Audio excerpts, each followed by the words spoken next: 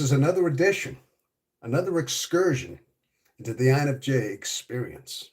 That's right, people. Well, this is Tom Omega, and I want to welcome you back to the most exciting, no, the second most exciting YouTube channel out there. Okay. Got to guess what number one might be, huh? Yeah, that's up to speculation. I just can't be number one. See, I learned from the master. Rodney once told me, Rodney Dangerfield, that is, he says, always look out for number one, but don't step in number two. Okay. So those are words to live by. So let me find this out here. Okay. Hopefully some people come on in and join me in this live. And I'm just going to try to get me into this live experience. I'm trying to find myself over here, as I always. I think we spend our life trying to find ourselves now, don't we, people? Trying to find myself on my laptop over here. I should say my new computer. Excuse me. I used to have a laptop. I've upgraded a little bit. Trying to find my computer over here is what I said. So if there's anybody out there, I see somebody has joined. Hello there. Hello, my number one. Whoever that might be. How are you? I'm trying to find my live here. Here we go. Here we go. I'm going to get some feedback for a second. Find my live here. Sound check. Here we go. Here we go. All right. I'm going to get some feedback for a second. Okay, got the feedback going there. Sound check. Here we go. All right. All right. That's my version of a sound check, I guess you could say. So anyway, people, we are here again live. I decided to go vertical today. I'm usually going horizontal. This time I'm kind of up and down, kind of giving it that different approach. You know what I mean? Sometimes you got to jazz it up a little bit. So anyway, people, whoever might be out there, hello, how are you? Welcome.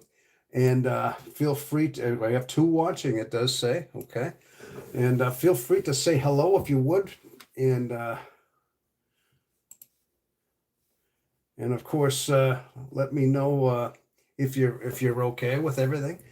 And yes, just come on in and say hello. So I was on live a couple of nights ago and I just wasn't feeling quite myself. I don't know what it was. I just, sometimes you ever get into those little moods, you think you're all set. You think you're going to do okay. And then you start and it's like, yeah, why did I, then your mind just isn't going like it usually is. It really isn't,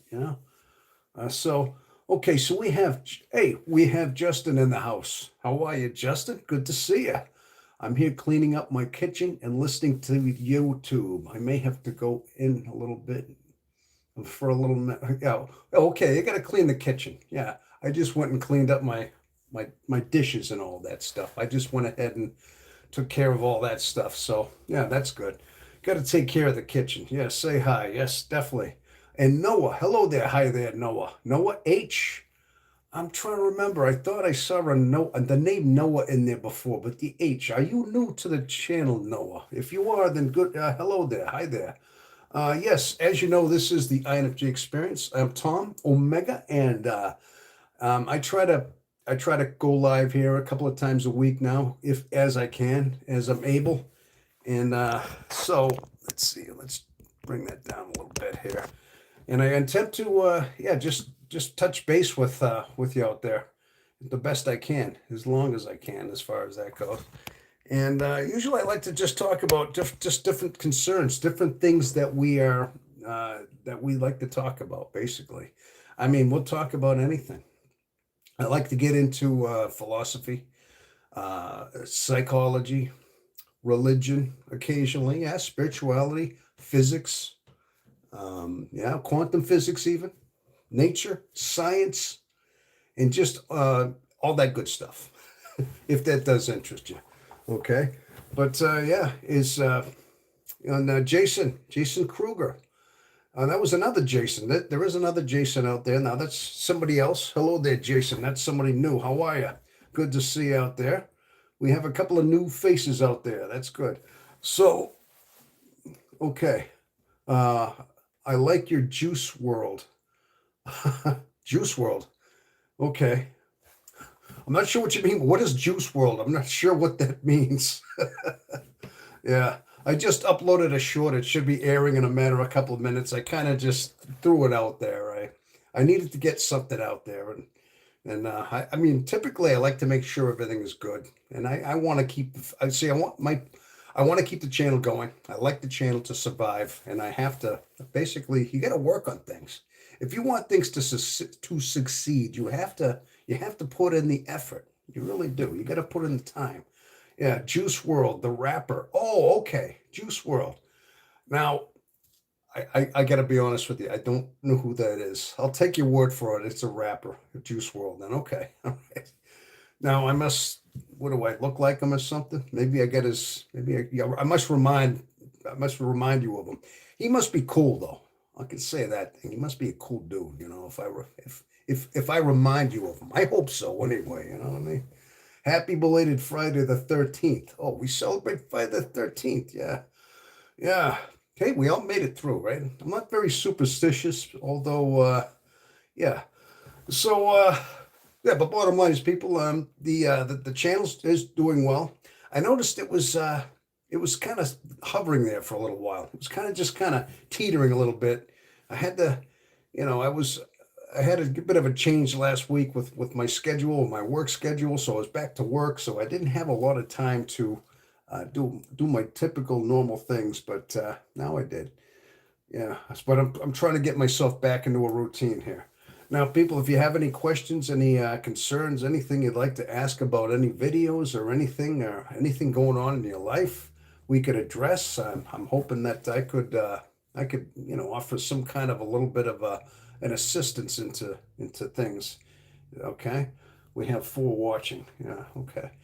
But as far as the channel goes, like I said, I'm just trying to make sure that the channel survives. Yeah, of course. So, um, but on a lighter note, people. Yes, the INFJ. I got to tell you that I've been learning a lot about myself as I try to study myself. I try to use myself as a way of understanding our type personality. I really have. I mean, I watch a lot of videos on YouTube when I can. I watch some and I hear different content creators speak about the INFJ, and they're very good. Now, they help me to confirm what's going on in my mind, because a lot of times when I hear these other content creators, I hear them and I identify their speech, their language, the way they are communicating, and just they're talking about our mind and about how our mind processes things. And it's like, oh my gosh, yeah, I understand this. And there was this one I was just listening to. It was something deep psychology. And he was getting so deep. He was showing like these cartoony video things, but the way he was describing things, he was using things in vernaculars that were incredible, but he was very deep and very precise. And I must say, so just trying to get a little bit of insight. But bottom line is, I try to make sure that that's what I do. I try to listen to my own mind, the way I react to things, the way I the way I handle things in my own life, and I try to figure out. That's what I base a lot of who I am is that on the personality. And I must say, people, and sometimes I think we go through a lot of phases. I think we're not just one even keel. I think just as anything that just as there are seasons, just as there are seasons in a year in the earth, and we have the winter, the spring, the summer, the fall, and just as there are extreme weathers, and just as there are things that happen in nature, okay, the changes, things that look catastrophic, things that look disastrous, but it's a way of balancing. But the thing is, things happen in nature, and they correct themselves. They go through bouts of changes. Now, I always say that we have a direct reflection of what we see in the physical world, the tangible world. Our soul and our heart is a reflection of what goes on in nature, because we go through our own bouts. We go through our own bouts, our own seasons in our heart, seasons in our mind, our psyche, our spirit, and we go through these as well. And I think it seems as though sometimes I go through these myself. And occasionally I try to come out here and talk. I try to come out and do a show, try to do a video, a short. And sometimes I feel like I'm in a drought. Yeah, like when it doesn't rain a whole season and it's dry and things aren't growing and everybody's worried because their crops aren't getting enough rain. You know what I mean? Farmers are all panicking because they're losing crops. Things aren't growing. You see, nothing's really growing, right? These are droughts. I think in a way we go through spiritual droughts as well. I think a lot of ways I see myself go through these droughts every so often. And if you, maybe you people can testify to that. We go through these bouts where we change. Like I said, seasons, we go through droughts, we go through, major catastrophic changes in some ways in our spirit, and it reflects nature in a lot of ways.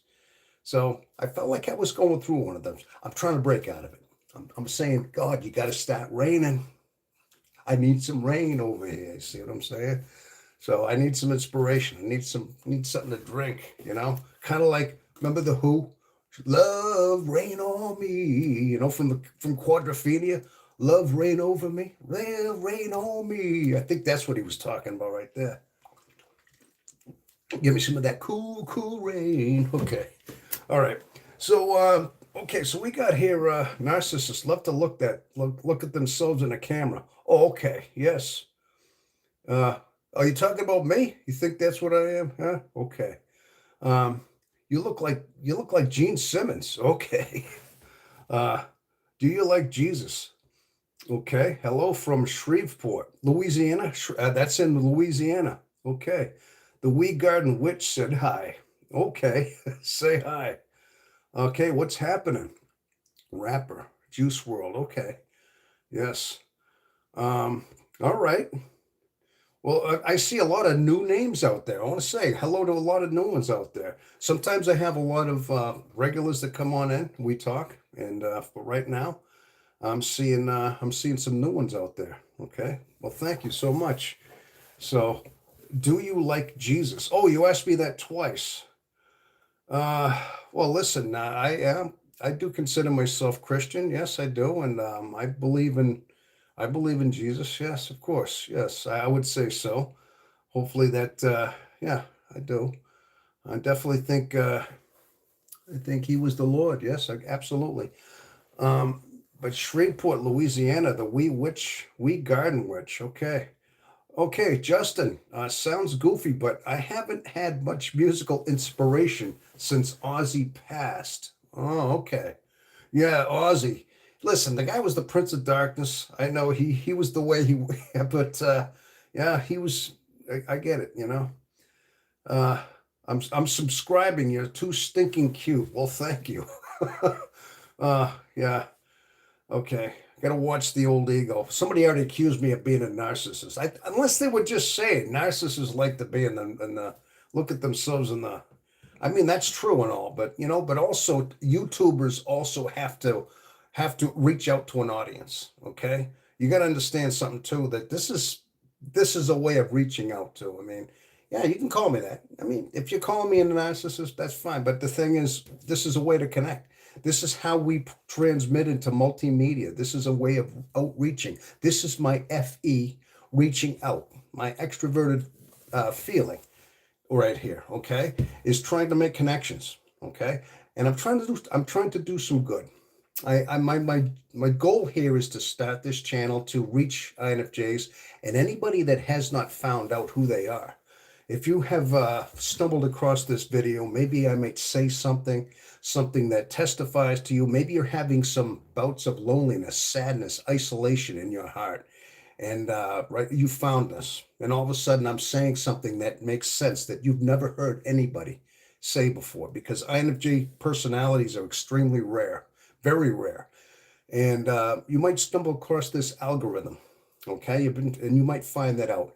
Now you start looking more into yourself. You start understanding your personality. You understand who you are, and all of a sudden, a massive puzzle piece to your personality, to your understanding of yourself has been revealed, because now all of a sudden you realize you're not alone in this world. Okay. And this is what happened to me. I'm telling you my life. This is what happened to me. I found out what the personality type was on an algorithm. Okay. I found somebody on YouTube and I started learning more about my personality, and it helped me. It helped me immensely. Now I'm giving back. So that's why I'm here. So if that's a narcissistic trait, then well, so be it. Okay. But okay, so let me let me see. I've been guided by the sad. Okay, we got a shin dog. I've been guided by the sad. Okay, yes, really dig into the loss, really dig into the loss, okay, she's my brother as well. Well, you did get those warrants taken care of it, right? Okay, did you get those warrants taken care of? Warrants taken care of. I think you get the wrong guy. I don't have any warrants on me, if that's what you're talking about. No, okay, I know that a lot of times that's something that we have to deal with. It said you've been guided by the sad. I think a lot of times that's part of our personality. That's something that we have to embrace about ourselves. And this is one of those things that binds us as INFJs, is that we are very sad at times in our life. Just as I've told you before, that I told you about the drought. If you heard me early on, I talked about how we relate. We kind of reflect what nature is. Okay, I told you we reflect what nature and what the physical world is. This is our kind of our outer example of what God has created, basically. But He's given this physical manifestation of the turmoil within our soul. INFJs pick up on this. We're able to see this. Okay, this is our playground in a way. This is our way of understanding. Another way, like looking at the tangible into the intangible of our soul and kind of translating it. So when I talk about the sadness, I mean the earth and the seasons and the harshness of the climates are basically like emotions in a way. Like, have you ever seen a violent, let's say, a snowstorm, a blizzard, or a thunderstorm? The magnitude of that's like anger. It's almost like an emotion in a way. Well, you get those rainy days where it just rains all day, and it may be just weeping. It's weeping and it's sad and it's depressing and it's cold and it's damp and you just want to stay in, right? I mean, that's it. That's like, it's almost like the emotion of the earth. I mean, I know it's at pieces and places where we're having rain, but these are reflections to what our heart goes through as well. But understand this. I mean, a lot of time our sadness, a lot of times it's not in vain. We need sadness to balance our happiness. I mean, we can't always be at bliss all the time. And if you're not sad, if you're not empty, if you're not desolate, you don't grow. You don't reach for God. You don't reach for something deeper. You don't grow strong. Okay? So it's all necessary, but we are reflective in our spirit. In our consciousness is a reflection of what the tangible world does. I know, kind of sounds philosophical, doesn't it? I mean, somebody might have said that in history. Somebody might have put that down in a fortune cookie somewhere. You know what I'm saying? But okay, I love Lana Del Rey. Oh, who's that? Lana Del Rey. Is that a singer or something? When it comes to art and inspiration, Billy Bob, Heather Cat. Okay. Who is Billy Bob? Question mark. Who is that actually? All right. I know a lot of I've seen, listen, a lot of your names out there are all brand new. I want to tell you, I'm kind of glad that some new people are coming in, that new names. And I see, listen, I love the regulars and I get a lot of regulars on my channel and I love them. They're all great. But I like to see new people come in. That's what I'm trying to do. I'm trying to reach out to new people and I'm seeing them all come in. And I want to thank you for that. Guided by the Sad sounds like a good song title. Yeah, it does, doesn't it? Now, Justin, there's a familiar name right there. You see all the new names, Justin? A lot of new names. There's one right there. Okay, thanks, bro. Jesus Christus. Yes, where are you from, love? Oh, love. I tell you what, I'll tell you where I'm from, but you got to tell me where you're from too, okay? Just be general, just a state. Okay. Okay, guess what? I'm from New Hampshire. Yeah, I am from the state of New Hampshire. I'm in the northeast part of the United States. There you go. And I've been up here for half my life, over 31 years. And okay, so tell me the we garden witch. Where are you from there, love? So okay, you look like you have a Harley. Yeah, I know it's the vest. You see, I like the vest. I do like the vest. I had a Harley once. Yeah, I do have my motorcycle license, but I uh, I don't have one right at the time. I'm split my time in Louisiana and Derry. Derry, as in Derry, like Louisiana, as in Derry, New Hampshire. There is a Derry, New Hampshire, unless you're talking about that. But Louisiana. Oh, somebody did. Were you the one that said you were from? Oh, what was that town there? There was a town. Oh, Northern Ireland. Oh, Derry, Northern Ireland. Okay, all right. Oh, the wee garden witch. All right, so I take it you're from Northern Ireland then. There you go. I didn't know that. Yeah. All new names, 100%. Yes, you noticed that, right? And now listen, I'm here at a time that we're on a Sunday night, and typically we have a lot of regulars, but we have a lot of new ones in here today. Now, if anybody is familiar with my channel, if anybody has seen any of my videos, if you like a little bit of clarity into what I mean, or maybe if you want to comment on something that I put there, as hey, from Deutschland, good night. Oh, Deutschland, isn't that Germany? I do believe that is Germany. So there you go. I knew that much. Bruno Metgoof. Okay, good night. So, but yes, that is Germany. Yeah, I'm actually two subscribers away from hitting the 900th subscriber. Maybe we could do that in the next couple of minutes here, huh? That would be nice. All right. And I'm not doing it just for that reason, people. I mean, obviously, it's just I like to come out here and come on these lives as well. I was born in Shreveport. That was it, my Shreveport. But my ma is from Derry, so I have split my time here and there since birth. Oh, okay, Shreveport, Northern Ireland. Well, just so you know, I have Irish blood. Yeah, that's why I can't drink a lot. I got that proclivity to overdrink, and I don't handle my booze as well as I should. So I got that Irish blood that doesn't mix well with the alcohol. So, hey, speaking of it, I think, what is it? We're coming up on St. Patrick's Day as well. Deutschland is a great song. LOL. Oh, is a great man. Oh, all right. Ramstein. Okay.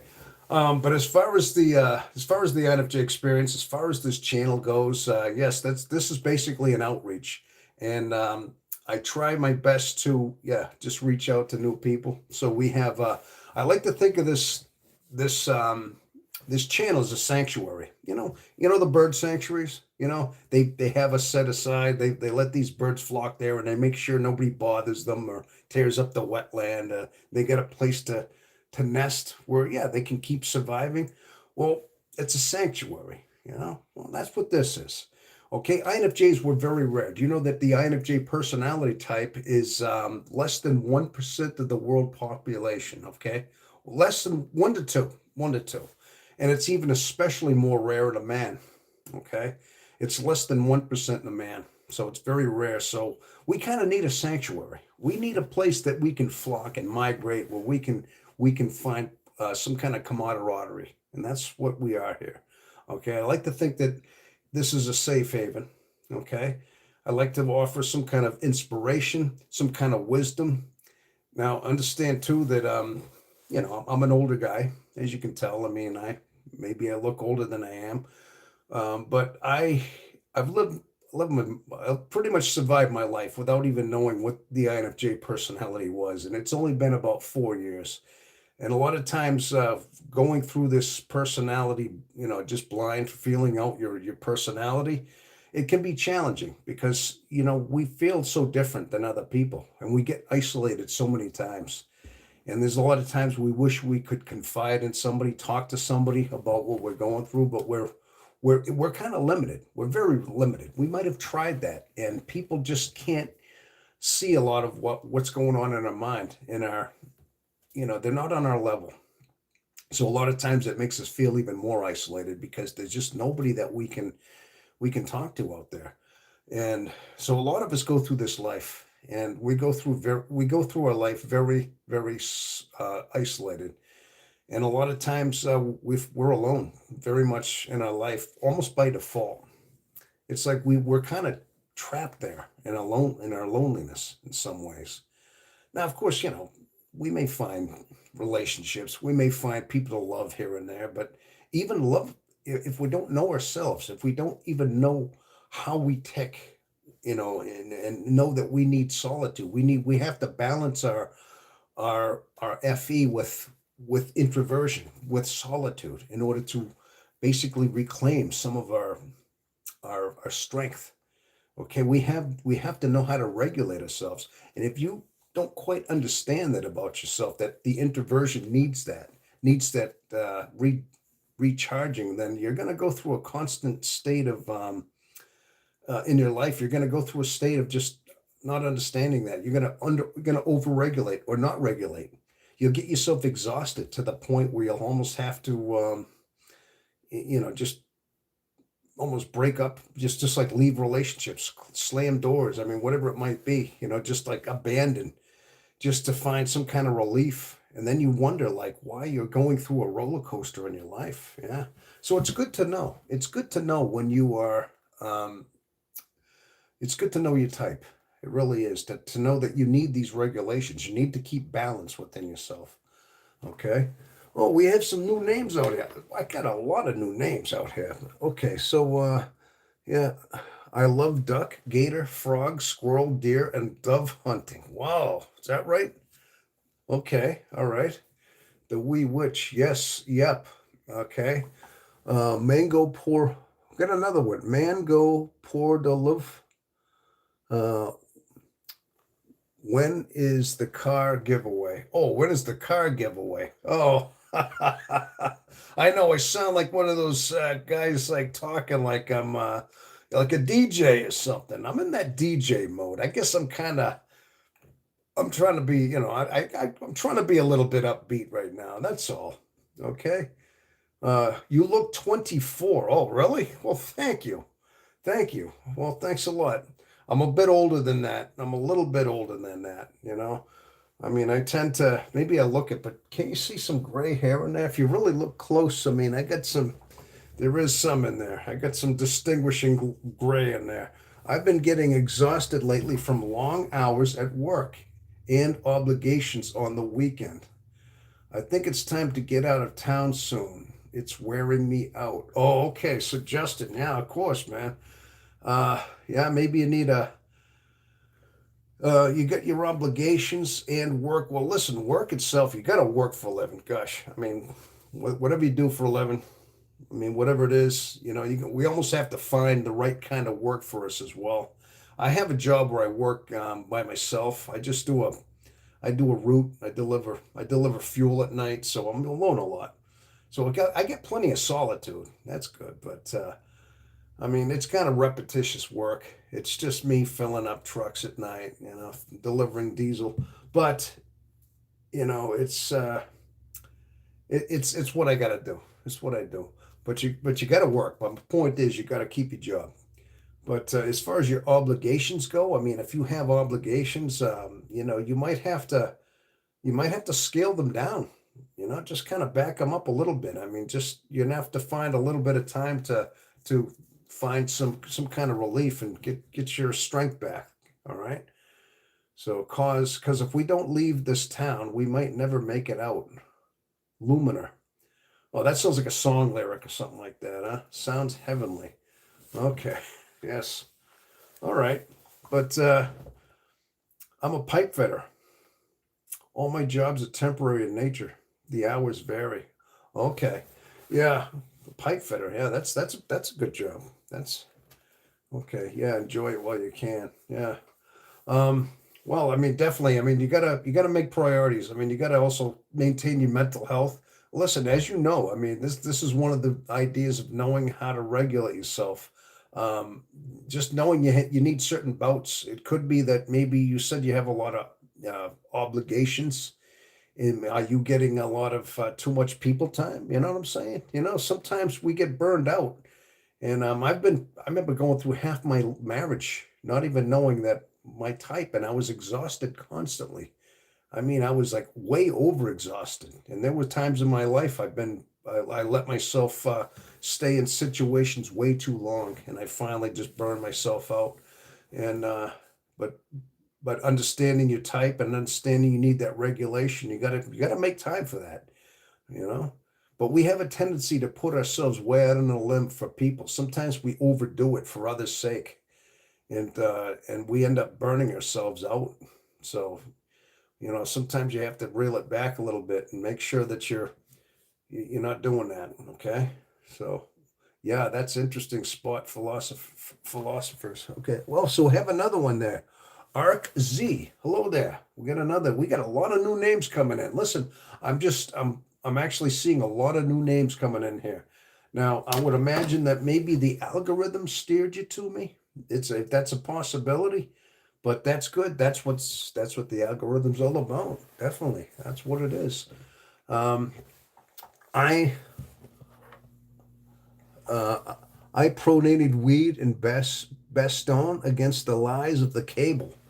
Oh, weed and Bastogne against the lies of the cable. What is the lies of the cable? I'm not sure what I'm a criminologist. Oh, you are a criminologist, huh? So you do those criminal profiles? That'd be interesting. You mean like Criminal Minds when they do all those when they look and they try to figure out the mind of the unsub, they don't even know. I found that to be fascinating. That Criminal Minds series was on about 20 years ago on TV. Yeah, is that what you're talking about? That's like criminal psychology, looking inside the depths basically a psychotic mind.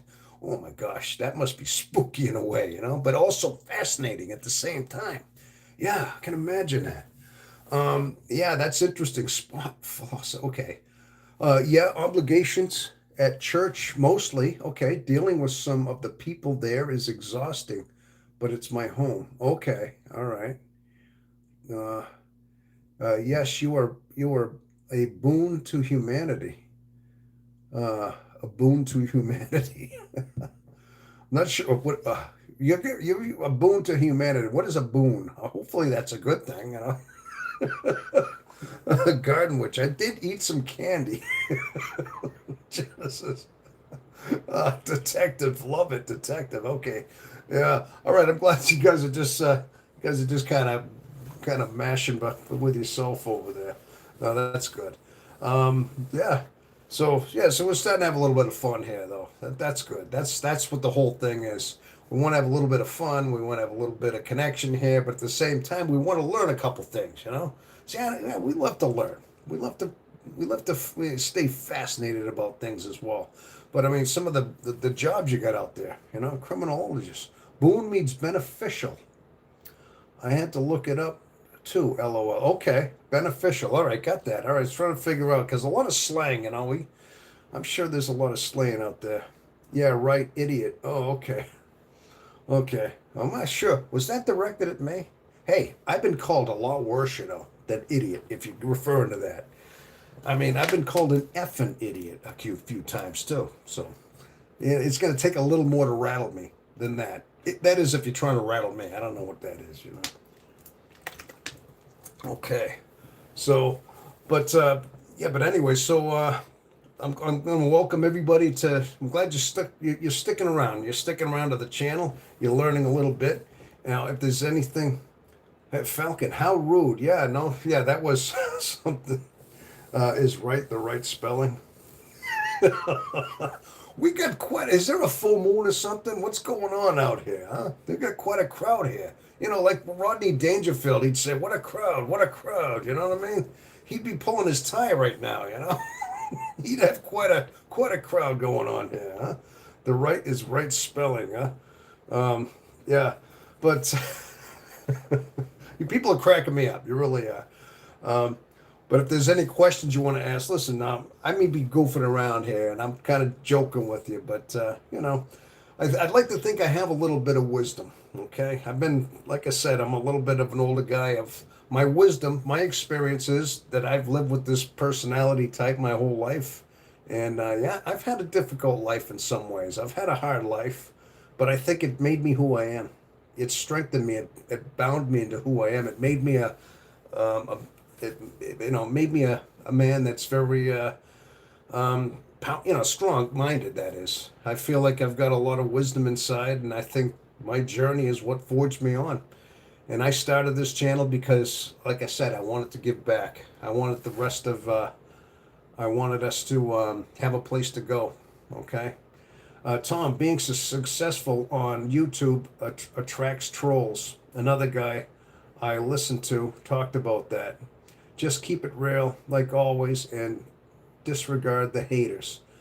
Yeah, thank you. Yeah, I've been seeing that. I get that. You know what I mean? Thank you. I mean, see, you know what? You got my back there, guy. Thank you. All right. I appreciate that. I'm seeing that. All right. I'm not, I see a few in there. All right. So, I mean, it is what it is. But, the trolls, yeah. Yeah, I guess you got to expect that too, right? But, so if anybody's seen a video, like I said, as far as before, if you got any kind of insight, you'd like to ask some questions, if anybody, then you can definitely you put it out in the chat, and I'm sure that you know what, there's some other INFJs out there. I've talked to some that are very, very insightful. In fact, I learn a lot from you as well. I mean, I'm not just the one. So many times I have comments and things like that are left for me that are actually very inspiring, and you fill me in so much as well. Okay, we witch. Yes, you're hitting 1,000. Love it. Okay, thank you. What's good? Okay, okay, good talk. Eh? Yeah. All right. No, I'm just trying to keep an eye on some of the chat. You know, but as far as like basically our own basically as INFJs, as you know, it's a very rare personality type, and but it seems as though once you get to these channels, you get to these sites, they attract people, and you think there's quite a bit of them, but it's kind of like when you throw flies on something, you take flies on honey, and it's going to attract them. See, it's just going to pull them all in. I mean, it's kind of like that. So that's when they seem to converge on something that's there. So something that's rare becomes plentiful in the right areas, I guess you could say, right? So, oh, okay. So we are at this point here that I just want to tell you a little bit about the channel. I've been doing this for almost 9 months now. I started this channel back in, I believe it was June of 2025, and with the intent of building an audience. I mean, I started from zero as far as like subscribers, zero as far as just any kind of notoriety and all that. But I just wanted to be myself. I just put out videos based on things that I had experienced in my life. Now, when I started discovering what the MBTI type was back, I'd say about 4 years ago, originally, I was on a YouTube channel. It was an algorithm, and I was starting to watch YouTube videos, and I started seeing INFJ videos come up, and I started watching them, and they hit very personal, very close, and they were so accurate, some of them, that I actually sobbed and started bawling. I mean, in sobbing tears. I mean, I was by myself. Luckily, I was. I mean, imagine seeing a big grown man like me just blubbering tears, because I was actually in a way relieved, because I finally realized that I wasn't all by myself, and there was an answer. There was an answer to me. My personality through the course of my life has always been something that has been something odd to me. I felt as though I had amazing uh, characteristics and qualities. I knew I detected them. I detected these great gifts within me. My mind was clear. My mind was intelligent. I mean, I had vast ways of thinking and computing and problem solving. I saw that. I seen these things, but in the flip side, on the downside, I had this very strong bit of social awkwardness, where my people skills was basically suffering, and and of course, I tried to have relationships. I mean, I've had girlfriends in my life. I've had a few, but even relationships couldn't last very long. They didn't go very deep because relationships were very draining to me because I didn't know that that this personality type needed to be balanced with introversion. I didn't even know what an introvert was. I didn't know that. But these were some of the terms I had no idea about. And so through the course of my life, I reflected back on all these things. And then I started piecing together like, okay, that makes sense now. I did this or I reacted like that because this is just typical. So a lot of things made sense to me after that. And so, since I started understanding the MBTI type, and started accepting the fact that I had this personality type, the rarest of all personality types, once I accepted it and knew how rare it was, yeah, I started studying up on it as much as I could. I found out as much as I could. It was just because I needed to know it. And so since then, my life had gotten a bit better. I was able to regulate myself, and I could understand myself way better. So, again, that's the reason why I started this channel, is because I thought I could do the same thing.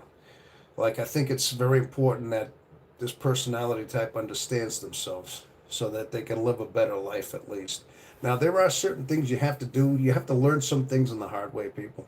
Some things you have no choice but to experience things, uh, and you have to suffer through things, in other words, in order to actually learn. I mean, somebody could tell you, you could take their advice, but unless you actually, let's say, somebody tells you don't put your hand in the fire. Okay, but you do it anyway, you're gonna get burned. Basically, that's an old saying, right? Sometimes you actually have to get burned for you to learn. But hopefully, hopefully, you can at least steer somebody in the right direction sometimes and let them know that it's a difficult personality to navigate. It's a very complex personality because of the intricacies of the mind and the spirit. There's a spiritual element to us. There's a mental one. There's an emotional one, and they all seem to kind of conflict in some ways. Those three, and we feel like we're pulled in so many different directions in so many ways. So we always have to um, basically just regulate ourselves in so many ways. Yes, but it's good to know that. That's why this channel. I figured it helped me out in so many ways. So hopefully these channels will pull somebody else in so they can figure themselves out as well. Okay. What do we got? Okay. Oh, okay. Well, okay. What kind of handled Jesus Christ himself? Oh, jeez. Is that a little blasphemous? Just a little bit, just a wee bit, there, guy. Huh? Maybe a little bit, but you look a little dumb, but you're cool. I subscribe. Oh, come on. Greetings from India. From India, Americans. You inspire me every day. Oh, I tell you, I got a whole bunch of new names in here, though. Okay, so Justin, I bought a book called "Do What You Are." When I was in high school, it was a MBTI based book directed toward finding a career. That was my first MBTI exposure. Oh, back in high school, then, huh? Okay. Yeah, back when I was in high school, I don't think MBTI was even really established too much. It was still a very fringe. It wasn't something accepted in mainstream. And of course, back when I was in high school, there was no internet. Well, it would have been back in the early 80s. Yeah, that's somebody said I look 24. Yeah, no, definitely not 24, but I'm not born in the 2000s. Greetings from India. Okay, so we got Bibo. All right. So I think we all have had to have our experience into the MBTI at some point. That's why we're pretty much here, I would imagine. This is why we're drawn in. So definitely. Okay. Well, all right. But well, it's good to see some new faces out there, though. I'm surprised I haven't seen any of the other ones coming in. I'm surprised. The wee garden, yeah. All right. Well, yes. So we are currently. Let's see. I'm going to check the. Hey, okay, people. I just now, and I want to thank you, people for helping me out, and I hope you stay with me. Please stay with me. But we are at 900 subscribers as of this moment. Okay, I just checked. When I started this broadcast, we were too shy, and now we're at 900. Well, I want to thank you for that, people. So thank you so much. So this is a milestone right now, and you experienced it right during this live, this milestone that we're in right now. I want to thank you for that. So obviously, as you know, we are I'm trying to get up to the thousand subscriber mark. Obviously, that's one of those YouTube requirements to put you into basically take you seriously. So I'm 100 away from that, and yeah. So I want to thank you for that. I hope you stick. I hope you stay with me. So 900 subscribers. So let's have a chair. Hey, we can have a drink. I'll have my.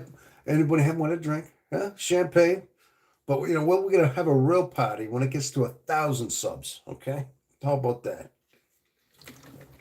All right. We Garden Rich. It's bedtime. Really? What time do you sleep? Uh, what time do you sleep? Who are you talking about?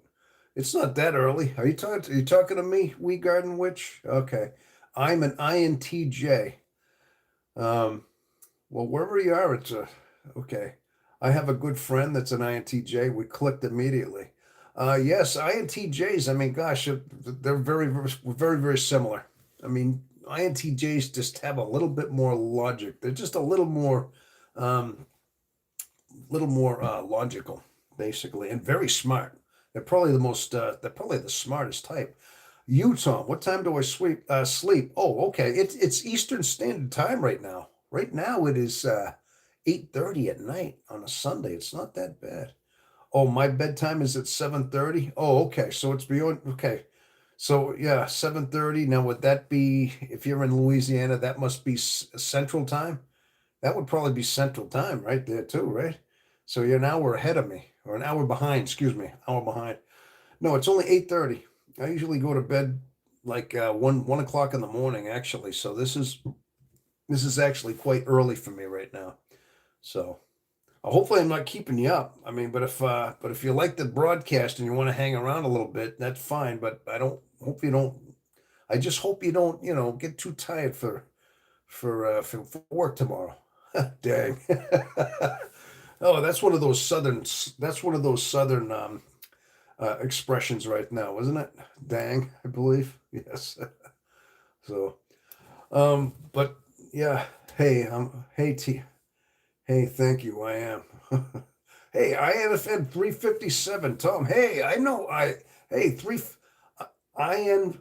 IVN 357. I've seen you before. Yes. You've been on the chat as far as that. Well, there's a familiar face. How you doing there? Uh, IVN. Ivan. You told me how to say that. 357. Okay, awesome. So, we're here again. We're doing a live. Definitely. We're all here together, huh? Yes, sir, my friend. All right, awesome. How many times do you go live? I've been doing a few lately, a couple times a week, sometimes 3 times a week. I did one a couple of nights ago as well. And yeah, but I'm doing one now. So I try to do them every so often. It's good to reach out. I think you need to do some lives because, a lot of times we interact. A video is good. You can record it and have it there and you get the clicks. But a lot of times interacting directly, I'm reading your comments and I'm live talking to you live. It's a more of a connection. You see that live connection. I think these are very important as well. Okay, we have Mevasor numerous. Mevasor numerous. Nancy, I do not know if this stuff is good for Benadryl or melatonin, but I pump the next one. I can sleep for over 24 to 48 hours. Whoa, you want to, gosh, that's a long time to be sleeping at the same time. I mean, 8 or 9 hours is fine. Yeah, that's almost comatose there. Yeah. Hopefully you don't sleep that many. You should do music reactions. of your love of music. Hey, like blind reactions. Yeah. Well, yeah, I definitely got to learn how to do a few more things. Music reactions. I don't know. I think you can't get monetized on those because you got to. Yeah, there's certain things you got to look out for on those. There's a lot I got to learn about YouTube and all the guidelines, and I want to make sure I don't do any copyright infringements. I mean, you can get in trouble and you can lose your channel if you do three in like 90 days. So there's things you got to learn about. I mean, right now this is a channel that's just me talking. This is so I mean, but eventually I'll have to learn a little bit more and things like that. So, but yeah, but the channel, as you know, is like I said, it's been here. New subscriber, Jason. Okay, I see that. All right, I'm looking for. I see some new subscribers. You just saw me here on the YouTube here on this live. Awesome. Well, thank you for that. Definitely. Okay. So we are. Let's see. I'm just checking a couple of my things over here, people. All right, there we go. Dang, that's true. Yeah. So as far as everything's going though, people. As far as just the INFJ itself, um, we there's so much. There is a lot of content on there's so many different content creators about INFJs, and there's a few that are really like hands on, and I've learned quite a bit from them. And a lot of like I said, there's so many things that kind of bind us that we have in common. There's so many things, and especially introverted intuitives. Now, INs in particular have a lot to do with um, the MBTI as well. I mean, with as far as just what we have in common with them, because introverted intuitives, they maybe have a couple of differences in their alignments. I mean, some of them they're not as future planners as an INFJ is. Maybe they don't have the FE. Like, of course, the INTJ. I mean, they're the only other one. Now, you mentioned somebody that you're an INTJ. We're the only two types in the MBTI that have a inferior extroverted sensing. Is the INTJ and the INFJ, where they're so deep in their mind and their thoughts that the outside world, the world that they live in, is secondary to their mind, to their introversion. So these are things that usual other types, like the extroverted sensing types, don't experience. I mean, in particular. Now there's only four. There's only four personalities out of 16 that are introverted intuitives, of course, and we're the two. And then you have the INTP and the INTJ, along with the other two. But the thing is, I mean, we're very much a lot in our head because introverted intuition is our dominant function in those four. Of course, so there's a lot in common. A lot of times, I also we attract in other introverted intuitives on this as well because of the fact that there's some similarities there. They're not exact. They have a couple of different qualities about them, but yeah, they still have a lot of their own issues. They have a lot of their own isolation, bouts with isolation and sadness. I'm sure that they have a lot of that. Now, some of them deal with it better. Like an INTJ, for instance, I understand that they spend a lot of time alone. They love their solitude, but they do suffer to an extent. But a lot of times, I think they reason it out. They're reasonable about it, and they seem to have a little bit better grasp on their own solitude. INFJs have bouts through their life where they're so conflicted. They're pulled in many different directions because of the extroverted feeling being our second feeling, our second function. It's a direct conflict from our introverted intuition. So usually that's like a polar opposite. So we need to make connections. In other words, and we're extroverted feeling, but at the same time we need the solitude.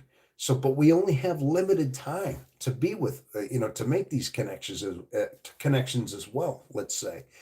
So there's so many conflicting qualities that go through the mind of an INFJ in that way. Now, of course, yeah, there's other variations with the other introverted intuitives, like the INFP, let's say. I mean, they have their own set of drawbacks as well. I mean, I'm sure they have their own sadnesses as well. But again, it's a little bit of a different way of perceiving things for them because they're perceivers, not the judges. So they're more of more the spontaneous types. And but still, they have the very similar qualities, just a couple of things off. Yeah, yes, indeed. So a lot of times I try to appeal to introverted intuitives in itself. All right.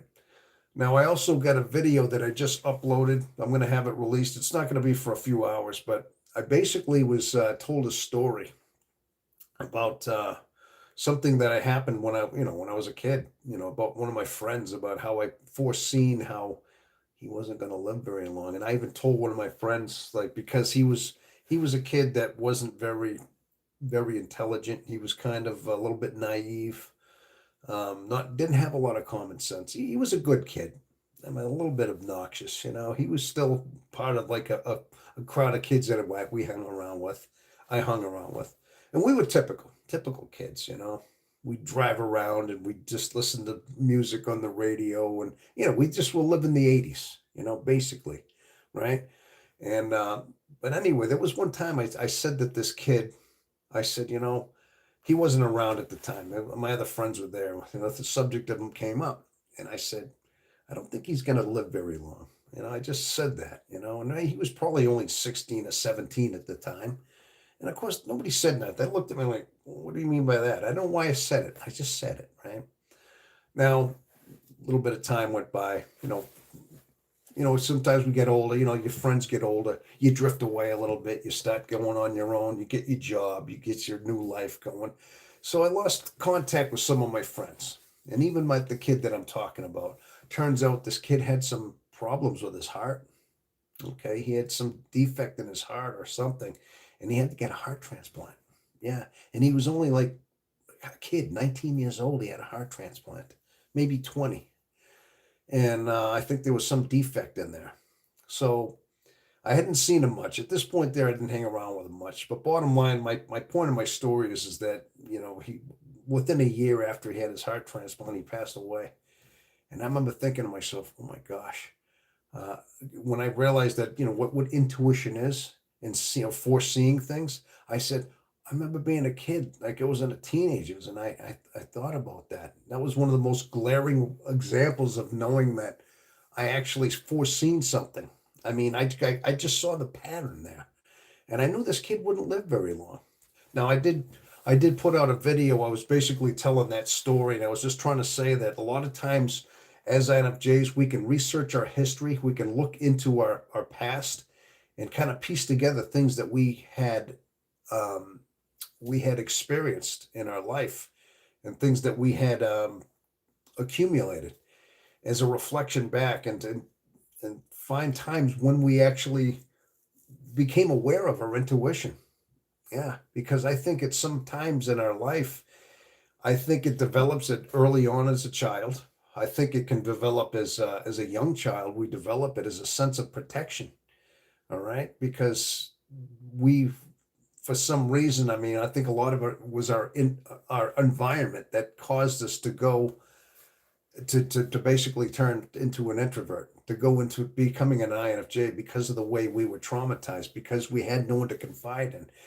And it seems to be an accepted understanding because a lot of INFJs talk about this, how we were always left to our own devices, like nobody was there to confide in us. So we turned inward.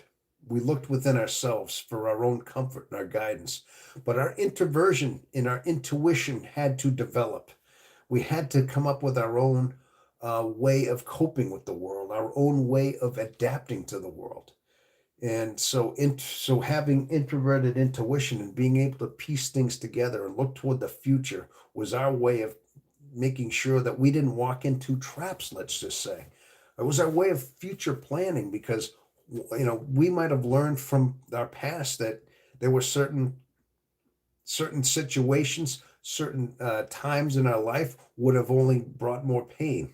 So we had to find cues. We had to look at facial expressions, look at situations, understand where things were, and we had to make decisions based in a future prognostication in order to understand, do we go there? Do we avoid it? And especially going home. Now you had to go home. What if you had a dysfunctional family? Then we learned how to cope with our parents, maybe how not to see mom and dad start a fight, and then we had to learn how to try to soothe things out between the two, maybe distract mom and dad from escalating into a fight. We had to be that whole diplomat in a way too. This wasn't personally my experience, but I have talked to enough of you out there to say that that's what a lot of your lives were. And we all had these kind of lives. We all had similar lives. I mean, where we were always having to, figure things out. This is how our intuition developed, though, is that it was at a young, early age, and it only it only started taking root. And as we got older, I mean, of course, I mean, as long as we were still in the idea of developing, it developed and it got sharper, it got wiser. Not for everybody. Depends on what you were doing with your life, I guess. So let me see. Uh, Tom, have you ever seen the Dead Zone series with Anthony Michael Hall? The story about you foreseeing the kid heart heart being bad sounds like one of those episodes. Oh no, I never have. There is a movie called The Dead Zone from like the 90s. It was Christopher Watkins, and he was foreseeing future events. In fact, yeah, it was something. I think maybe it was based on that. I saw it was a movie, and I'm guessing it was either late 80s or early 90s. And I do remember that Christopher Watkins was the guy, the main character. But yeah, he was very empathic and he was intuitive, like very intuitive. And all he had to do was like he could make contact someone and grab them, and he just like right away could see their future, what they were gonna do. And yeah, he had that ability, very deep, like deeply empathic and intuitive. Sounds like they made a series out of that.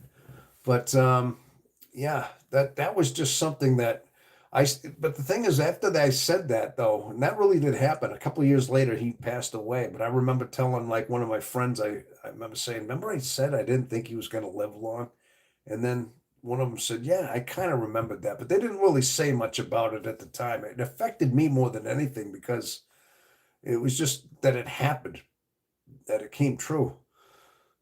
But the thing is, I thought it would be more the fact that to me he didn't seem very like intelligent. Like he lacked street smarts.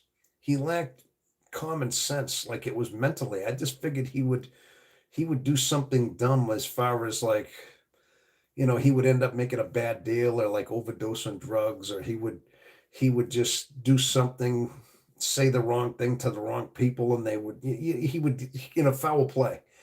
That's the way I was basing it on it. I thought that he was just not too bright, like no street smarts, and he was living in a rough town. I mean, I grew up in a rough city, and so, but yeah, but I mean, bottom line is his heart went bad. So, but the bottom line is it happened that way. So, yeah, that show was based on that movie. Yeah, I figured that because that's what the movie was.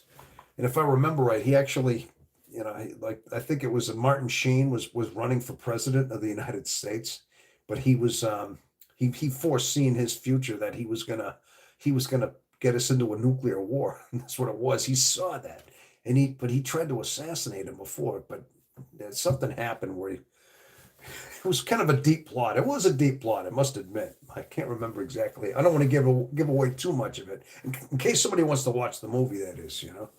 So, but no, that's interesting, Justin. That reminds you of about the heart thing. Reminds you of an episode. Then, yeah.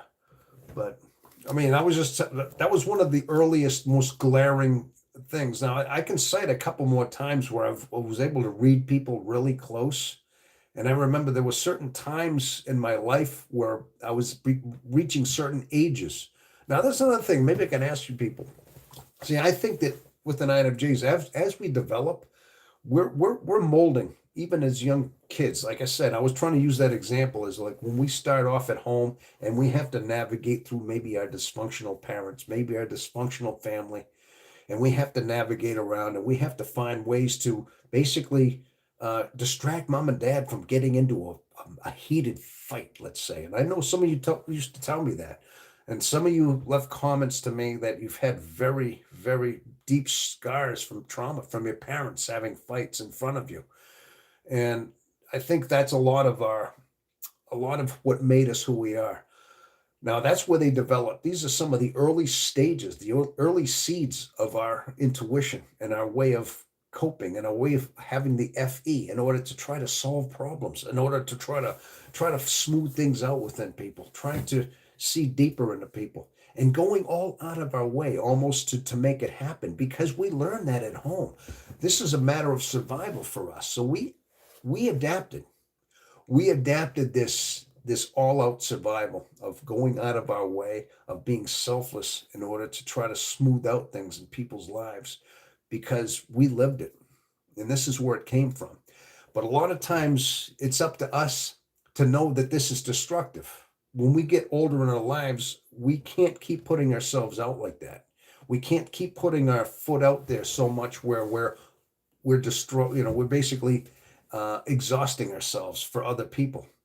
It has to come down to a point of you got to maintain yourself a little bit. So sometimes that training, that learning that we found as kids in our own home in order to survive, we have to find a way of letting that go. And we have to find more self-preservation. So this is part of our life. Okay. So we are able to regulate and live, regulate ourselves basically, because was the origin and the roots as to how we turned in the way we did, became that way. Okay. That show is on YouTube. I'll shut up about it now. LOL. No, that's okay, man. That's okay. I'm talking about it. I was just trying to finish a thought. I don't want you to shut up or anything like that, man. I was just trying to finish a thought and things like that. But I guess that did. No, I don't want. I'm not trying to. Don't do that, man. No, Justin, man. No, I get that. So it's on YouTube, though, huh? My dad was a Vietnam veteran. I feel like I absorbed a lot of whatever was bothering him. Okay. Yeah. So your dad was a Vietnam vet. Yeah, those guys went through a lot. You hear stories about. In fact, that one in particular was a very, very psychological to the troops coming back in that one. In particular, there wasn't a lot of support, and then they came back and they had all these like protesters and stuff. There was a lot of propaganda about them being child killers and all that. There might have been a couple rogue ones that did something bad like that, but they can't paint them all like that. And they came back, throwing their medals away. They didn't even want to accept their medals. That was a bad war. I'm sorry to hear that. Hopefully, hopefully he managed to patch out his life a little bit, hash out things somewhat, and he had a decent life, Justin. I'm hoping, But you absorbed a lot of what was bothering him, though. I can only imagine that he had a lot of demons after that. So many of those guys do. A lot of those guys take their own lives and things too. It's a shame what happened to a lot of them. Morning, afternoon, evening, Tom. Oh, look at who's here, Vamp Fox. Hello, Vamp Fox. How are you? Yes, good morning. It is evening right now where I'm at, and I can only imagine that where you are in Australia, it must be morning for you. So you're saying good morning. Now I guess that we're getting the breakfast club here together, right? Good to see you. Good to see you. I had a lot of new faces coming in here too. A lot of new ones coming in. So, oh, by the way, Vamp Fox, I just in a matter of minutes ago, uh, yes, indeed, yes, we are now at the 900th mark. So this was actually a milestone as well. So that was also something. So we did that during this live. We went up to 900. So that's good. Well, I want to thank you. I want to welcome you in there, Vamp Fox. So awesome. But yes. Uh, oh, congratulations. Yeah, awesome. Thanks. We're still got, listen, I still got 100 before we get to the 1,000. 1,000 is now that mark. And then after that, it just accumulates. But the first 1,000 is the most important. to where you're actually truly relevant to YouTube and truly relevant to the basically the algorithm, I guess. And then anything beyond that, it gets a little bit more relevant, I guess. So it's getting there. It definitely is. Yeah, we're just talking a little bit about everything here, about basically just about discovering intuition. Basically, I mean things that we're all interested in here. Talking about the origins of how we've discovered and where our intuition comes from. Now, I also always ask the questions whether or not INFJs are born or made. And I have to just stick with the fact that right now we're made because we all seem to have similar stories and they always go back to our childhood. That is the bottom line, is that it's always childhood trauma that seems to have molded us. So until we can prove that there is like I said, there is somehow a DNA chain, one of those chromosomes in there somehow. Until we can prove that DNA is hereditary, excuse me, personality traits are hereditary by DNA. Until we can actually isolate those and know behavior and personality, then we have to stick with the fact that it is trauma, that it is a childhood influence that is the cause. Okay. Although I think it's a little bit of both, because a lot of you out there tell me that you had parents or grandparents or even other siblings that had close, similar personalities. You see? So, I mean, it could be a combination of the two. I think there's a possibility because, again, I've told this story too. My mom, I believe, was my very mom, my sweet late mom. My mom was an INFJ. I think she was. I can't prove it, but from what I know now, and everything I do know now about this personality type, I conclude that my own mother was our type. I mean, I can't, she's passed on. She would be 93 years old now. Okay, she would be. But yeah, I believe that. But again, that's just one of my speculations. That's what makes me think if it's hereditary, if we carry it down to our from our parents, then that's a good that would indicate it there. Okay. Oh, hey, John. All right, John is here as well. Just got back from church. Hello, John. Okay, we got another one. Hey, there's another. I've seen some regulars coming in. Awesome. We got John. We got Vamp. Where is Jethro out there? Maybe he's coming on in here sometime too. I guess everybody's got things going on. Okay, Rick. Hello there, Rick. My God, never mentioned a Jesus, not once, sir. Okay. Um. Okay. All right, Rick. Why God never mentioned a Jesus, not once, sir. Um, well, I'm not sure what you mean by that. You gotta fill in a little bit more specifics in that. I wasn't, we do mention it here. Listen, I mean, I think INFJs are one of the more spiritual um, personality types. In fact, I believe they're the most spiritual of all personality types. I'm actually doing, I can't say I'm doing any kind of, test or anything. A lot of it I base on myself, and I base a lot of it on you as well. The people that I communicate with on these lives and what I hear from other YouTubers, and basing it on my own experience. I think that INFJs are deeply rooted in spirituality. I just do. Never said he never said he was his son. Okay, I mean, I guess that's where it all comes down to, like, faith. A lot of it has to do with, I mean, you don't have to believe in what you don't want to believe in. I mean, his own. I mean, think about what happened. You listen to the story. I understand that his own people. I mean, his own people that his chosen people denied him. His own scribes and Pharisees are the ones that condemned him, and to this day they're blind to the fact, and they condemned him.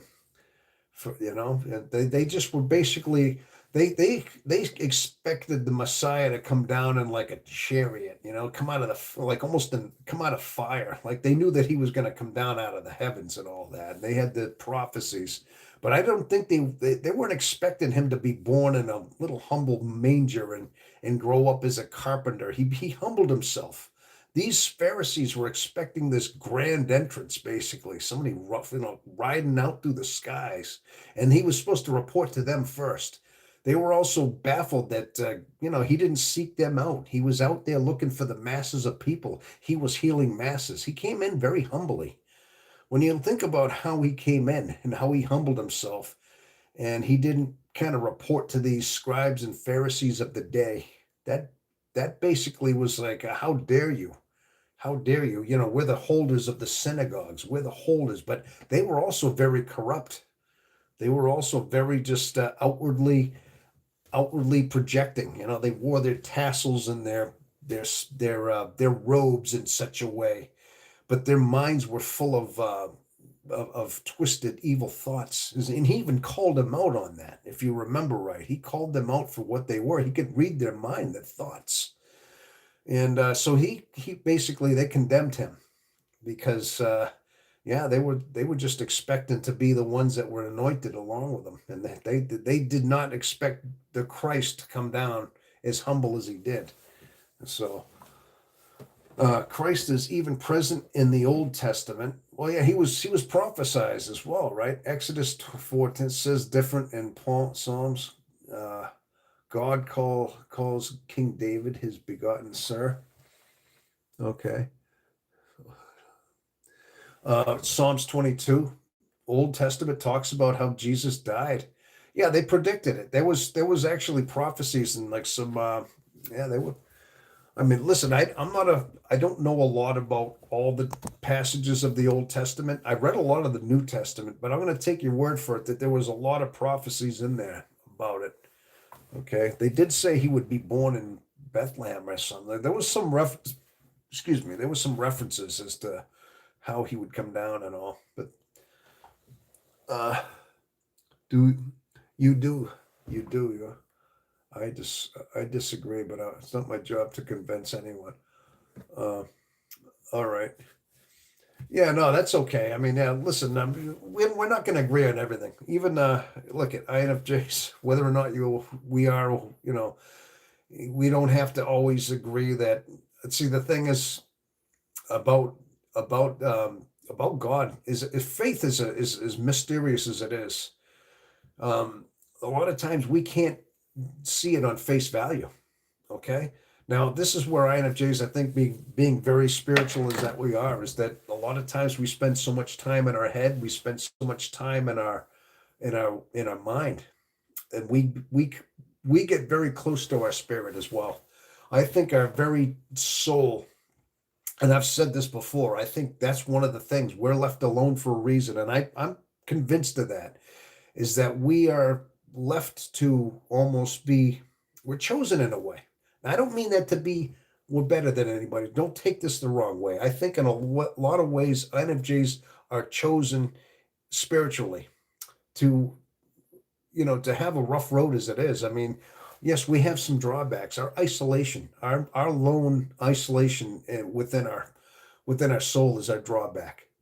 But it's also our greatest strength because that loneness that we have, that experience of deep sorrow, sadness, emptiness, and isolation is our road to finding God. I'm convinced of that. And eventually all these things will be answered to you because we are meant to endure. We are built to endure to find this road of salvation. Look, and I'm not saying we're all going to be saved. I'm not saying it's a better road. It's just that we were built this way, and I think I'm convinced that that's what it is. And but my point is that a lot of times to understand who the Christ is, to know who God is all about faith. And faith, you can't talk to people. You can't convince anybody with your words that faith is by just reading certain passages in the Bible. They are supposed to testify to something deep within your spirit. They are supposed to be something that testifies to something that awakens within you, something that you discovered in yourself. Okay? These are just words on a page. That's all they are. But they are supposed to like I said, testify to an awakening, to an understanding that you found within yourself, and that comes from your own in introspection, your own reaching, your own striving, your own striving for God, for striving for your soul to have a connection, and then these things are revealed to you. So I don't think you can. It's a personal journey for everybody to understand this, where faith comes in, and it's exclusively unique to an individual. You can say this is what faith is, but it has to be something that awakens within you that you discover on your own. And usually, these questions eventually answer. All of a sudden, things just open up, and you say, "Oh my God, he was the Messiah," because you everything just abundantly just came into you. It just kind of you understood the whole story, the process, the whole fact that he was crucified and he died for our sins all makes sense at some point. Okay? This is what INFJs are meant to do. This is why we are who we are, because we are meant to be this. Okay? Now you look at, I mean, even they even say Jesus was an INFJ. I mean, yeah, he had all the traits of that. But I think bottom line is that's one thing that binds us together is our high level of spirituality. Okay, but that's why we're built the way we are, and we're built to be able to endure this as well. We were built to endure these hardships in our soul, deep in our soul, not just our mind, not just a little bit of loneliness. I mean, with the pit of our soul, we're meant to endure this. But eventually, that loneliness fills. You'll eventually find fulfillment in the course of your life when you find faith. You really do.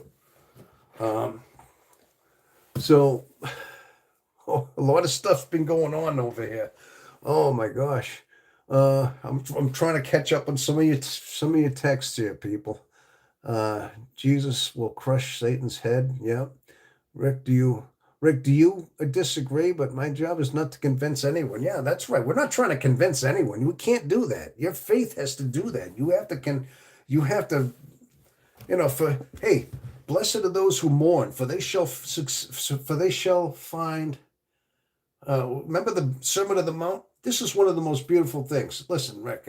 Blessed are those who hunger and thirst for righteousness, for they shall be fulfilled. What does that mean? Hunger and thirst for righteousness. Who suffers in their heart? Who suffers in their soul? Who actually endures certain stresses in their heart? That's hungering and thirsting. Blessed are those who are meek, for they shall inherit the earth. Uh, blessed are those who are I can't remember. Maybe somebody can help me out. I just remember some of those. The Sermon on the Mount was beautiful. If you ever read that, because he just basically said that. Blessed are those who are pure at heart, for they shall see God. I mean, I don't think it's literally with your eyes, but you feel him. You feel your spirit. Eventually, you will see, and that's your faith. When you become pure at heart, when you somehow suffered enough in your mind and your awakening, your thoughts, and your salvation is there. When you're pure of heart, you will see God. You have to be pure, though. Yes, sir. It's so theory completely goofy. If Spanish or Japanese or whatever pronounces my name different, they are still talking. Oh, the cross is an unfolded box, and eat clean. Yeah. And eat clean. Yeah. Okay. A lot of it has to do with being kosher. Yeah. Okay. And stop worshiping idols like the cross, um, the gray tone. Nobody worships the cross is not meant to be worshipped. It is symbolic. It's not worship though. It's supposed to be a symbol. It's supposed to be something that just represents, you know. I don't think anybody's actually worshiping the cross. No, that's not what it is. So, okay, so there's a few people in there that aren't very that aren't believers. Hey, that's okay. That's okay. Nobody's trying to convince you. Nobody is trying to do that. But I understand you're in disagreement. I'm not trying to sway anybody. All I can do is I have a format here. I just my point is that there's a spirituality within our personality type, and I think it's very strong and it's very rooted. In fact, a lot of times when I talk, INFJs INFJs in particular seem to have their own faith, their own deep understanding of themselves, or their own spirit, their own soul, because we've all been there. And when I talk about like that whole deep part of our search within ourselves, we understand that because not too many other types do that. But that's where we're led. But it's all by design. That's why we are who we are. And that's why we suffer the way we do. We're meant to find this. It's one of our, like I said, it's almost like a chosen, it's a chosenness that we have in a way. So, what is just door dashing? Oh, Jethro. Hey, Jethro just came in. What's up? Just door dashing, popping in. Okay. What do you mean? Do you work part time as a door dasher? Hey, that's some good money in that, from what I understand. If it's a good part time job, Jethro. Hey, so we got some of the Breakfast Club coming on in here. Want to welcome all the listen, I want to welcome everybody's new out here and also welcome some of the the regulars that are coming in here. Always welcome. Always love it, you know. So awesome. Awesome. Yes. Zapper. Hello there, Zapper. It's Paul. It's Paul in the church that brought Christianity to where we are today. Okay, okay, yes, Paul, and so also Saint Peter as well, I believe. People are so uneducated in religious matters that they run after these arbitrary aberrations of Christianity. It's annoying because they're so confident. Haha. Okay. All right. Like I said, you know, it is the way it is, you know. Hey, what's the old saying? You can't throw pearls to the swine either. Remember that? Didn't Jesus say something like that? Sometimes people are just so wrapped on it, you really can't waste your time giving them any insight because they're just going to trample upon them. The swine is just going to trample upon the pearls that you throw them. They're not going to. It's not going to do them any good. And even that's so. Yeah, some people just. What is the old saying too? When the fisherman casts his net into the sea, and then he catches some fish. Many some are big, some are small, and some you just have to throw back. You know. So basically, that's just the way it is. Not some people just will never ever hear the truth. Even the Lord said stuff like that, right? See, I mean, I remember bits and pieces. I haven't read a lot of the Bible lately, but I do remember a lot of the past. It's been a while. I should probably re up myself someday. I always say that stuff, but a billion Christians. Okay, not many people follow Jesus. Oh, I think there's more than you'd imagine. I know. Okay. Well, anyway, I know I'm gonna get a lot of unbelievers out there and stuff, and there's gonna be some bad. It is what it is, you know. You know, pearls before the swine reference is spot on, Tom. Yeah. Hey, well, it is what it is, right? You know. Yeah, exactly. But bottom line is, but people, I think, see, that was a discovery I had within myself. That was one of those things. I kept asking this question, and I'm sure we've all gone through this. And I've said this before. We ask this question: Why am I alone? Why are you doing this? You feel like it's, you know, and then finally you just understand. It all becomes abundantly clear. Why? Because you were meant to find God. That's what your solitude was all about. That was your isolation. And that was your strength. But also, that made you strong. It made your mind strong, resilient, powerful, and it actually intensified your mind. And it gave you a vision into the God code. It gave you an ability to see the creation and majesty of what God is. He reveals himself to you. Now, God does not, when he says, "Blessed are those who are pure at heart, for you shall see God." God does not reveal himself as this big guy with a gray and white beard down to here, and he's all old. He's not a physical manifestation. No. When God reveals himself to you, it is not that. He shows you his majesty. He shows you his creation. His mind opens up. Your mind opens up to his. He basically it's like downloading a whole process of what he did.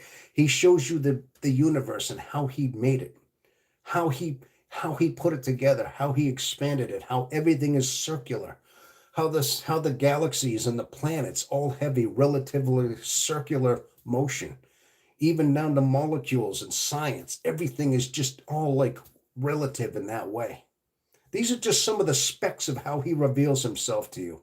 Okay? It's definitely not physical. It's in his majesty. And then you have to just sit back in awe because this was his reflection to you. He reflects you, and we are in God's image. And that means that he gives us the image. He gives us the ability to see his work. He gives us his mind. He gives us the ability to understand him mentally. But he also gave us his compassion, his wisdom, his insight, and he will. The God code is revealed. We are born to know these things. We are born. We can be educated from within, okay? It's not just in books and texts, and it's not extroverted. It's all how we're inputted from that code. When we are pure of heart, we shall see God. And that's what it's meant. We see his majesty. We see his creation and the massiveness of it. And then all we can do is sit back and be in awe of his creation. And that's worship. That's it. When you just are amazed that you're looking at how a butterfly emerges from that chrysalis after it's been sitting in that isolated state, hanging upside down, and all of a sudden this beautiful butterfly emerges, changes from a caterpillar, just being in awe of the metamorphosis, and how that's an example of how we are supposed to find God as well, how we become that in a spiritual way. That's worship, how deep it gets. This is what God left us alone for, to find that kind of thing, just to find that kind of inspiration, that kind of reality. So whatever I'm saying right now, these are things that were revealed to me at one point in my life, at a certain time in my life. Now, listen, he communicates to everybody in a different way. He may have a totally different example, something that you are relative to. He speaks and communicates to you in your understanding of the world that you are around, basically. Okay? What you understand, what you can grasp. What you see what I'm saying?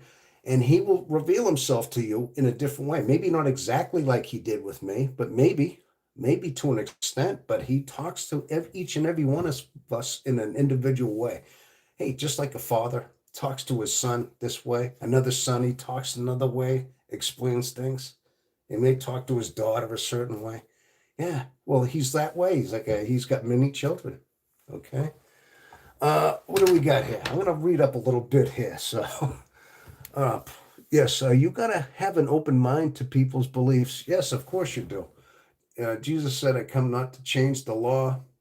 Paul said, you don't really have to follow it.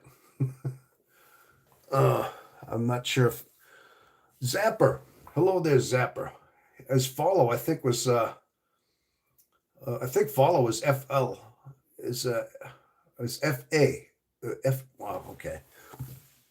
He came to fulfill the law. Yes, he did. Incorrect. Paul didn't say that.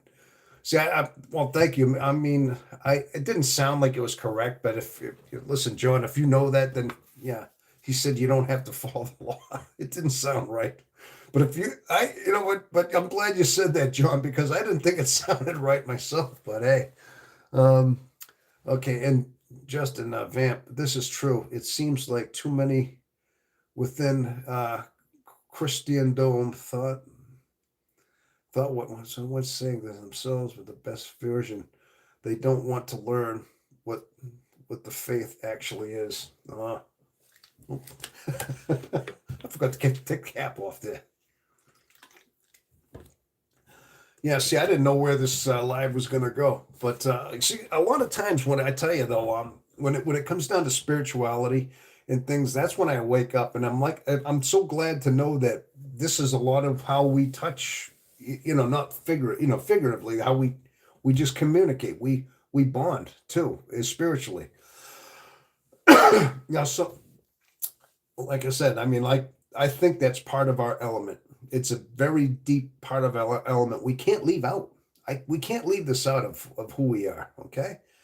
I mean, a lot of it has to do with our intuition and our feeling and all that, but spirituality is so rooted in who we are. It really should be, people. That's a dimension that has to be tapped into.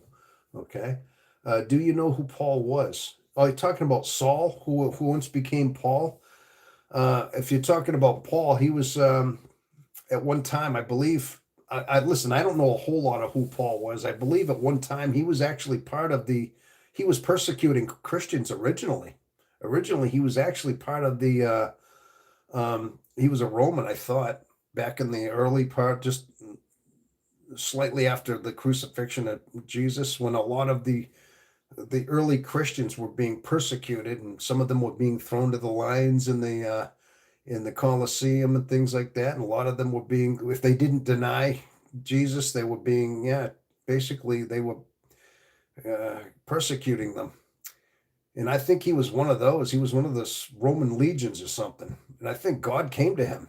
God came to him and spoke to him and basically told him, like he basically told him, "What are you doing?" I mean, and he was changed. I guess he changed. He saw God. God came to him, revealed himself, and somehow he changed. He couldn't do that anymore. Realized what he was doing was wrong, and he became basically.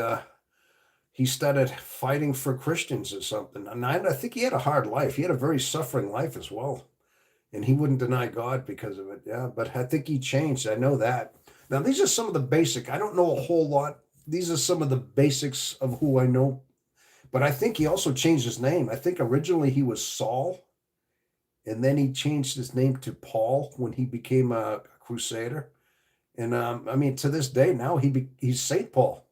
He became a saint as well. Was he martyred? I don't know, but I know he had a very he had a lot of bad things happen to him. He was suffered a lot. He had a lot of mishaps. I heard he was abandoned on a deserted island or something, and he suffered greatly. I do know that.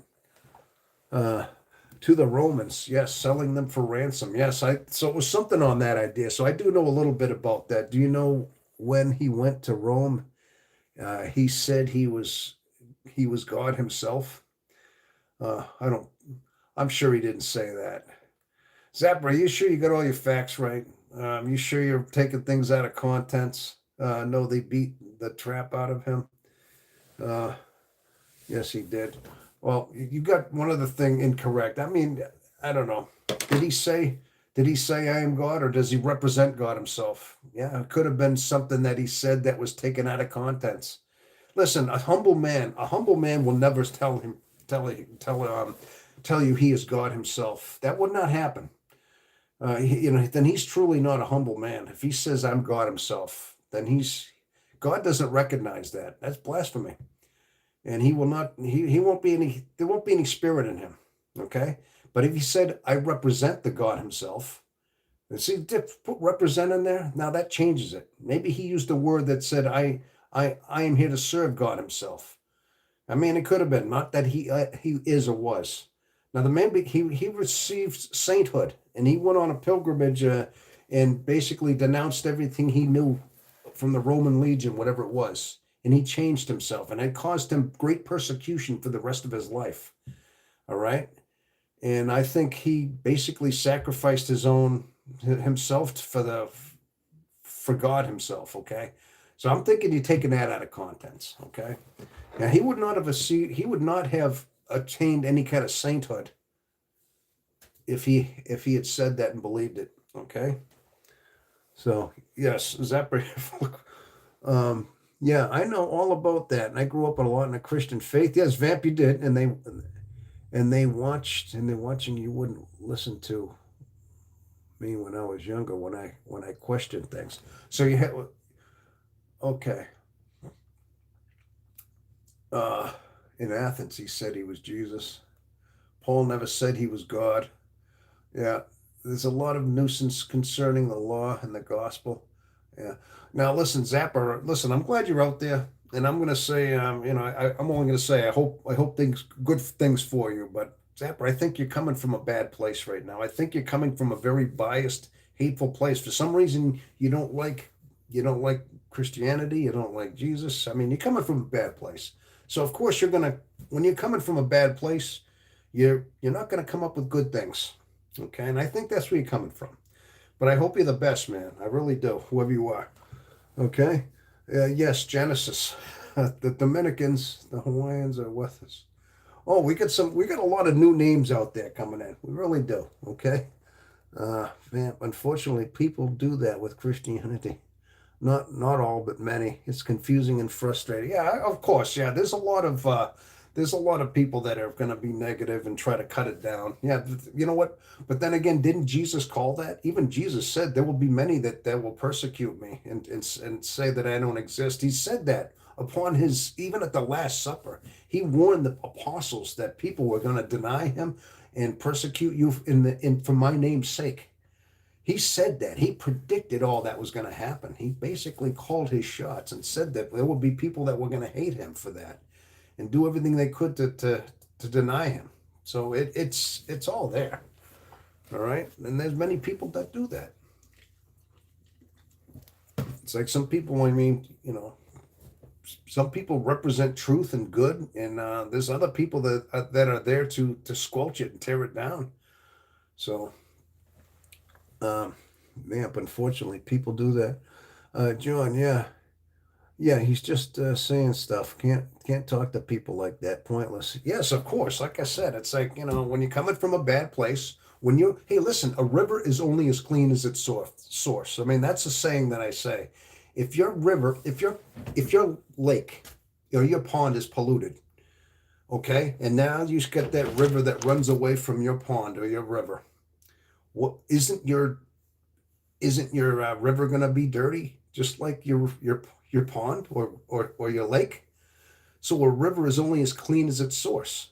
So if your source is dirty, then what you spew out, what you say, what you want to come out is going to be dirty as your mind, basically. If your mind is dirty and corrupt, everything you say and your actions are going to be as well. Okay. A good tree, a good tree can, a bad tree cannot bear good fruit. That's what Jesus meant by that too. You get a bad tree with bad roots, bad tree. It's not going to produce a good piece of fruit. A good tree produces good fruit. Okay, that's what all that means, basically. Okay, I mean he called it. I mean there's a lot of people that are going to be negative about that stuff and try to throw doubt into your mind, and all we can do is just see it for what it is. Okay, and just know that they're coming from a place of from being blind or whatever it is. Uh, I have not said anything that is not true. You were bothered by the truth. Okay. Well, hey, you're still out there, Zapper. Okay. All right. Well, well, I don't know. I mean, I think you're. I have to disagree with you, Zapper. Again, I just do, man. But you know what? You're actually adding some good fodder here. We can't have everybody to agree here. Now, listen, but it seems you're drawn here. We're talking about faith and Christianity, but you're drawn here. You're still drawn. Either your inner self, your inner child is just reaching for some kind of truth, but you're still that defiant little kid that's deep down, but you're still curious about the truth, but you're still blinded by your own inner defiance, your own inner subconscious defiance within you. You know what I mean? The same defiance that you had when you were like, I don't know, 5 years old, when you were just being defiant, and you're still fighting it, but you're drawn here. You're sticking around. You're trying to make your point. I mean, think about that. Listen, man, it's maybe you're hoping there's a breakthrough. You know what I mean? You really got to just kind of soften the soul a little bit. Allow something in, man. You're clouded with a lot of just hate. You're just trying to, you're just trying to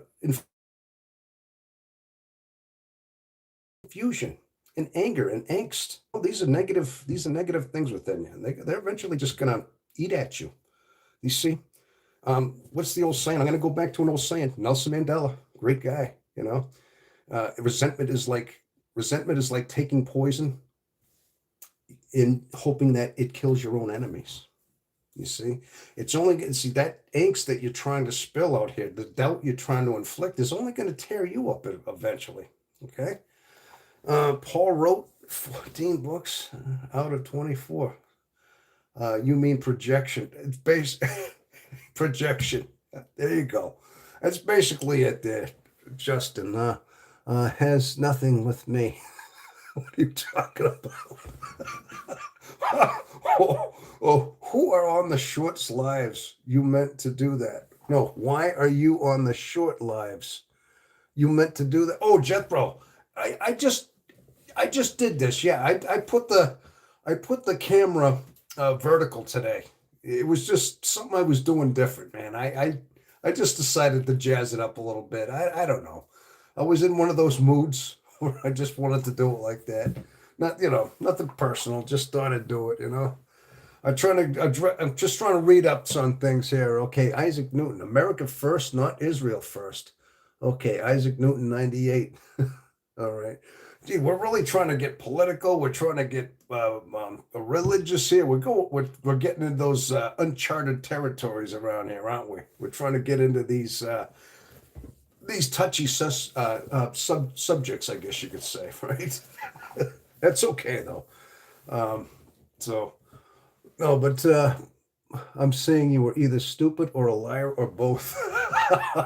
We're getting vicious around here. Oh my gosh. It's cracking me up. Listen, I'm sorry. I just okay. Tom, you caught a bunch of loonies in the chat tonight.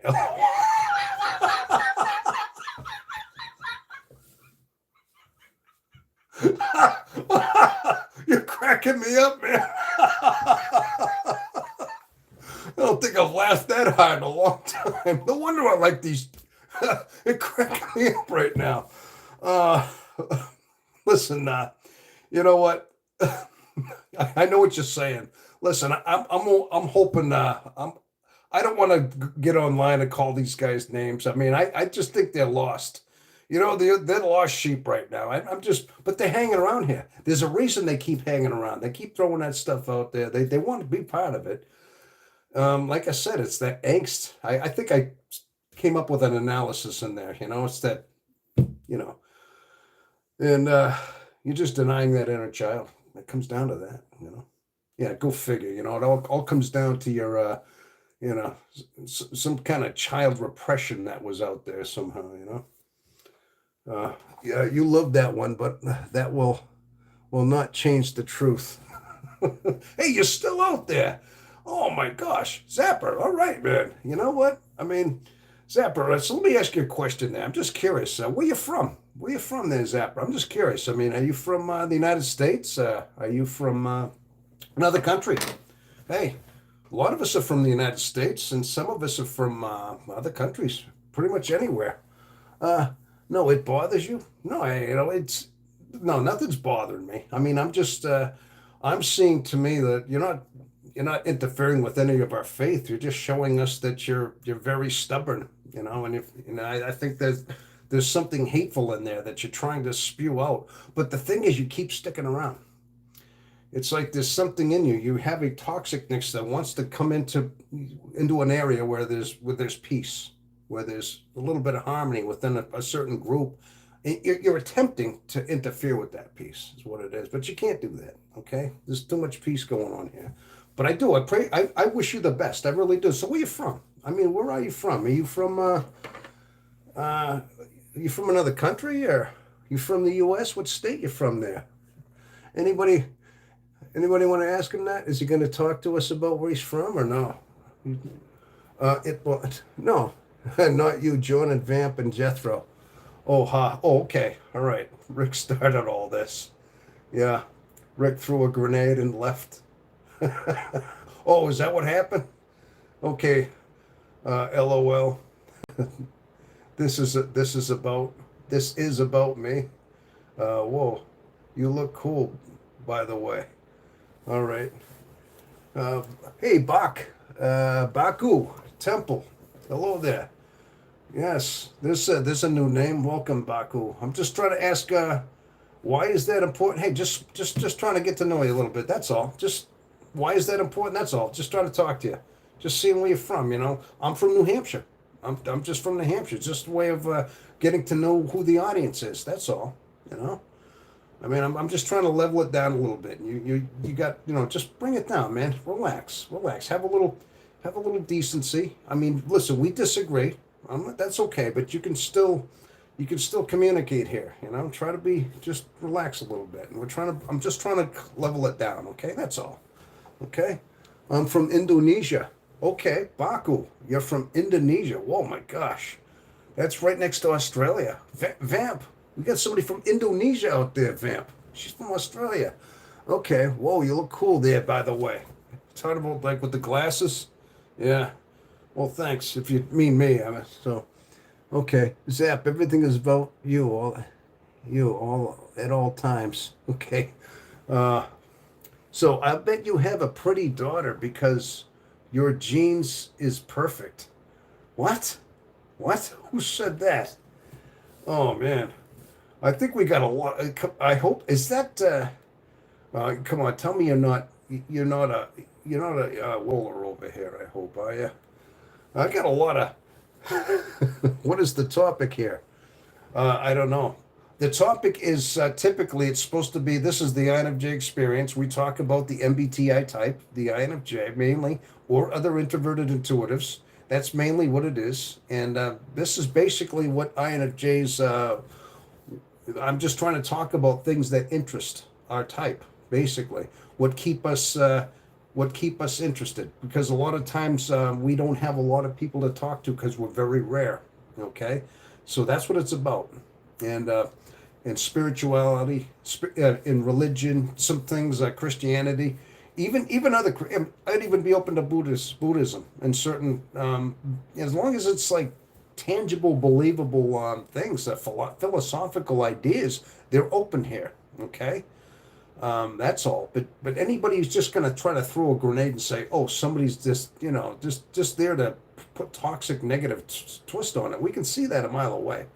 It's just a way of trying to, take away peace, take away our peace is what it is, and we can see that for what it is. All right, those are trolls. That's what trolls do. You know, that's all.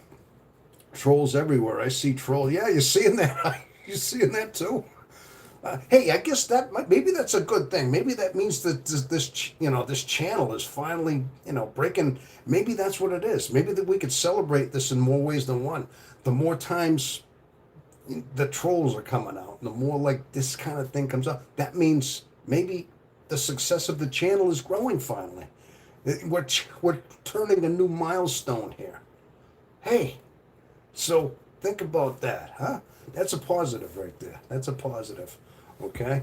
But also, again, remember what I said to the Breakfast Club, that is, and you know what I'm talking about. Remember I said that a lot of times we need to have these little bit of resistances. You need to have bouts. You need to have fisticuffs in order to sharpen your swords. You need to, in order to face, in order to defeat the bull, in order for the matador to learn how to be the matador, he has to face the bull. He has to go into the ring to face the bull. Isn't that right? And that's what strengthens him. That's what makes him a more sharper, more better matador. Okay? This is an example. So these are bulls in the ring, is what this is. So this is my way. This is our way of dealing with it. I mean, but a lot of things. Jesus said, "You deal with these people with love. You don't fight fire with fire. You don't condemn them. You try to offer at least an invitation there, okay? But bottom line is they can't take your peace. So these are necessary for us, okay? So trolls are, yeah. So I guess that's what it is, right? Oh no, not Christianity. Okay, where are you from? No, he won't. Don't worry about that. I'm just flattered the fact that somebody that hates what we're doing wants to stick around. I mean, gosh, I mean, not much of a life there either. I guess not really much going on if you have no. Okay, uh, right. Good night, John. Oh, Vamp. Oh, somebody's taking off. Oh, John. Trolls everywhere. I see trolls. Night. Okay. Hey, John. Hopefully, yeah.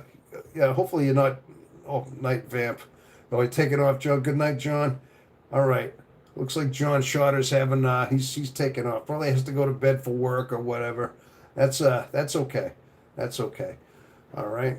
That's good. Yes, definitely get the trolls in here. I've never seen that many in one time. They were here right from the very beginning. That's okay. So yeah, but I'm glad to see everybody's coming back though. I'm glad to see some of the regulars all back there though. There's no doubt. But this is definitely still been a very good live chat as far as that goes as well though. Oh, some people are dropping off. Now I only got 4 watching. Really something how that goes up and down. That jumps up, jumps down. Yeah. So, 3 watching. Oh gosh. Why is everybody bailing out? Okay. So anyway, yeah. So how long have I been on here? 115 minutes, huh? How much is that? That's going on 2 hours. I tell you, I lose track of time doing these. I really do. I lose track. But so far it's been just almost 2 hours. Now sometimes I know too. Sometimes I tend to I say things over again. Like I might have said some of the same things I did on the last couple of lives, but sometimes they have to be addressed, and sometimes new people have to hear them as well. All right, and I mean sometimes the truth as it is, it has to be said a couple of times out there. That's all. Okay, but bottom line is, hey, we're back up to 10. Hey, there you go. It's funny how that just kind of goes. So people keep cycling in on here. How old are you? Oh, how old am I? Hey, how old do you think I am? That's a good question. Who we have here? This is oh, so we have a couple of new names out there. We have Natalie Hopkins. Hello, Natalie, and we also have TYK. KG. Yeah, how old do you think I am? I mean, looks can be deceiving. Some of you people know who I am. I mean, I'm older than I look. So, but so anyway, it's nice to see some new names coming out there. So, but no, but this is for anybody who's new. Maybe you've been steered here by your algorithm. This is the INFJ Experience. My name is Tom Omega, and this is. I don't know how I could talk about. We listen now. Mainly what this is. This is the INFJ Experience. If you happen to have, we mainly cover the MBTI. Now I also steer away. I like to talk about things that interest us, things that just we have in common, some things that we like to talk about as far as that goes. I mean, INFJs. Okay, I want to know how old you. You want to know how old I am? Yeah, sure. I just wanted you to take a guess. If you guess how old I am, and if I'm just kind of getting an idea. Maybe this camera takes off 40 years. I don't know. Let that be a hint. So, yeah, sure. You can tell me how old you are. I mean, 9978. Okay, we got TYKG. Tawykajik? I'm not sure how to say a name. How would I call you? TYK. You're 10 years old? Oh, listen, if you're really 10 years old, you might have to ask your parents if you have permission. You know what? This show is not made for children. And if you are truly 10 years old, then you might have to go ask your parents if you can stay here. I'm not responsible for that, okay? So, and if you are, I probably can't talk to you either, okay? This is not made for children. Laughs. More trolls. Here we go. They're coming out of the woodwork today. What did they do? Is there something in the water today? What's going on out there? I mean, it could be true. I don't know, but that's a little bit yeah. No, I am 61 years old. How's that? Yeah, 61. Okay, I'm gonna be truthful with you. Yeah, I know somebody said I looked much younger, but yeah, but then again, yeah, 61. I don't know. I think a lot of my, I think a lot of the life that I've lived has kind of preserved me a little bit. You know, I don't drink a lot. I try to take care of myself somewhat, but I think a lot of my, uh, no, well, listen, if you're only 10 years old, no, I don't want to know that. You're gonna have to tell you, you're gonna have to get off the channel. You have to go tell your mommy that you're on your channel. I can't talk to you. Okay, I don't want to know your name. So, but bottom line is, people, the INFJ is the the INFJ personality type, as you know, in the Myers Briggs. I'm gonna try. I gotta get back to the roots. Gotta get back to what this channel is. Okay. Yeah, we're just a multifaceted, um, uh, complex personality. We have a lot of different interests, but a lot of times, what it is, if you notice, we're not drawn to like gossip. We're not drawn to small talk. We're not drawn to the things that are superficial. You know, we're not going to talk about tabloids or the Kardashians or.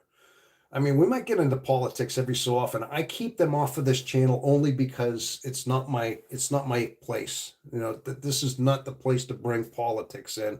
I'll bring in spirituality because I think that links us, but I'm not going to bring in too much politics. I mean, I have my beliefs, I've got my opinions politically, but that's one thing I leave off the table is I don't want to get into that because if I wanted to do politics, I'll get a channel that covers political, ideas and opinions in that way.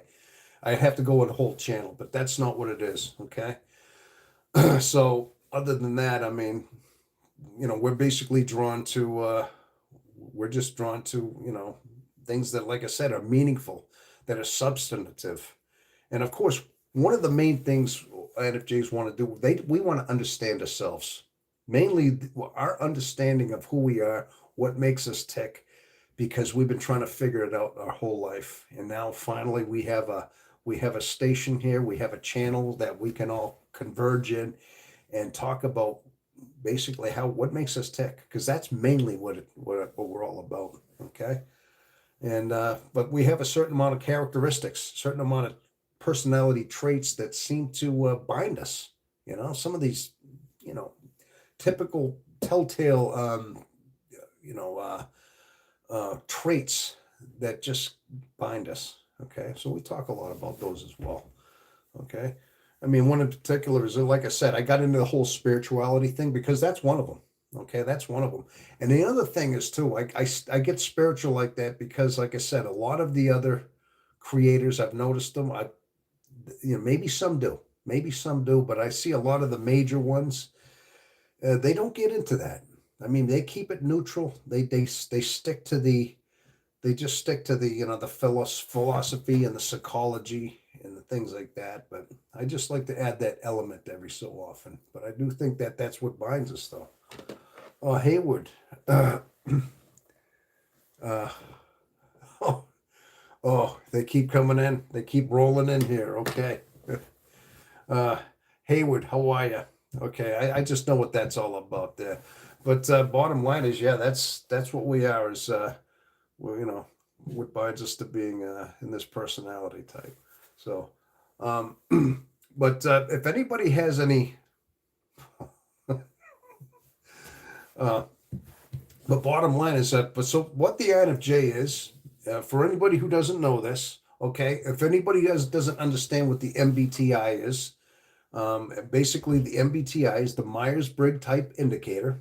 Okay, for anybody that doesn't know what that is, and it was invented by originally it was founded by Carl Jung, who was a Swiss psychologist, and I believe back in but between the 30s and 50s, I believe he came up with understanding certain personality types. He narrowed it down to have certain types having certain functions within their life, within their their basically in their personality that define them and as ways of making decisions, preferences, and how they came to conclusions and how they thought. And basically, it all boils down to 16. Now, originally, Carl Jung had 8 different personalities that were part of his, and then Myers-Briggs took upon themselves to expand it out into the combinations of personality types to be 16 personality types. So now, based on different personalities, there are tests now given. Personality tests can be given based on whether or not you have introversion or extroversion, okay? Whether or not you're an intuitive or whether you're a sensor. Because intuitive type people, yeah, they look deeper than just the senses. They look beyond. They like to see things that are the things that are not necessarily on the surface, and they usually piece things together based on that.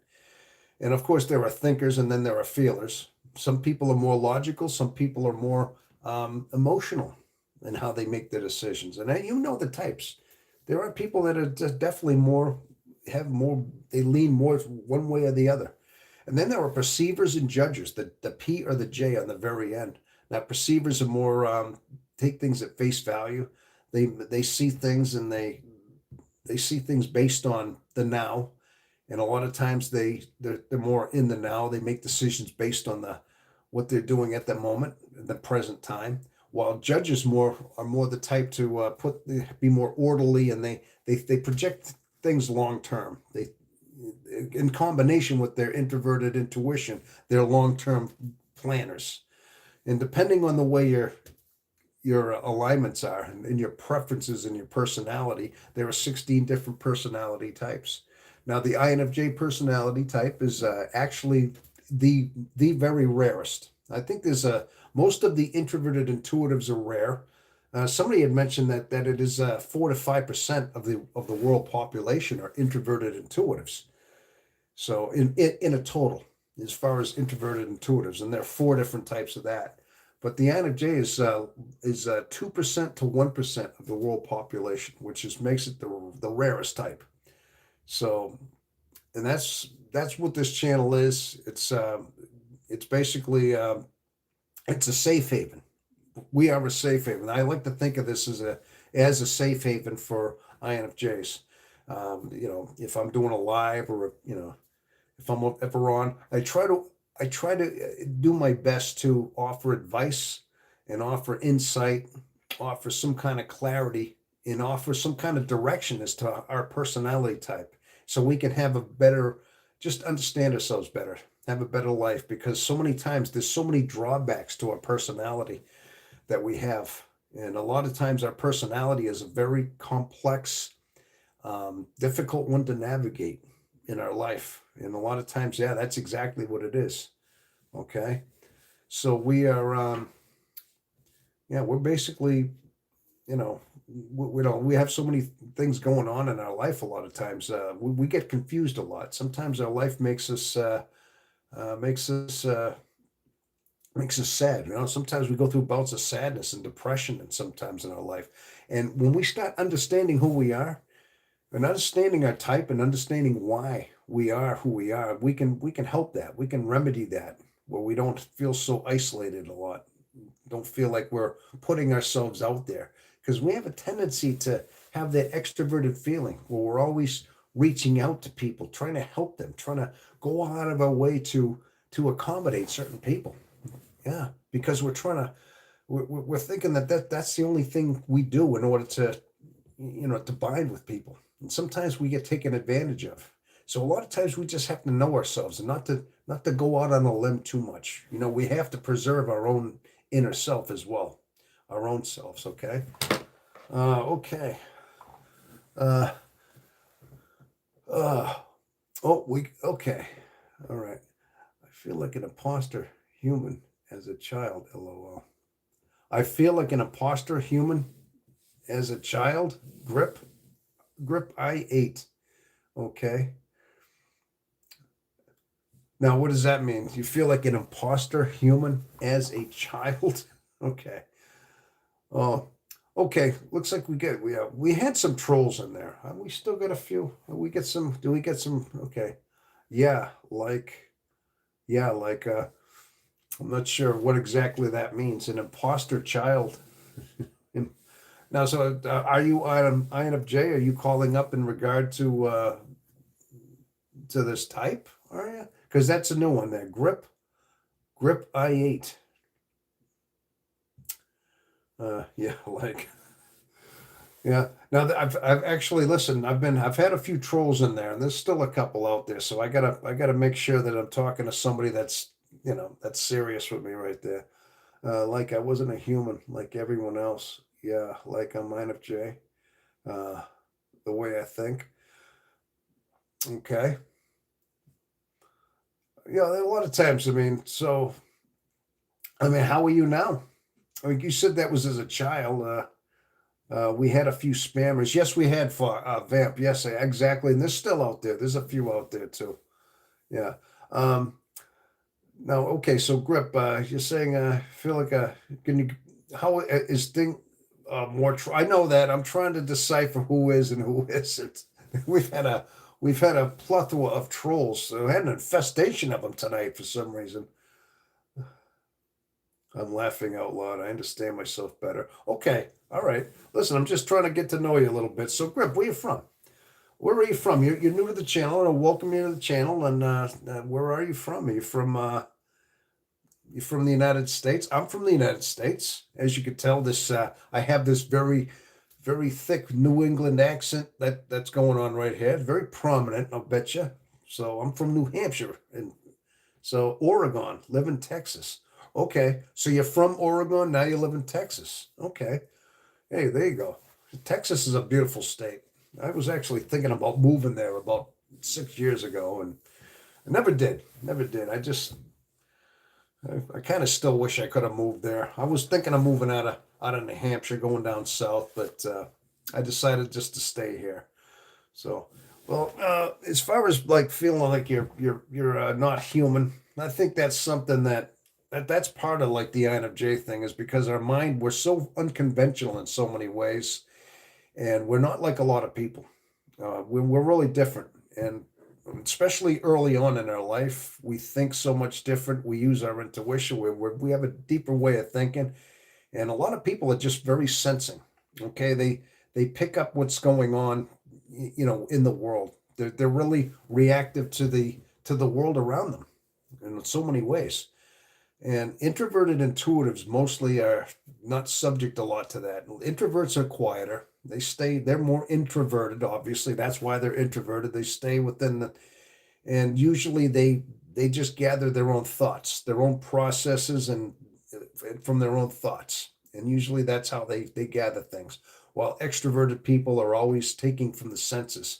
They need other people basically to stimulate them, to basically give them a sense of energy. So a lot of these extroverted people are always doing activities with other people, and so they glom on to basically what's trendy, things that are going on in the world, and not that there's anything wrong with that, but that's how they bond. And then they'll talk about current events. They'll talk about what's on the news, what's on the radio, what's on the newest things going on. These are usually extrovert types.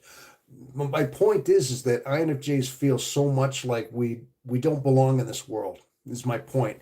Is that's what you feel like you're an alien sometimes because we're introverted and we're intuitive, and we gather our information inward. Okay, and a lot of times these things don't appeal to us. And so a lot of times people might start teasing us. They'll start saying that, you're always talking about, let's say, you're talking about space or something, or you're talking about other things that interest you. Maybe so basically you're gonna feel like that. Like you just don't belong because you're not drawn to the worldly things around you. And this is common. This is common. This is why INFJs are who we are. Okay, but we're just not conventional. We don't think conventionally, and I told you there's a reason why we are the way we are. I mean, we have a different connection. But what happens is through our life we feel isolated. This really makes us feel segregated. We feel alone so much because we don't have people to talk to, and we feel isolated. And this causes us a lot of sadness.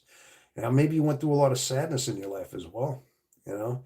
But until you find out who you are, but this is why we're here. This is why this channel is here, because we have a way of having a connection with each other, because we have this in common, and we're not alone. This is a way of connecting with people so we don't feel alone. Like we have people that we could talk to. Okay, But that's why you're doing that. That's why these things are happening. And that's why. But if you've got to, as you get older, though, when you start understanding yourself, you don't feel so much like an alien anymore. You kind of, well, I would hope not. But this is all part of our understanding of ourselves, not to feel like that, okay? But listen, that's what this channel is. It's a safe haven. That's why I feel of it's a sanctuary.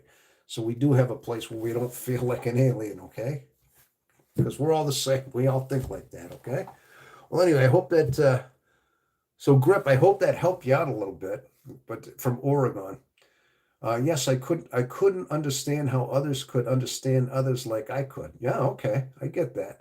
And Vamp, that's definitely an INFJ. I definitely feel like an alien on a daily basis, especially with my family. Yeah, I know you said that. Yeah, I know. Vamp, you told me that. We've talked many times about that. Yes. And okay. Mr. Boston won. Mr. Boston. Okay. Mr. Boston, do you know history?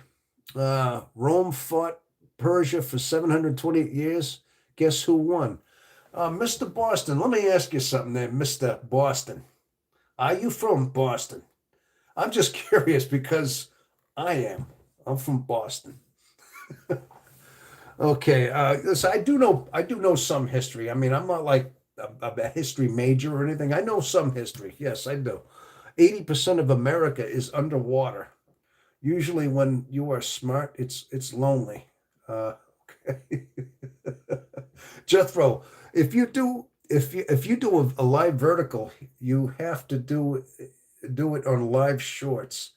Oh, okay. Yeah. How do you like it? Let me ask you something, Jethro. Now that you comment, do you like the vertical better or this horizontal, or does it matter? I mean, like I said, it was just a way of changing it up a little bit. That's all. Uh, Back Bay. Okay, Back Bay near the Fenways, near Fenway Park area. Near what is that? Commonwealth Ave area. Yeah, I know Back Bay a little bit. Yeah, a half a half block from the garden. Wait a minute. Wait a minute, guy. You're already throwing things out there. The Back Bay is not a half block from the garden. The garden is in the north end area. It's more like in the north end. The Back Bay is closer to Fenway Park. It's closer to the Commonwealth Ave area. Come on, I know Boston. All right. I think. I mean, do you really? Are you really from Boston? You'd know that. You're not from the garden, man. If that was the case, you'd be more closer to the north end, closer to Charlestown. Yeah, come on, man. All right. I like the horizontal. Okay. All right. So Vamp, you like the public garden. Did you say public garden? Okay, public garden. All right. I thought you meant Boston garden. Public garden. Okay, that's a little more. Okay, that's closer to the Back Bay. Okay. All right. Got it. Got it. All right. Talk about the swan boats. Talking about where the state house is. Yeah, that's all. That's getting toward Back Bay. That's pushing back that way. All right. All right. Maybe I misunderstood you. Back Bay. You said Back Bay up here. Now you said public gardens. Okay. All right. But then you said he was near the garden, right? Okay. Boston Common is closer to the north end. Yeah, it is, especially right up near the Green Line, right up near Tremont Street. Yeah, Tremont Street up there, and that's up near that area. Yeah, but if you get near Public Gardens, that's going toward the Back Bay. That's the other part of the Common. That's that other division part. There's the Common, then there's Back Gardens. It's like it's divided by, oh, I can't remember the name of that street, but I do know that. Okay. It doesn't matter. Can't listen now. Have to watch without turning the screen off. Okay. All right. We're not talking Boston no more. Jethro, we got no discussion about what part of Boston. I'm seeing Mr. Boston over there. That's all. But also like that vertical, the statues. Okay. Think about where Tom Brady lived. But you can be vertical through other ways. Exactly. But the vertical's attention's more. Yeah. Okay. Well, that's good. Yeah, that's good. I mean, like I said, it's just a little way of getting out. But the vertical gets my attention more. I know if I go to rebroadcast it, there's going to be bars on the side. I mean, that's one thing about doing vertical is I'm going to have the bar the bars. You know what I mean? That's all. So Mr. Boston, do you have any concerns about the psychology, about your mind? Okay, we're talking Boston, and that's good. We kind of have a connection there. There's a connection. I grew up in Lynn, Massachusetts. You know, have you ever heard of Lynn? But I mean, I spent a lot of time in Boston. But do you have any concerns? Are you an INFJ? Are you of the maybe introverted, intuitive? What drawn you to the channel? All right. I am doing better than most. Okay. All right. All right. Just curious. All right. Um, so the statue. All right. Most people don't have kids. I have two kids. Ah, that's a little bit random. Okay. All right. All right. Some random stuff. Well, yeah. Hey, I got two kids too, you know. I got two. All right. Some of us have kids. I mean, it all depends. I mean, I got a son. I mean, I haven't seen him all that much lately. He kind of went on his own, so you know, we all got our own thing going here. But okay. But anybody? Okay, so listen. We've also had a lot of trolls tonight too. We've had quite a few. Can you do vertical on the other way? Can you do it vertically on the other way to go live? I'm not sure what you mean. I have to turn the camera sideways. If I want to go vertical, I have to turn the sideways. But there's also a setting, right, Jethro? They give you a choice when I'm originally going live. There's like a small bar, and then it gives you some choices. I mean, there's things like I could do filters. If I wanted to like filter it and like make my face look all like, better or whatever, I could do that. I don't do that. I just have it natural. But there is something that says orientation, and I hit orientation, and if I'm sideways, it'll say vertical, and then if I hit it again, it'll go horizontal. So depending, but if I go vertical, I got to keep it up and down if I want to keep it this way. Now, if I went vertical and I was actually horizontal, then I would be sideways. In fact, a couple of times I did that early on where I accidentally didn't see it right away and I went sideways and I had to fumble with the camera. That was early on when I did lives when I didn't know really what I was doing. My first couple of lives, I messed the whole thing up, and I didn't even have it on my PC yet. I didn't have it. I was just doing one. And then when I finally found out where I was, because I still didn't really know a lot about it, right? And then I'm seeing myself sideways. I'm like, oh, I can't believe it. And I think I spent an hour doing that, right? And I'm thinking, I didn't I didn't I didn't release that one to the public. In fact, I didn't like that one. I just ended up deleting that first live. I had to because it was that bad. I mean, I thought the live was a good live, but it was just it was sideways. So, but that's basically it. Depending on how you pick, if you want to go vertical, then you got to keep the screen facing me. I'm using my screen's facing here. You know what I mean?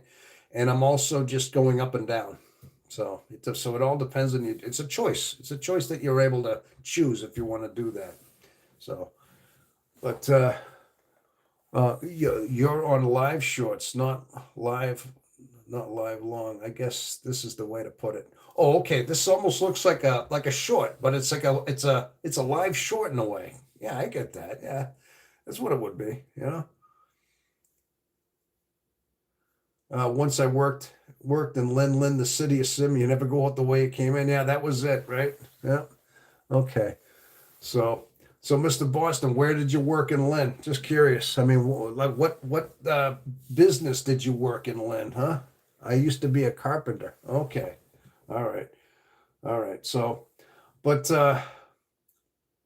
okay. So enough about geography, Mr. Boston. What bring you to were you what bring you to the show other than you know oh, okay. Hello, Grip. I love my solitude. At first, it was more lonely.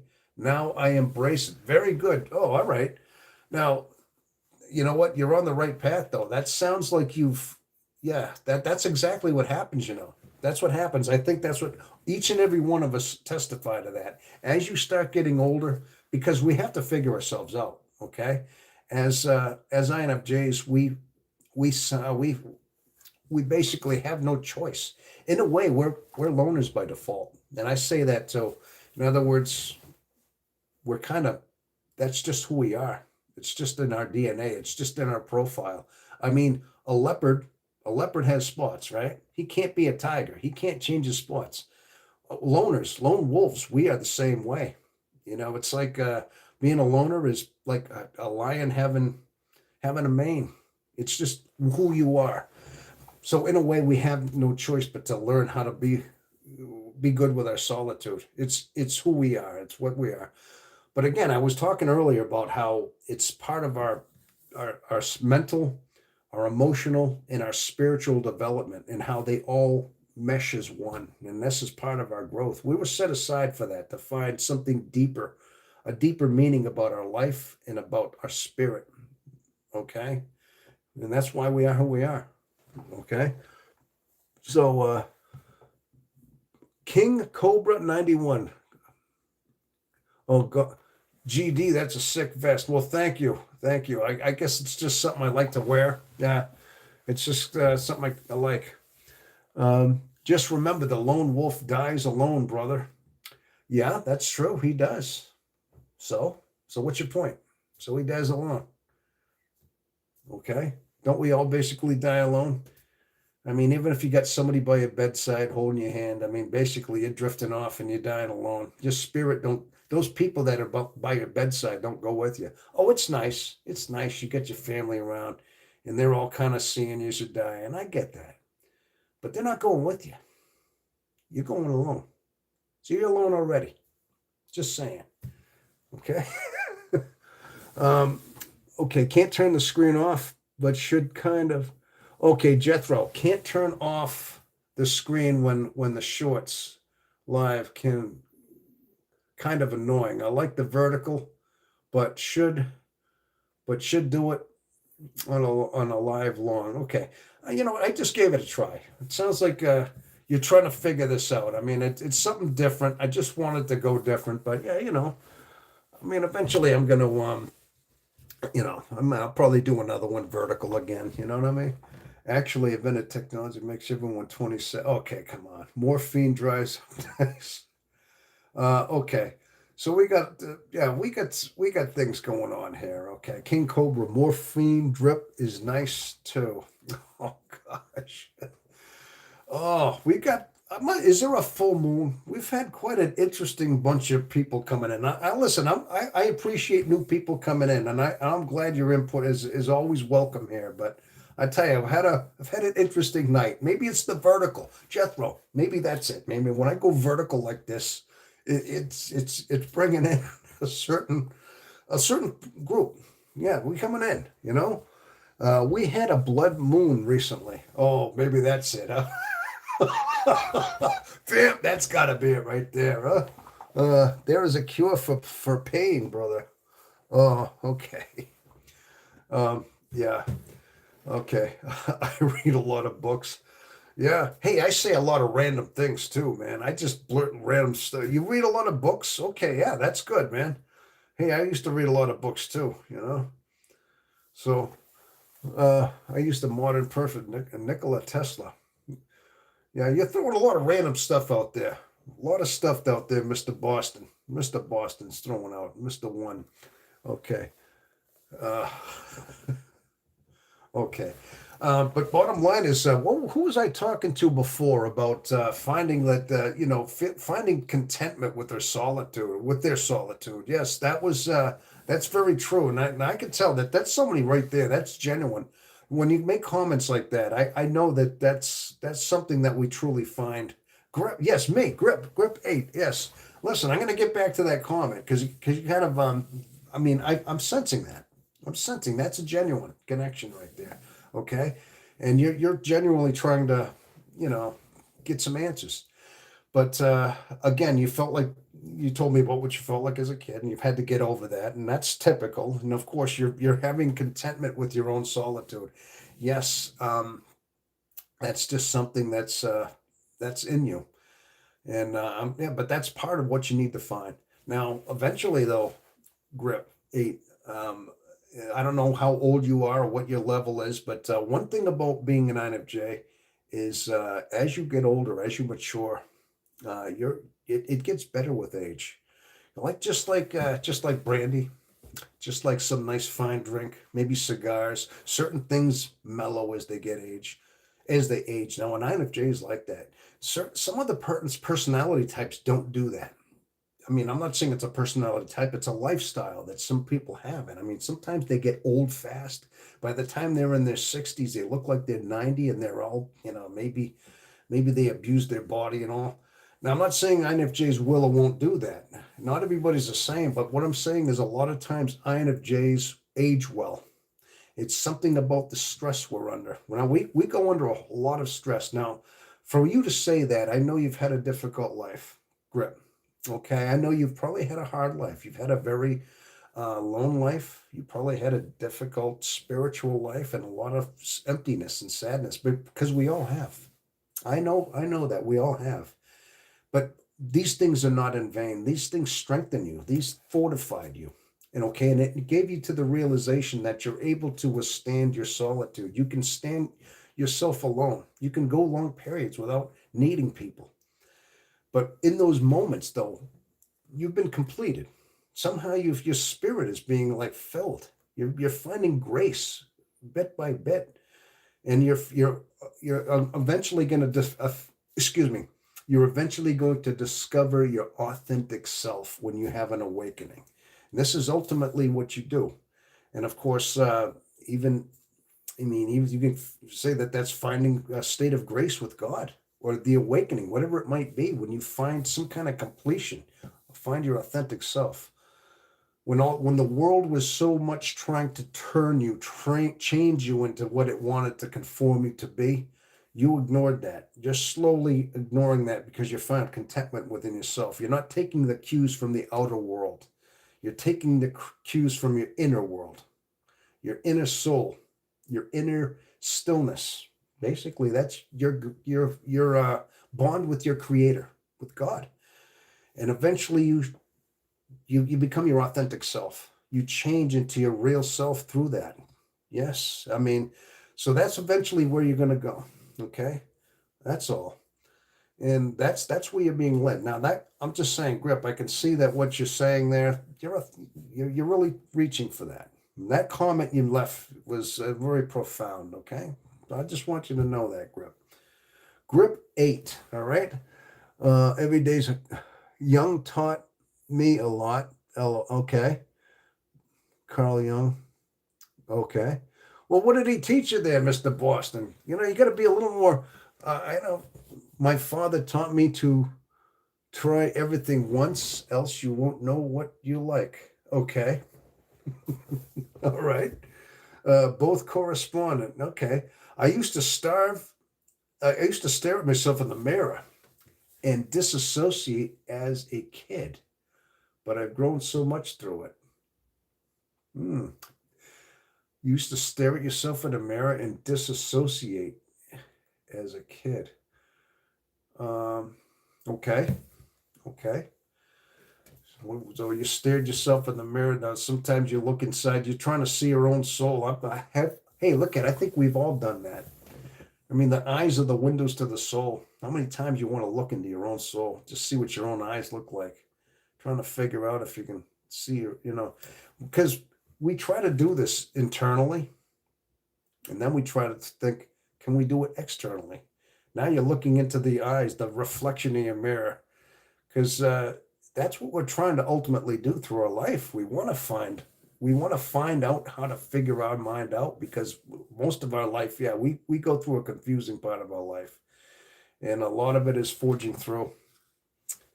And I've done that. Bottom line, I've done the same thing. Sometimes I look in the mirror, and I think we look at our reflection. We want to look into our own soul, look into our own eyes. Yeah, I think that's common. That's something we do. That's something we do as INFJs. Okay. Uh, like a type of meditation. He taught me about the shadow self. Okay. All right. Looks like Mr. Boston. All right. The shadow self, like a type of meditation. Okay. I once tried LSD and looked into the. I treat others as a reflection of self. It's a human trait, searching for meaning. Yes, of course, it's a human trait. It should be. I'm just saying I think some personality types, and I'm not cutting anybody down. I mean, I think that there's some certain personality types that seem to have that seem to do that seem to be more have more of a proclivity toward those kind of things. I think introverted intuitives especially do that. Now, it is a human trait, absolutely, and all humans have, we got the way of finding it out. But when we spend so much time in our mind and our head, a lot of times that's where we have a view into these things. That's especially when you find a lot of times you feel isolated. You just aren't. INFJs feel very isolated and alone a lot of times in their life, and this is what actually spawns us to be who we are. Okay, uh, we're all we're all once experiencing individuality. Yes, we're all one. And hi, other me. Hi, other me. What does that mean? Are you talking to me? Do you mean me? Other me? Okay, because if that's then that's a connection right there. If you're saying that you recognize, if you're saying that, and okay, to all of you, okay, all of you, all right.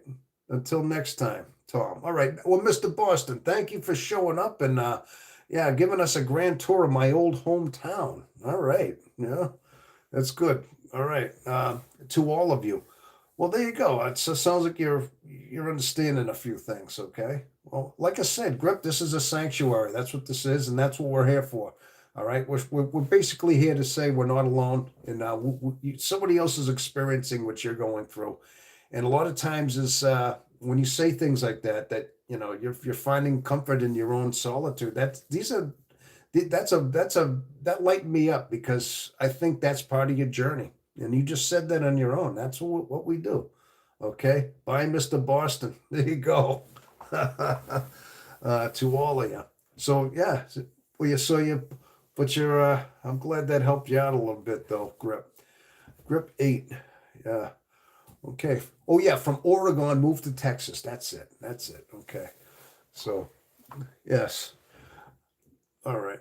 Well, yeah, so we get some people passing through. It's like I've been seeing that people come in, they leave a few. Some people go. Some people maybe they don't leave comments, but I think in total, like over 100 people probably have already cycled through here, and some have stuck around. Some have hung out for a little bit. I got a dinner. Oh, okay. You mean you got to go to have dinner? Is that what you mean? Uh, bye, Grip. Okay, Grip. It was nice seeing you. If you ever hey, listen. If I ever go live again, I hope to see you again. Okay. All right. Well, thank you for stopping by. All right. Okay, GGD. Four to go. Oh, I thought so. I thought so. All right. Well, I hope that helped you out a little bit. Okay. Yeah, definitely. Take good care of yourself. All right. All right. God bless you too. Okay. Oh my gosh. So, but anyway, we're having a great live here. How long have I been on here? 2 hours? Okay, like 2 hours plus anyway. Gosh, what time do we have? It is 10:30 at night. I started hours ago. I tell you, time flies by so much when I'm out here doing this stuff. I gotta tell you, really. So, well, anyway, yeah, we got a lot of the. We've had an interesting night. This is one of the more interesting nights with some of the comments and some of the people coming in through here. That's all.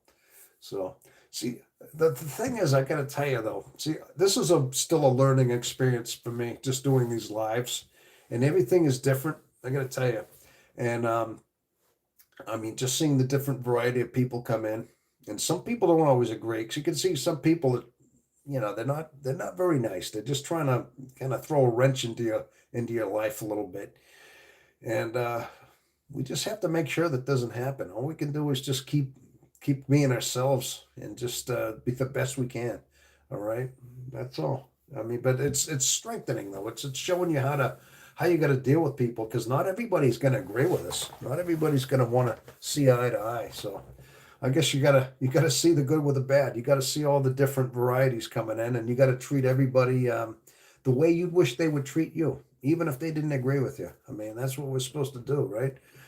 do unto others as you do unto them, right? So you would hope that even if they didn't like you, they'd have a little bit of respect for you, or at least try to anyway, right? So that's all we can do as people, right? So, oh my gosh, Vamp, indeed, thank you, thank you. You know what? It's good to know though. I got it. There's a certain core that's here. You know. So anyway, so the thing I know we're talking about the vertical versus the horizontal. Now, now, did we say we all agreed that we like the horizontal better, or do we like the occasional vertical view? I don't know. I know we were mixed. I know Jethro, you were talking about that. That was throwing you off for a lot, you know. But I'm just curious. I know it kind of looks like a live thing and all that, but so does anybody want me to do the vertical again or the horizontal, or what is it? I guess it doesn't matter. So vertical for lives. Oh, okay. Okay. Vertical for lives. Okay, there's one for okay. I get it. Yeah, I think that should be a live. So the shorts always are gonna be vertical. This is vertical for lives. Yeah, so you're okay with that? This is good. Because the horizontal ones, I guess either way. I mean, they work, but this gives me a little bit better, you know, view here. So I mean I can at least get a good view of myself. I don't have to rely on looking at the camera here. Like, I mean, I got it right here on the screen. So, but I guess it doesn't matter. I guess so long as, listen, as long as I got a good message. I mean, I have to feel a certain energy, you know. Now, a couple of days ago, I went, I went on. It was during the day, and I didn't feel like myself for some reason. Maybe some of you. I don't think you were here, Vamp. I think it was a couple of the regulars were here, and Jethro. Hopefully, we can do this on a long lives the vertical way. Vertical. Okay. Yeah. Okay. The vertical. Okay. There's a vote for the vertical. I'm thinking Jethro. You're not crazy about the. Hopefully, we can do this in a long lives. The vertical, because horizontal's the sideways. This is vertical. So you're basically seeing it. It's okay. You like the vertical every so often, because I'm looking at it thinking it's still the same thing, man. And not only that. Right now, I don't know how the sound quality is, but because I go vertical, I couldn't plug in that microphone that I have. Usually, I got a microphone, but I have to do that thing sideways because I plug it in. But one of the things was because I wanted to leave the charger in the phone, so I didn't have to take it out midway through the broadcast and plug it in because I was going to lose my battery charge. I figured if I was going to do a long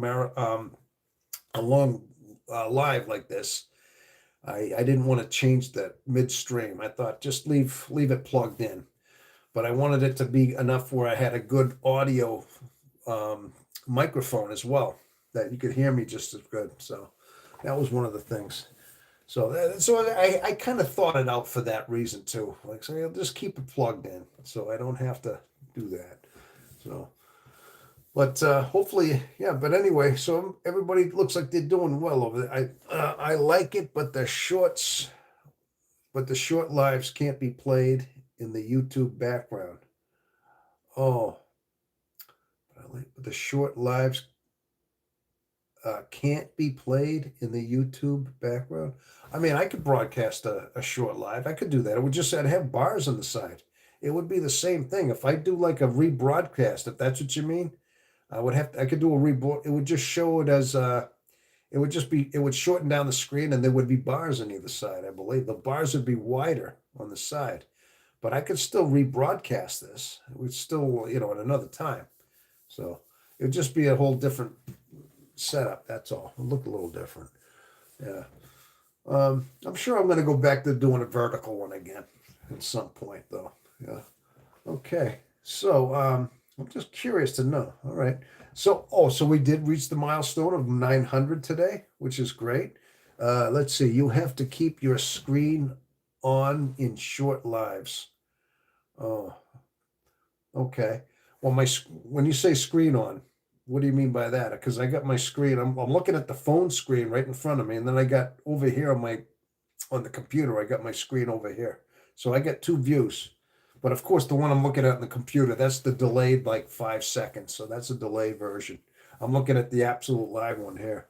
So, but anyway, yeah, it's either way, it's decent, So, anybody, would anybody like to talk about something? Anybody have a little piece of advice, anything like that? Any concern, anything like that? If not, no, because again, you're gonna get me jumping down a rabbit hole, right? Hopefully, I jumped down a good couple of rabbit holes today. That's all. The viewer has to. Oh, I see. The viewer has to. Okay. Well, they allow you to do it. They allow you to go live vertically like this. So there's got to be a reason why. So it's just a different format. So, but the viewer has the choice of doing that then. Okay. Well, all right. Well, okay. So, what the heck? No way. Come on. That can't be true. People, listen. Listen, I just checked my subscribe. It says I have 910 subscribers. Are you telling me it went up 10 subscribers since I've been doing this live? I was at less, I was at minus 100. I was at 890 something. You telling me 10 people, like 12 people came in on this one live? I'll tell you what happened. I went vertical. See what happened? Listen, Jethro, man. I mean, I don't know what's going on. This vertical, this is like a totally different thing. You see what happened? I mean, a lot of new people came in, and they're all, yeah, they just it's up to 910 now. I don't think I've ever seen it jump that fast before. I really don't. Um, that's mind blowing right there. It really is. It's something else. Okay, I'm back to. So I just checked. I mean, see, I had to update. I had to update my screen. And now I'm up to it. I never saw it jump up that fast. Well, I'll tell you, yeah, see that vamp isn't that's kind of cool. That's awesome. Yeah. Hey, we're gonna have to party like it's 1999 when I get up to 1,000. Hey, I'm getting close. I can't believe it. Yeah. Hey, when I started doing these lives way back when, I mean, I think there's been at least 250, 300 subscribers since I did all that. Some of you core stuck right with me, and I tell you that. Uh, uh, the trollers are coming back. Okay, all right. Wow, nice. Well, thanks, Vamp. Has anyone feeling high emotions? Has anyone been feeling any high emotions lately? High emotions? You mean when you say high emotions, meaning like an overabundance of emotions? I'm not sure what you mean. I mean, you mean like, what do you mean in general there, Vamp? Do you mean like as in in the world, just like on this chat? What do you mean exactly when you say high emotions? Uh, uh, Big time raw emotions. Okay, I just stubbed. Rage, sadness, anger, stress, distress. Okay, all right, I get that. Oh, well, hello there. There's some new names coming in here. Okay, all right. Jack Crawford. Yep. Okay, and I see somebody else who. Uh, no, I'm sorry there. Listen, whatever your name is there. No, that I'm not your type. I see what you wrote there, but no. Okay. Yes. What did Jack say? Okay. Yeah. Okay. Yes. What Jack said. Oh, you mean like that? So you're basically rage, sadness, anger, stress. This. Okay, like that kind of thing. Um, I don't know. For some reason, sometimes when I go out in the public, I mean, sometimes I just went to the grocery store. I usually keep to myself. It seems like a lot of people try to do that, but I try to get vibes of what I feel when I'm in a grocery store and try to get an idea or read as to what's going on. And sometimes, sometimes I'm not feeling a lot because I'm just trying to do my thing. And not only that, there becomes a certain, um, you get used to just mundane things, everyday things. And a lot of times there's a jumble of emotions I'm feeling. I feel all sorts of this. What you're describing right there, I feel them like almost jumbled together. Yeah, you're a rage, sadness, anger, stress, distress. I feel these jumbled up, and they're always just in the air sometime. And it's sometimes it's like I feel like I'm used to it in a way. I mean, so what I try to do is I try to pick up on the ones that are critical, the ones that I really should pay attention to. I mean, I try to read a room, I try to see what's going on, and sometimes you're picking up all these different things, like you said, Jack.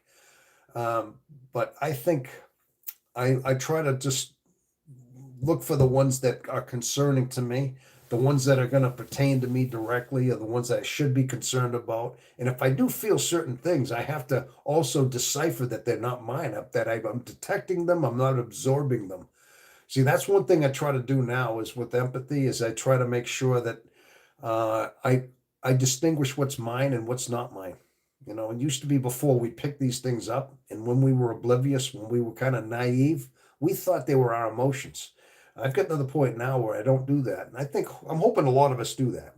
We know what we're detecting, but the ones that are actually strong, powerful ones, these are the ones that concern me the most. And usually, a lot of these stuff are just jumbled together. So I mean, that's what it seems like. Dude, you like BB? Uh, Yash. Hey, wait a minute. Yash, I think, what is BB? I'm not sure what that is. Since COVID, people are a lot less social. Exactly. I've thought that. I thought that too. COVID really did a number on society. I mean, it did a lot on the economy. It did a lot on just families. It did so much. I think it did more damage than anything. When they had a lockdown, a worldwide lockdown, I think they overdid it. Now, I don't know about you people. I had gotten COVID at least 3 times. I had it. I had a job that was an essential job, essential working job. So I kept working. They couldn't shut me down. I wasn't like in the restaurant business or any of that where they had to take my job. Boy, nothing like that. I was an essential worker, essentially. But I had COVID at least 3 times. I think I caught it early on before they even had a lockdown, and I remember getting weirdly sick, coughing a lot, and feeling run down for a couple of weeks, and I just kept working, and I was coughing, and I just thought I had a bad cold. And like I had worked through colds many times in my life before. And then they talked about the lockdown. And then I remember like everybody I was working with, everybody in my whole shop, we all had the same cough and we were all getting sick at the same time, but we worked through it. Yeah. And yeah, that was okay. Oh, Netanyahu, is that what BB Netanyahu? Um, Do I like Netanyahu? Oh, Prime Minister of Israel. Well, okay, I get that now. Do I like him? Listen, uh, I don't know. I think he's trying to he's got a tough job. He's trying to keep Israel safe, isn't he? Yeah, he's had a lot on his plate. He's got enemies all around him. I mean, Israel's got a really tough place to live, and he's got all of his neighbors around there are inf- always trying to attack him. Especially, I guess they just had a bombing. They had to bomb Iran. I don't want to get too much into Again, this is getting political. You're stepping me into political territory. Now, I try to draw a line with this, people. Listen, no offense, but this format that I have is not a political one. And if I start doing that, it's just if I'm going to decide to get political and have opinions like that, I'll start a channel where we could go that way. But this is not the format, okay? But we spend more time on just like personality types, psychology, things like that, things that interest us. But I try to steer away from that topic. Okay, trust me, I have strong opinions and beliefs, and I vote a certain way. I mean, I have my I am a participant in it. I just want to keep that away from this channel. Okay, so please respect that. All right. But if you have any questions about maybe any things about psychology, about even listen, I'll talk about spirituality. I'll talk about the spirit. I'll talk about God. I mean, I won't go into religion because I think a lot of our personality type is spiritual. So I think that's an aspect of us. But political, I'm not going to do that. Okay. Although I think, so non-essential workers get paid so much. Yeah. Well, I had no choice but to do that. Yes. Why is that the non-essential workers gets paid the least? Okay. Okay, but anyway, yeah, but anyway, so the COVID thing, yeah, it did make people very, it kind of really dampened the whole world, and I think it's going to take a while to recover. I mean, even, um, okay, I didn't get COVID until the third time around. My friends got it twice, and her husband twice. Yeah, uh, read it wrong, man. Oh, okay. Oh, I see. You read that wrong, way wrong, bro. Okay. Okay, definitely took that the wrong way. I get that. So, um, yeah, but I definitely think that there is a certain like angst in the air. And I think a lot of us are feeling that. I think, matter of fact, there's another station. If you notice the INFJ Circle guy, Jay Scott, I've been watching him sometime, and he's talking. He's been going on, putting out videos, and he talks a lot about the vibes that he's picking up. Something's off in people. It's just the society at a whole. I think a lot of times I think you can see it in just our society, especially here in the United States. Um, you can see people aren't the same anymore. People are so very wrapped up and they're very. It seems they're very self-centered in a lot of ways, and they're very much into themselves. And then, consideration, common decency for people isn't like it used to be. Just common courtesy for other people, saying hello, how are you, just nodding your head. Little things we used to do that just, as a society, it just seemed to be gone.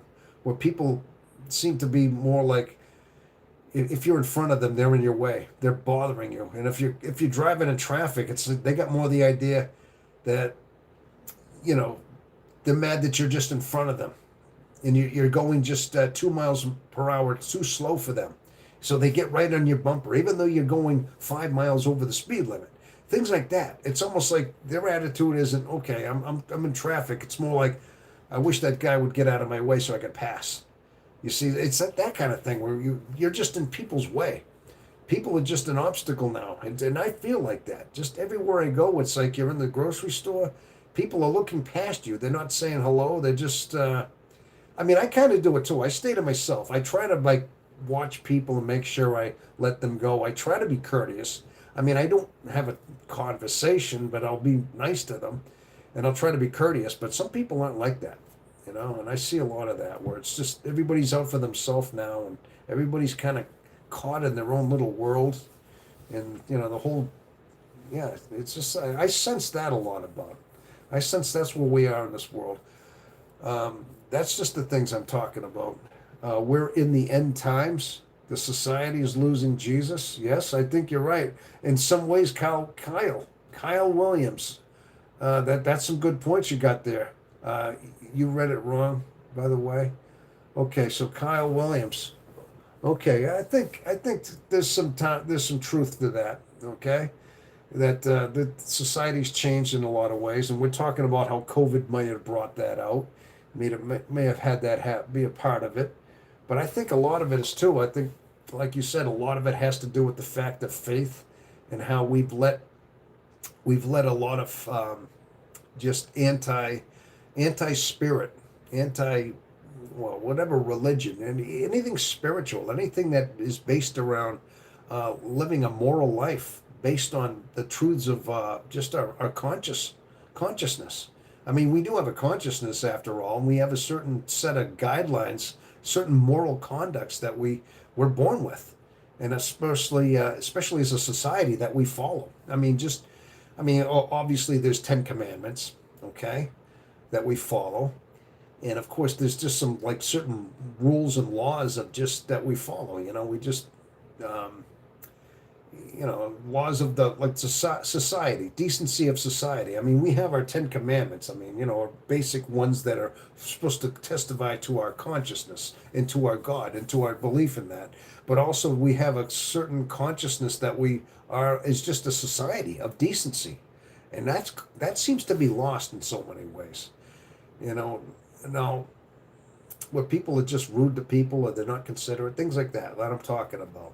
It's unfortunate, but I think a lot of that got lost, and we had a certain level of that years ago, and it's over the last few decades, especially. It seems to be just vanishing. It just goes away.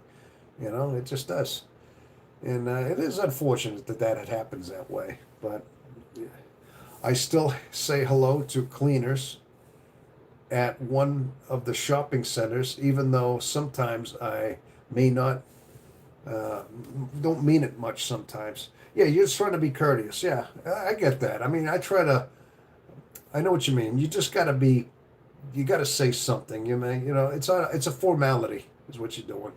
You don't have to spill your guts out to every little thing. You don't have to be like, oh, hello, yeah, as long as you're just acknowledging, that's all it is. Yeah, right? So, what's up? Hello there, Cindy. Cindy CVG. Yes, yes, this is what's up. We're just having a discussion a little bit about everything. Yeah. So, uh, uh, I just make sure I smile at people. Yeah. Well, I mean, I tend to sometimes. I think, listen, that's what I think we can do. I mean, as we have to just try to maintain at least our own sense of decency within our own personal way. I mean, we can't really do it as a whole collective. I mean, as individuals, all we can do is that. We can just kind of maintain ourselves and just keep a good heart within ourselves and not to be consumed by others. Don't act like they do, because a lot of times, I mean, sometimes negativity can be infectious as well as positivity. And I mean, if we're in a bad frame of mind and a bad spirit and we're negative, then people are gonna just drag us into that level and make us act like them. And then two wrongs make a right. You see, then people are just, a lot of times you see that happening. They're angry because somebody else made you angry. They don't rise above and say, well, I'm not going to let you ruin my day. It's like more like, well, if you ruin my day, well, next time I'll make sure I ruin yours worse. You see? And then nobody learns anything. People just get more cynical, more angry. It's up to us just to rise above that. It's all about our own decent set of morals in within us that just keeps us grounded, just keeps us living good. And we have to make sure that we keep a good, clean spirit, good conscience, stay true to our principles, and just not let people infect us. You see, that's all. We got to just try to keep our composure the best we can. That's the best example we can do. And then all of a sudden, if people see that, they'll say, well, no matter what, somebody got mean and rotten to somebody, or just they didn't let it affect them. It didn't affect their day. They didn't they didn't ruin their day. Yeah, that's all we can do. Okay. Uh, Pray for Cindy. What happened, huh? Oh, I'm sorry. I'm in the hospital with heart failure. I'm only 36, and I'm a mom of 4 months. Oh, geez. Sometimes it does matter. Make someone's day. Exactly. Pray for, well, yeah, let's yeah, we'll pray for you, Cindy. Hopefully you make a recovery. That's unfortunate that happens. Okay. Yeah. Yeah, everything. What's happening? Uh, so must be you're probably flipping on your phone, looking through YouTube, and just happen to see a live. Okay. Uh, Hope you're well, Cindy. Yes. Okay. That's not the sentence you think it might be nowadays. Uh, we got another one. Anthony. Hello, Anthony.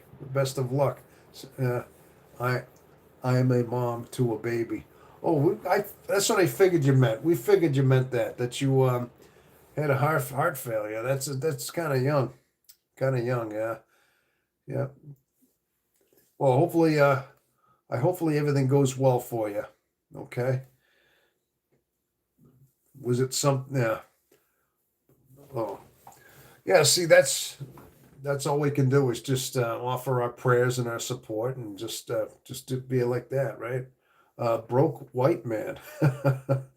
I'm brand new here, so hello. And Cindy, prayers with you and for you. Okay, thanks, y'all. See, I got a lot of new people, but so many new people are passing through here tonight.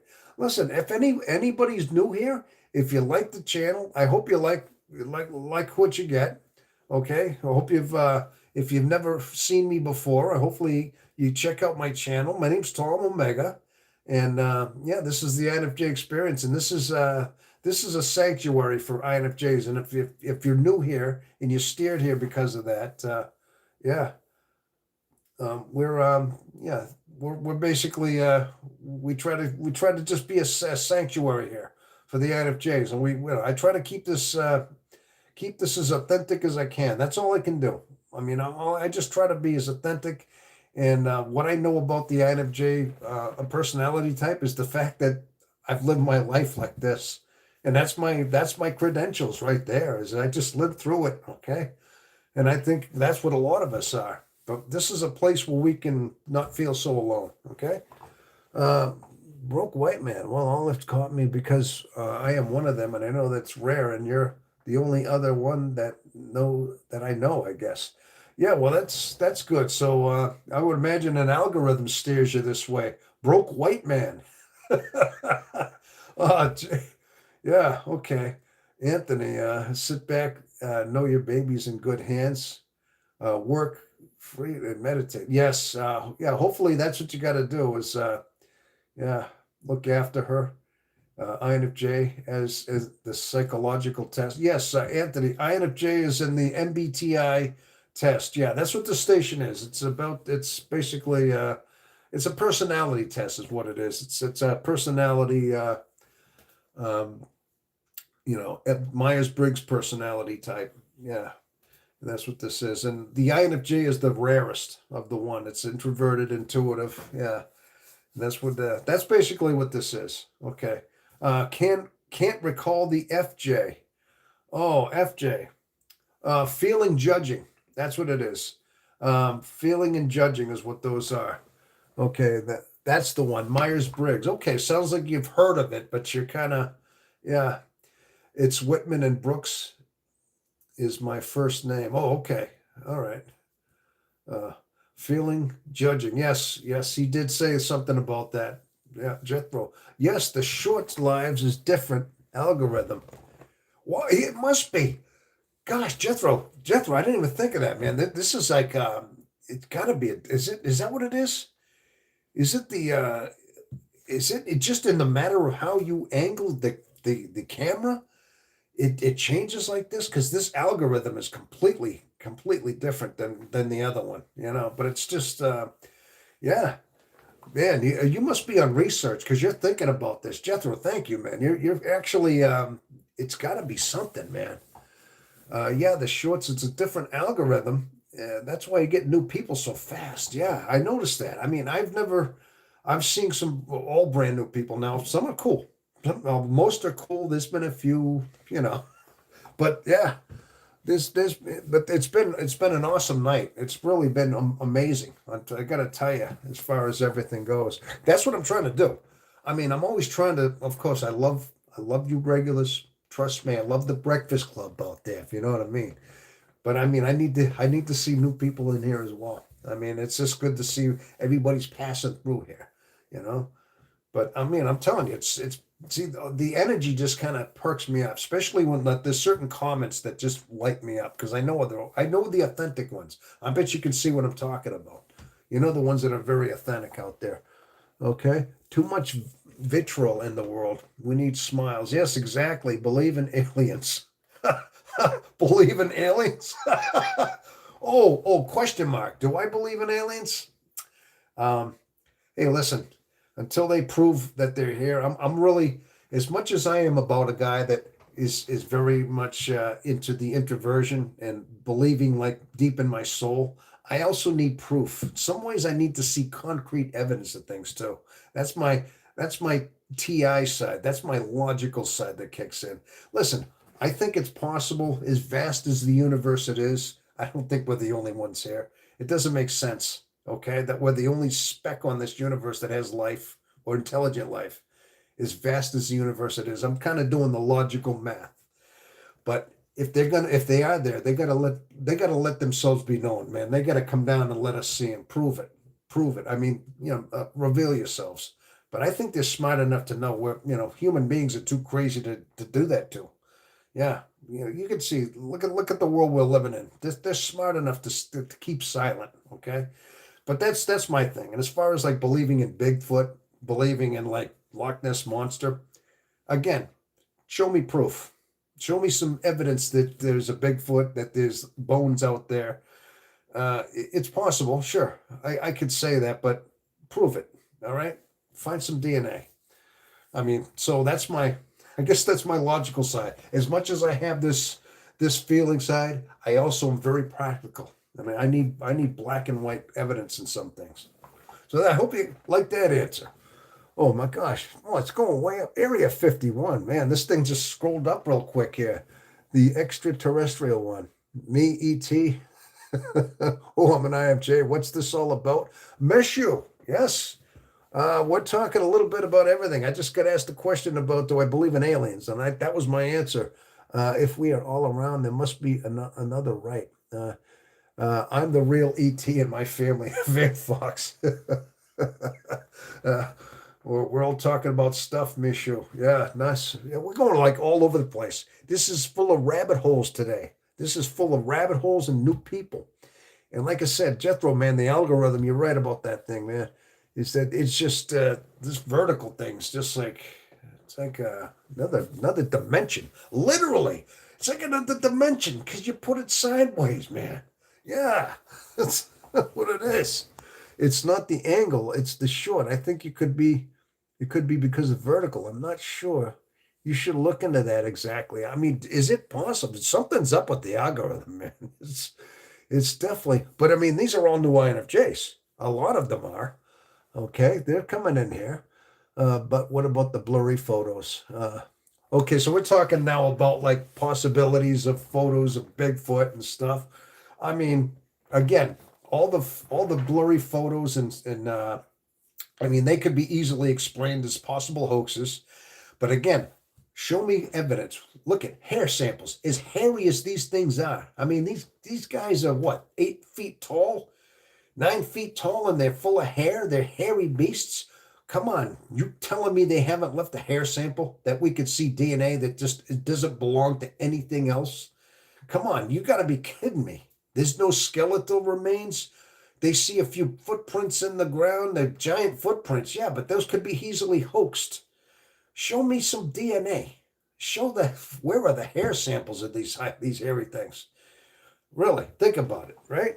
Okay. So I remember my brother gave me a test and I didn't know what it was, and I was an infant, answered weirdly enough. Okay, I did a joke. These blurry, I mean stupid autocrat. Okay, all right. Uh, thanks. It's been fun to have what is that? A cryptoid evening, Kyle. Oh my gosh, that's funny. I got quite the interesting crew tonight. I'll tell you, 15 watching. Well, it's unbelievable. I've actually been here 3 hours. This has been one of the more interesting 3 hours I've had. You know, footprint, handprint, something. Exactly. That's my point. You know what? Again, I'm open to the possibility. My mind is open to these things, but I still want proof. I still cannot believe this blindly on. Even you see what I mean? That's my logical side. I need concrete evidence for me to believe stuff. All right. I mean, but then you say, well, how do you believe in God? You never saw God. Well, faith in God is internal. It's spiritual, and there's this wholly different way of seeing things. I mean, I was an INFJ as well from the test my brother gave me. Okay.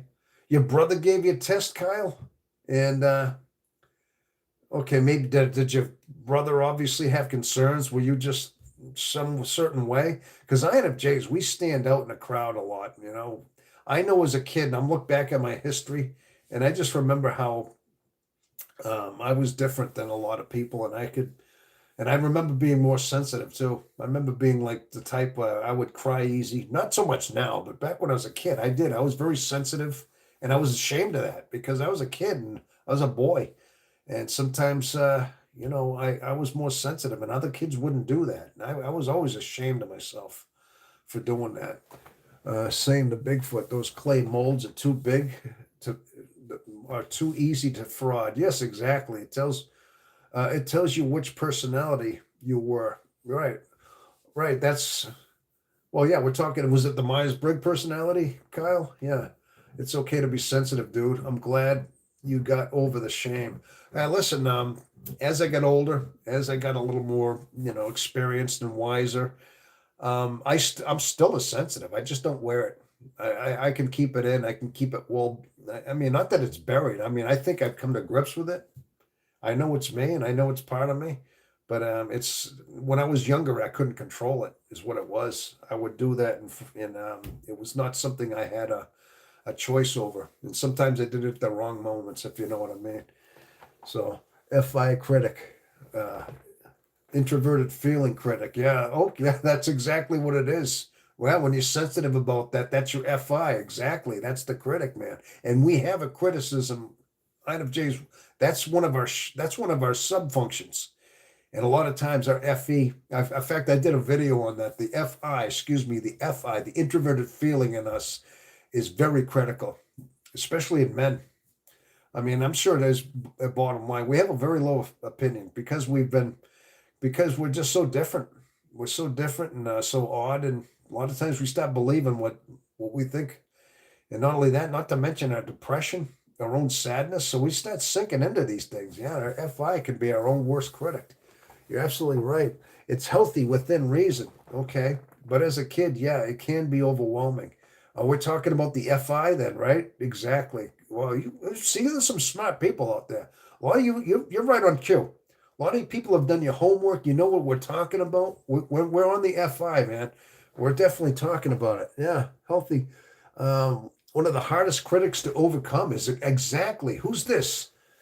Uh, Anadu 3300. Yes, it is actually that's actually something that we have to come to grips with is come up with our own self-esteem. That's the self-esteem basically that we have to look deep into. Jethro, you're in the short feed live is why I looked it up. Oh, okay. All right. So it's the short feed live, and that is a different algorithm, is it, Jethro? Is that what that is? And you looked that up. Okay, and it's different than the vertical feed then. So, like I said, this is stuff I didn't know. I just figured I'm just going with a different look, and but I got a lot more than a different look. I got a whole different algorithm here. I'm glad you found it though. Really. Okay. Vamp. I find that with myself, I can self-critical. Yes. I think that's something we all go through, Vamp. Yeah. But that's one of those things we have to overcome. And a lot of times, like I said, meditation and not being caught up in our thoughts. That's a lot of the good reasons too, because so many times our thoughts are what pull us in. Our thoughts are what we swirl into. Remember, I talked about meditation, about finding that still, calm center and getting out of our thoughts. I know I haven't talked much about that today. Um, I really need to focus back on that. I keep saying that. I keep saying that I got to come back into the meditation and come up with the techniques. But that's so very important for us is to find a meditation that works for us as well, because that'll help with our FI as well. Because we won't be listening to it. It will be ignoring them because we won't get caught up in this stuff. And that's very imperative.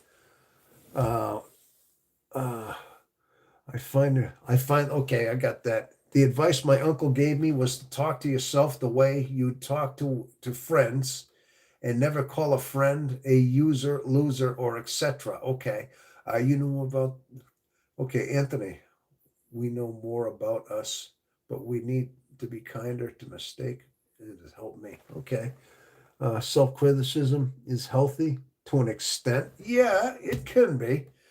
Self-criticism can be healthy to an extent, yeah, but you can't let it. But it can be toxic as well. Yeah, it can be very toxic if you let it as well. So there's a certain boundary.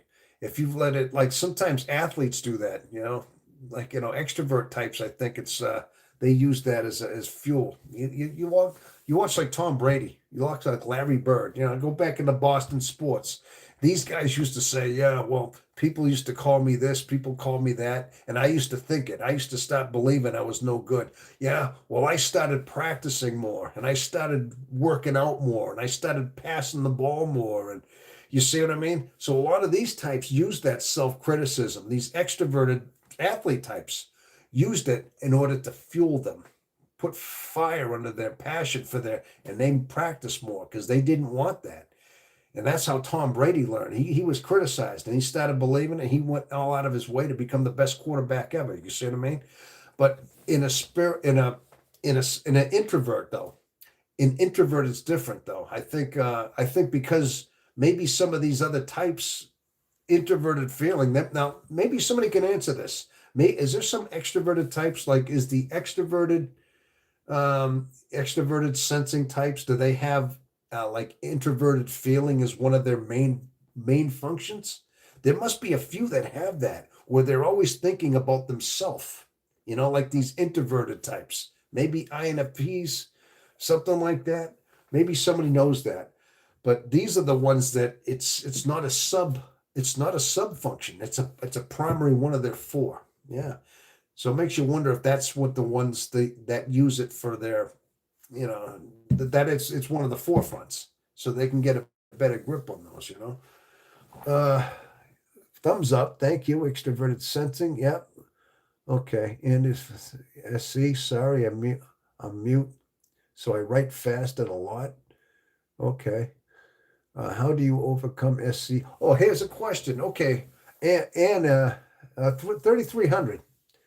How do you overcome SE inferior, man? I mean, it's hard, really hard when you're stressed.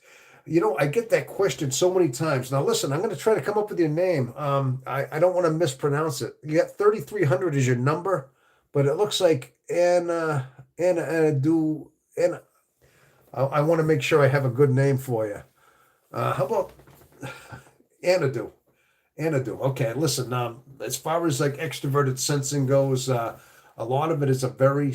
All I can say is you got to understand. First of all, acknowledging that it is a weak function in you. Just being aware of that. A lot of our drawbacks to our personality has a lot to do with acknowledgement and acceptance in who and what we have, and also understanding our personality type. When you know you have extroverted sensing is inferior with you, and that's something that you're aware of. That's the first thing, just knowing it. Second part is rising above that.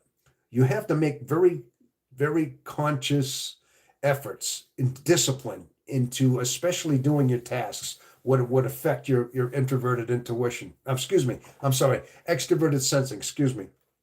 In other words, if you're working for a living and you got a task to do, you have to be in the present. You have to really train your brain to stay in the now, and you got to focus on your task. I mean, if you got a hands-on job, whatever it might be, you can't always be projecting what you're doing now in the future, 10 minutes from now, because we have a tendency to jump ahead. We're future planners after all, and we may be doing our task here, and we're already looking at something like beyond us, but you have to stay focused on the now, and you have to really do that. I mean, you have to really coordinate your fingers and your hands and stay very focused and tell yourself, whoa, don't let your thoughts run away.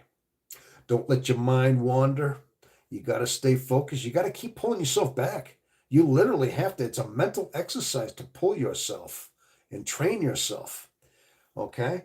And it's almost like when you're meditating, when you're finding a meditation and you're trying to find that still inner center and you're trying to get outside of your thoughts, as I've talked about before, and you're trying to, because we're always going to get pulled back into that swirl of our thoughts. Okay. And somehow we have to find that center, that calm, still center that we get out of our thoughts.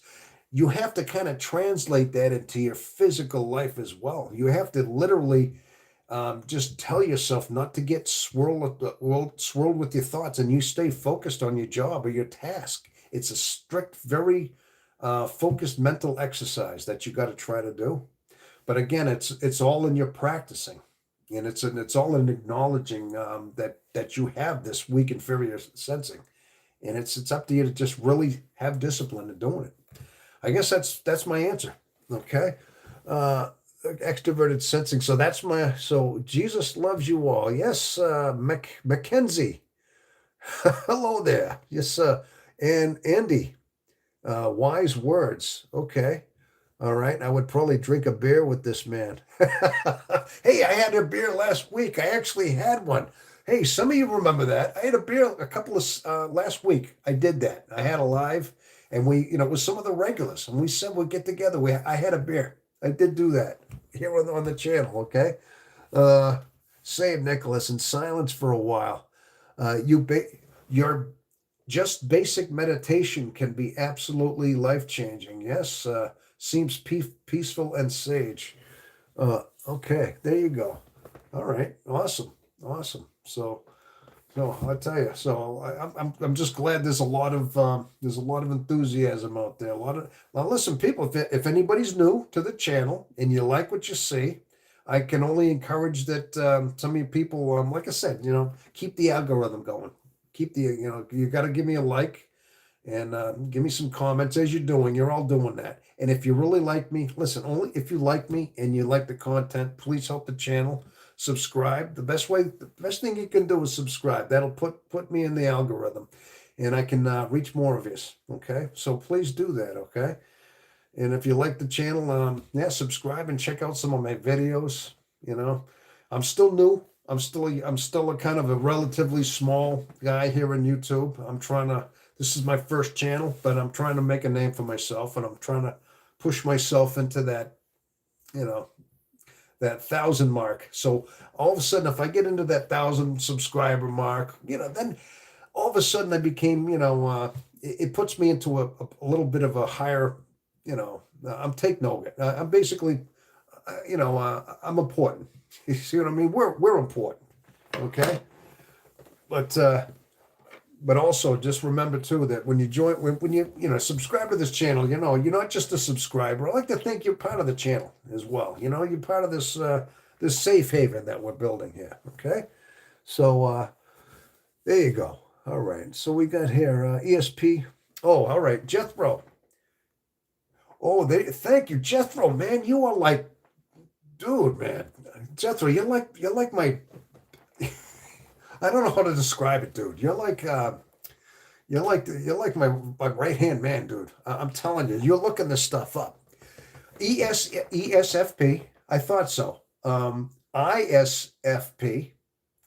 INTJ. Really, INTJ.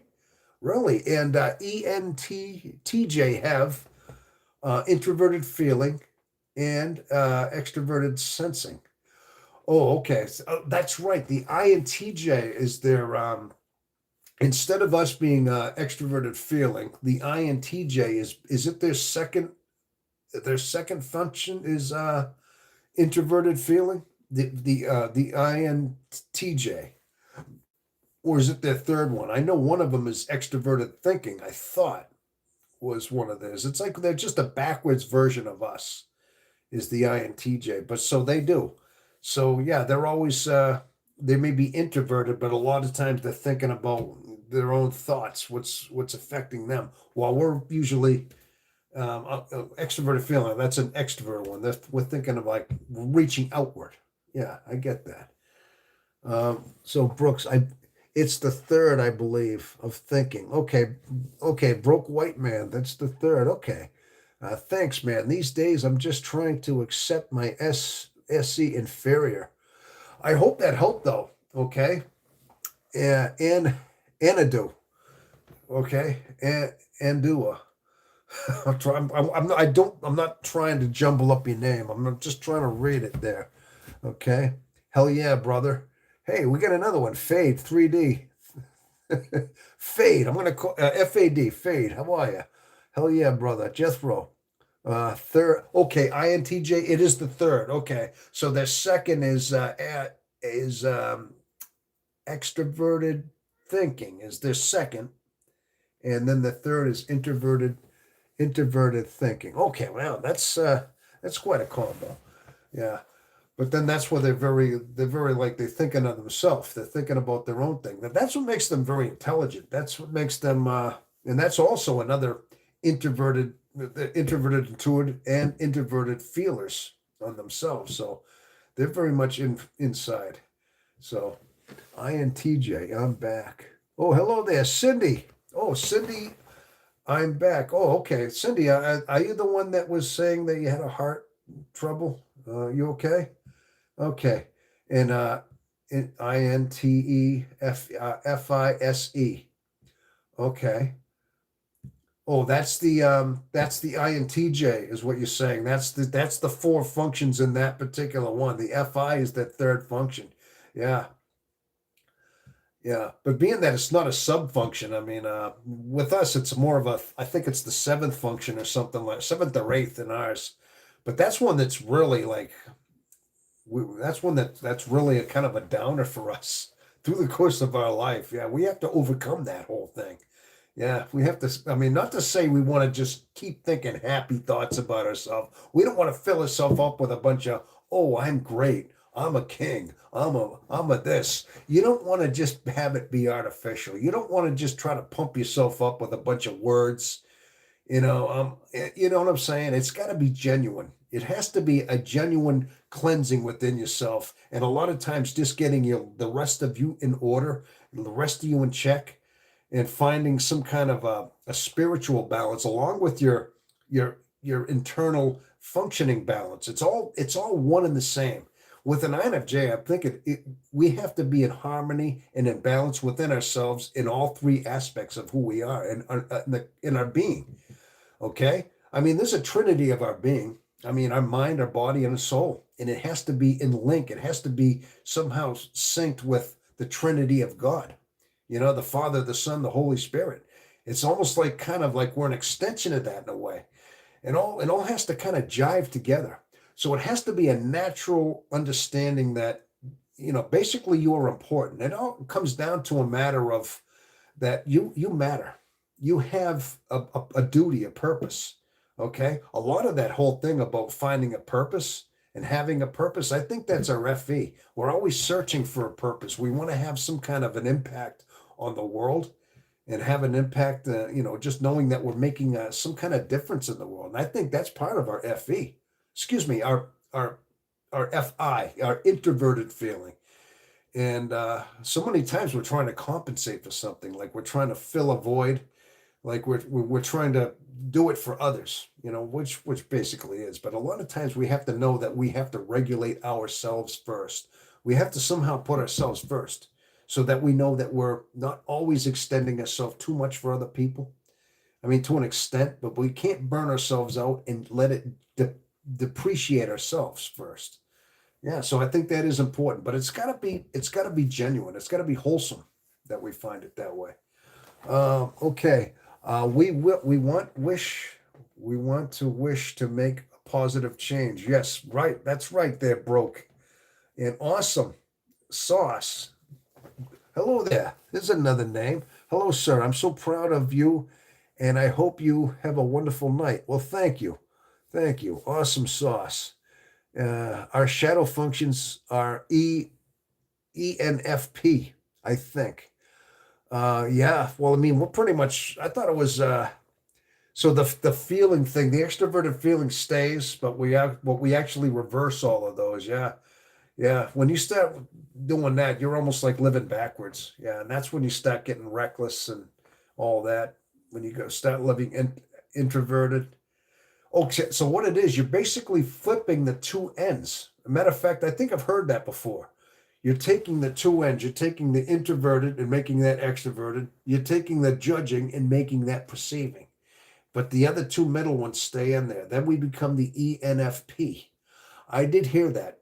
That's the shadows, the two ends. And I think that's how it works for most types, is that shadow function is what reverts back. Yeah. I mean, excuse me, the two end ones. is what the shadow is. I got a question for you. The bone spur my knee, I should go into my spine, and the pain shooting back in my neck makes me have eggs, and for weakness to my knees. What? Uh, making me have eggs for the weakness to my. What kind of question is that?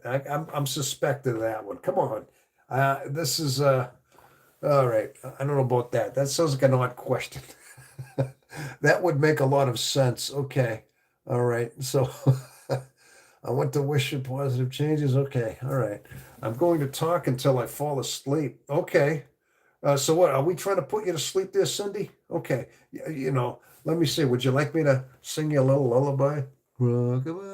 I could do that. I could whisper sweet nothings or something, I'm only kidding. I'm kidding over there. It's your sciatica. Yes. No, what are you talking about the eggs though? I don't understand that. What you're talking about making me have eggs? Yeah. Oh, okay. So Cindy said it's your sciatica, Danny Cotton. Okay, I didn't even think of that. That's a medical question though. That is a medical question. Talking about the sciatic nerve, yeah, pinching, and it's causing you to have weak. The eggs threw me off. I was trying to figure out what eggs had to do. Yeah. You might want to get yourself checked out there. You definitely get maybe you need a cortisone shot. Hopefully you didn't twist hopefully you didn't bulge a disc in there. And I have one of those. I think you might have a few bots passing through. Yeah, I do know that. I'm trying to. Yeah, yes, I think he meant. Oh, You know what? I didn't know what that. I thought that. Listen. I'm trying to be. I'm trying to not come to these rapid conclusions. My mind is saying that's probably what it is, but I'm trying to be civil until I know for sure that's what's going on. I see them in and out of here. I see the trolls and stuff. I hope that but they are coming through. I've had a lot of them tonight. Again, Jethro, like I said, it's like something about the vertical. It's just it's definitely some kind of new algorithm. So, but I've had quite a few tonight. There's no doubt. Okay, so uh, all right. INFJ personalities might come across as somewhat reserved, but they are fueled by a profound internal passion. That's right.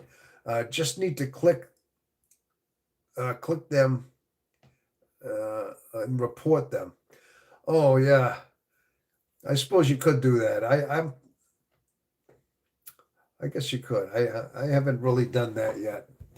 I'm just seeing them. I'm seeing them cycle through. I'm just trying to take it for what it is. I hopefully listen. I hopefully they're not that their words do not bother my audience. I hope, but they're happening so fast. Sometimes I may miss them if I'm looking away. If I'm looking at the camera here, but hopefully we just can see it for what it is. All right. And I has an inner desire to repair. Okay. All right. And I has an innate desire to repair. Okay.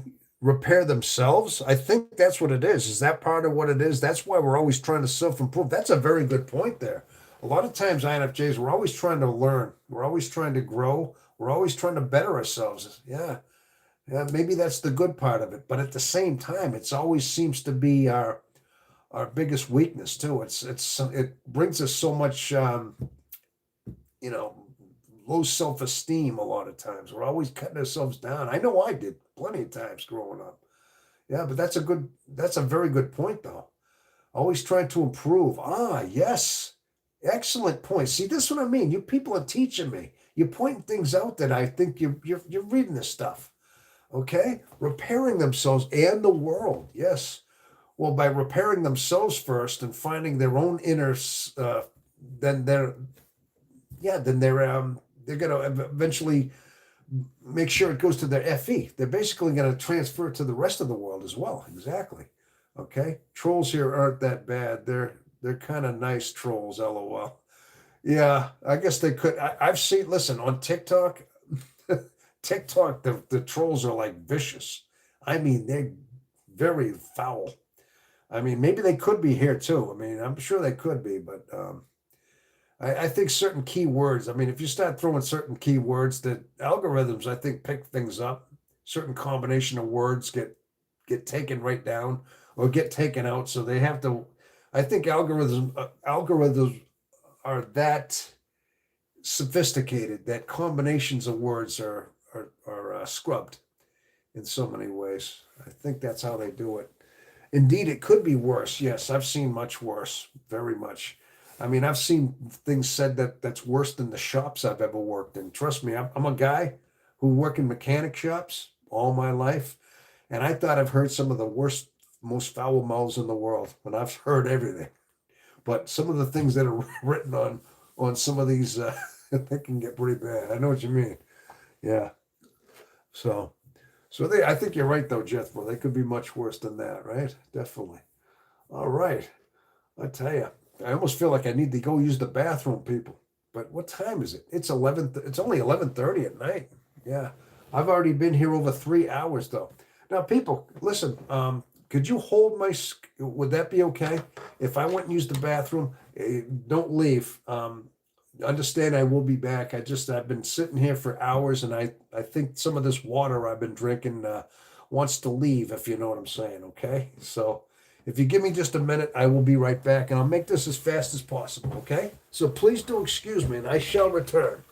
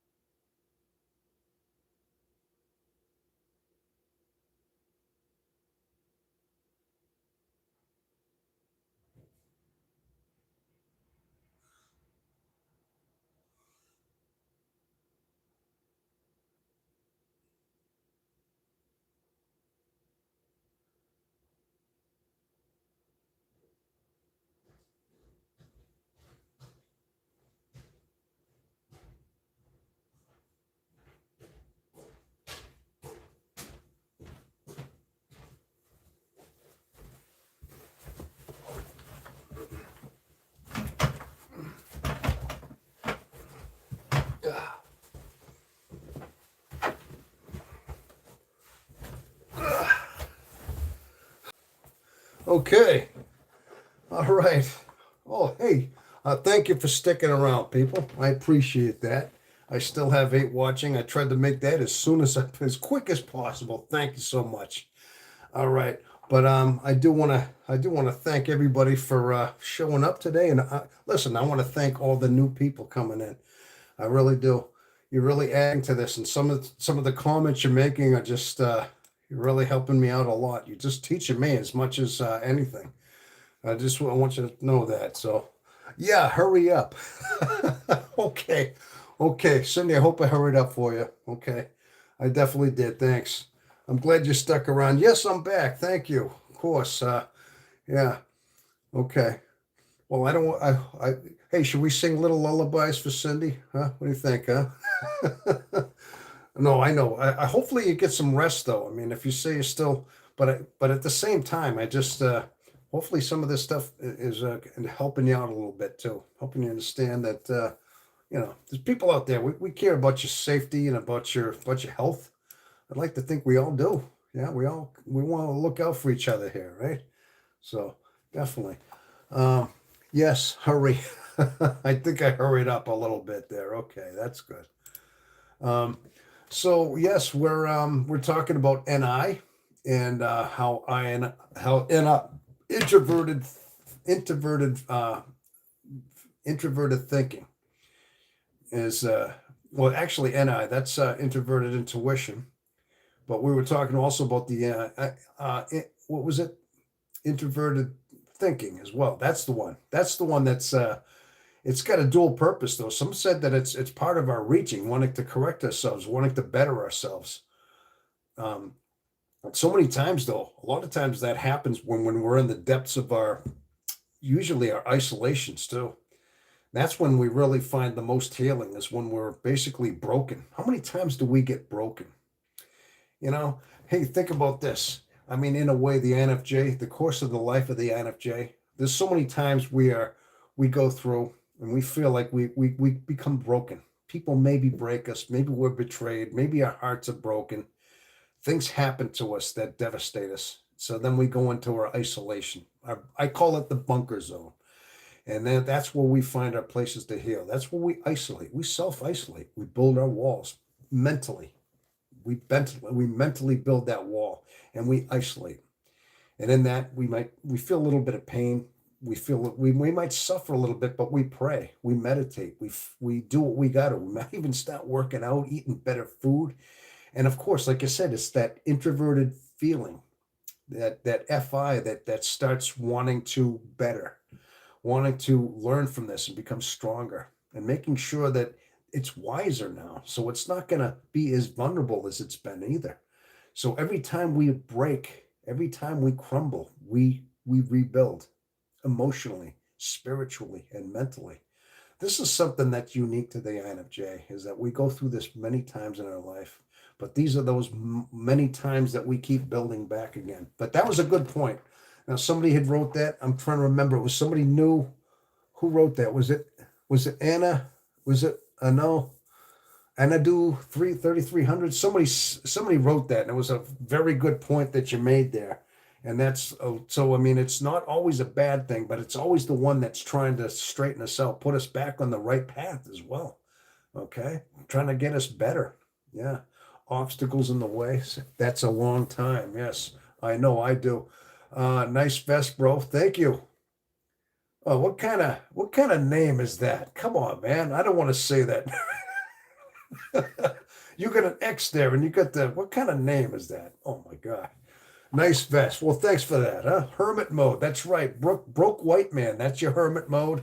I call it the bunker zone. I mean, there's different names, and hermit mode's a good one. I believe Wennis calls it that, and I've heard it called that, or monk mode. That's another one I've called it, because a lot of times monks go into these too. They go into their what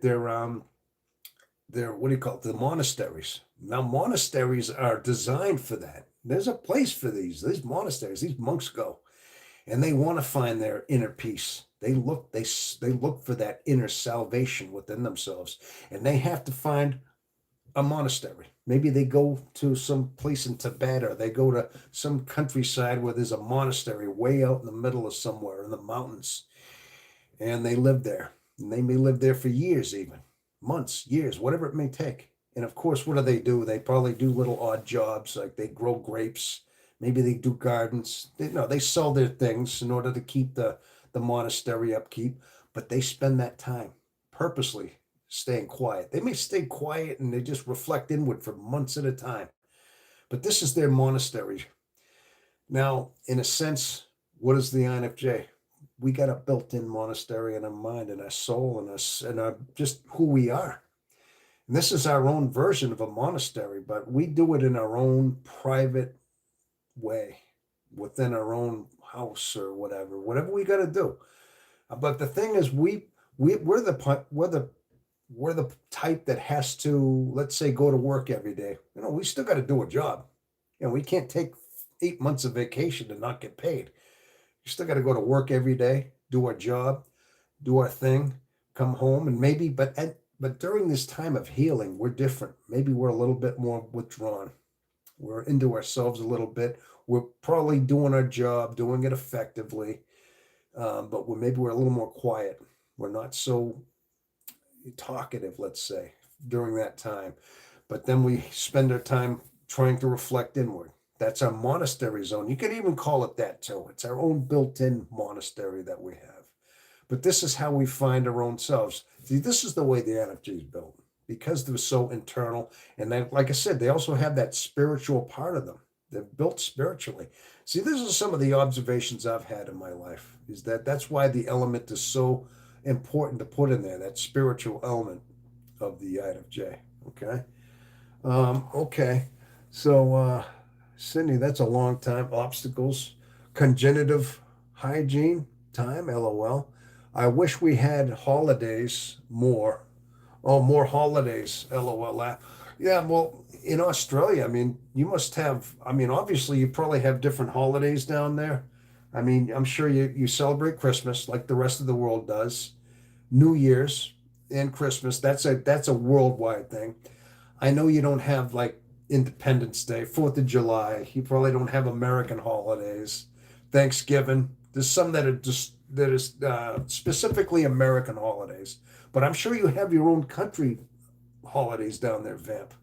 Your own maybe. I mean, I don't even know what they are. Maybe, but yeah, we got to have holidays. We got a few, but I wish you had more then, huh? Well, you don't have enough? How many holidays you get a year, Vamp, down there, huh? Okay. Making money is hard as an INFJ. You think so? You think that's true? I want to be an INFJ millionaire. Life would be complete.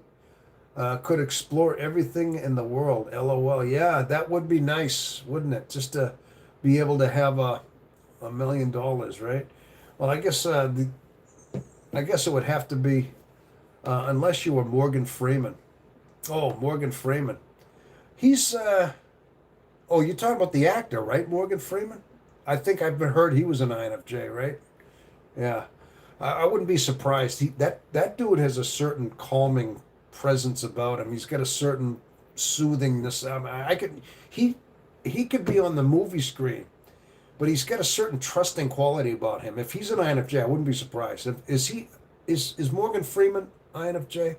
Because I see him in his movies, and he looks like the kind of guy. Just the way he looks, even just his screen presence, he looks like the kind of guy you could trust your kids with. He just has that way about him. I mean, I could be wrong about him, but that's just what he appears like. Just and he's always been like that. He's got a certain calmness about him. Yeah. Yes, yes, sir. So he is. Okay, really. I guess I'm not surprised then. Yeah. Matter of fact, I just heard a commercial, and I think he always does a lot of these commercials because his voice. He's got a distinctive voice about him, right? And hey, he's got to be he's got to be close to 90 years old now. I think he's pretty old now, right? Corporate, yeah, he's got to be. Corporate jobs are hard for INFJs. TE Trickster and SI Demon. Corporate jobs. Yeah, that's a good point you got there. That is because not only that, that's kind of, there's a lot of, it all depends on what corporation you're working for. There's a lot of high stress in those, and if you're having to deal with a lot of people in the same thing, if you're in an office and you're getting certain tensions and stresses, yeah, because it's conflicting in our peace in a way, absorbing all those energies. Another thing is too, being a police officer, being a cop, that can be stressful too. You're having to deal with people all day long, and if you say let's just say you're exhausted from all that, and you have to deal with a certain domestic situation, and now you all the stress of things you're having to feel like in that's going to pick up as well. So that's not a very good job for an INFJ. Even nursing, I guess it can be, but it can't be. I mean, it depends. I mean, it can have its ups and downs. I can imagine. Depends on how many people they have to see in a hospital and what they got to do. Bottom line is, I think a lot of times INFJs, I think they're better off in solitary jobs where they work alone, where they can have a lot of alone time, think about a lot of things, where they're not picking up a lot of energies. And if they are having to work with people, it's probably got to be a certain hand-picked environment of people that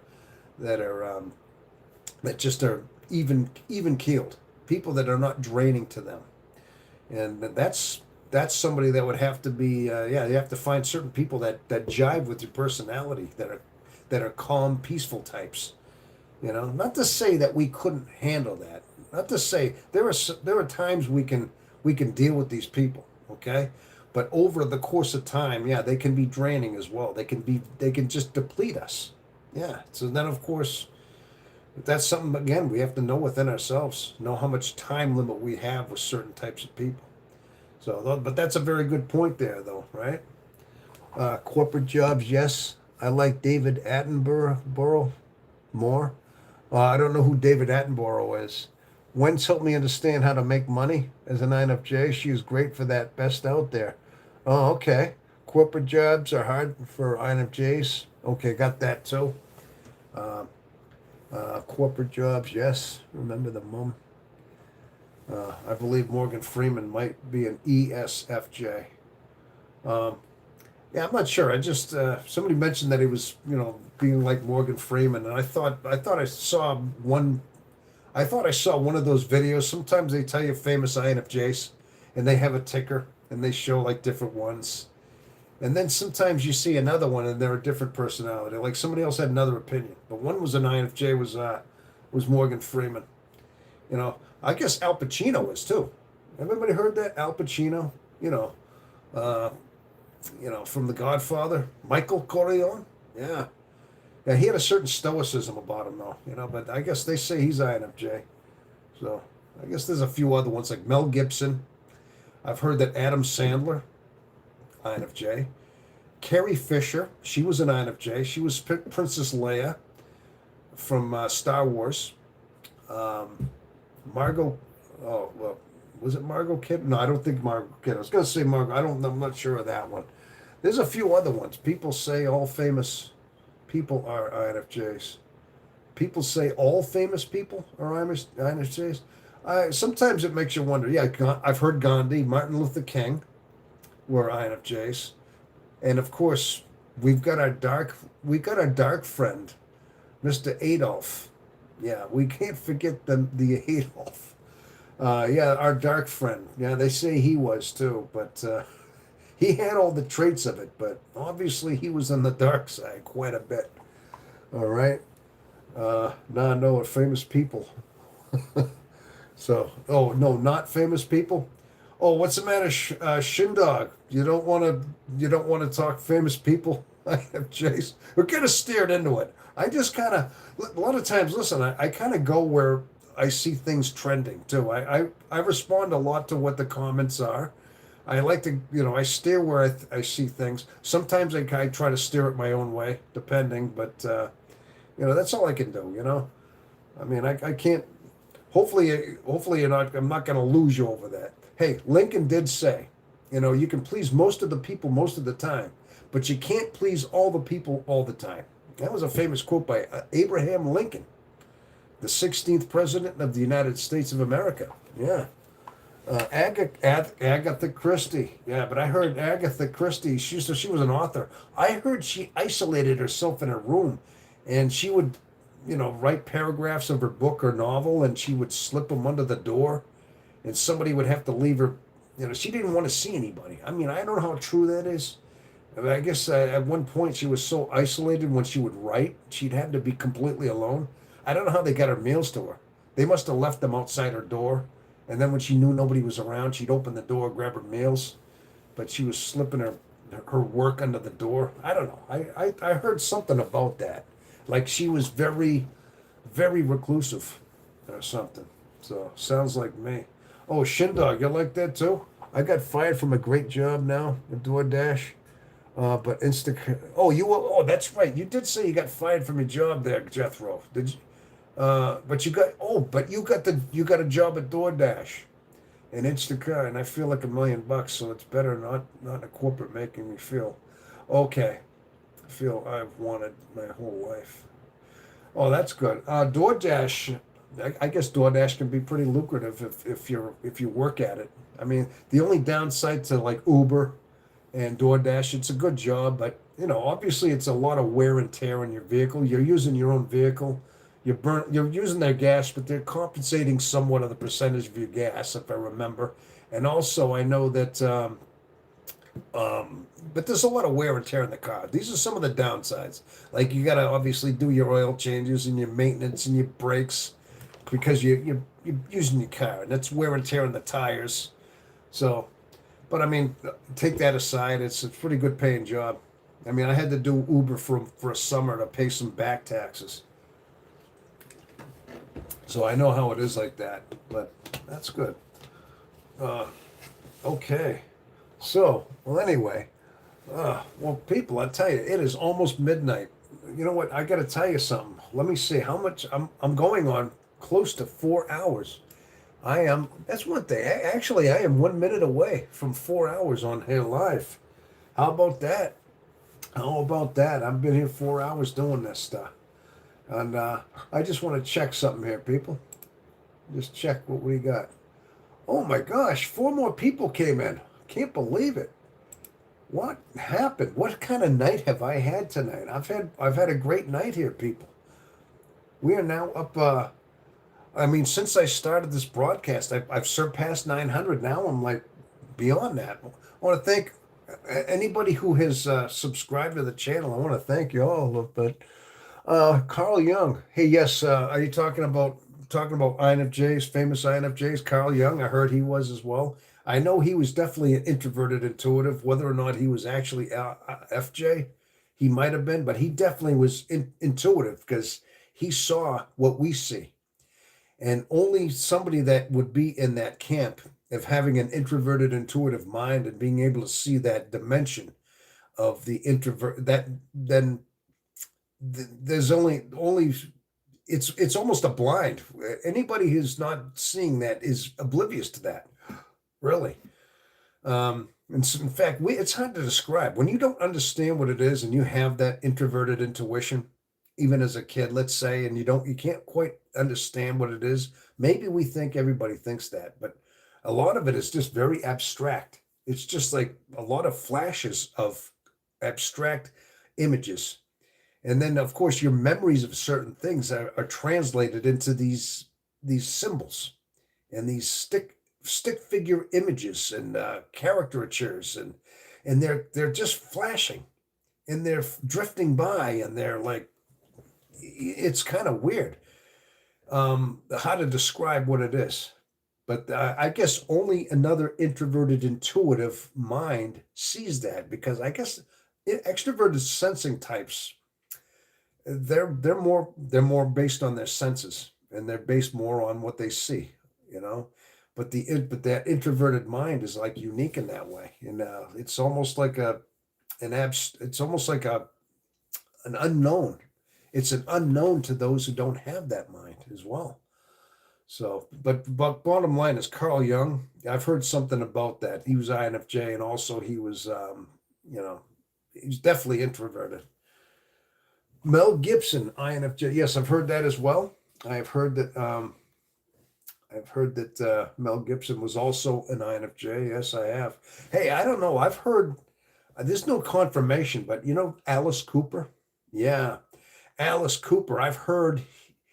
Now, I don't think it's confirmed. I don't think he's released a test and said, he hasn't, made it like confirmed anything. But I've heard a lot of times that Alice Cooper, he has all the traits. He has a certain way, he commands a certain way.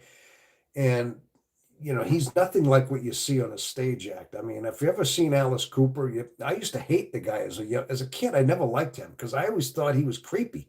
I always thought he was like one of those weird rock stars that was just like his stage act, and he was all drugged out and he was all like weird and stuff like that.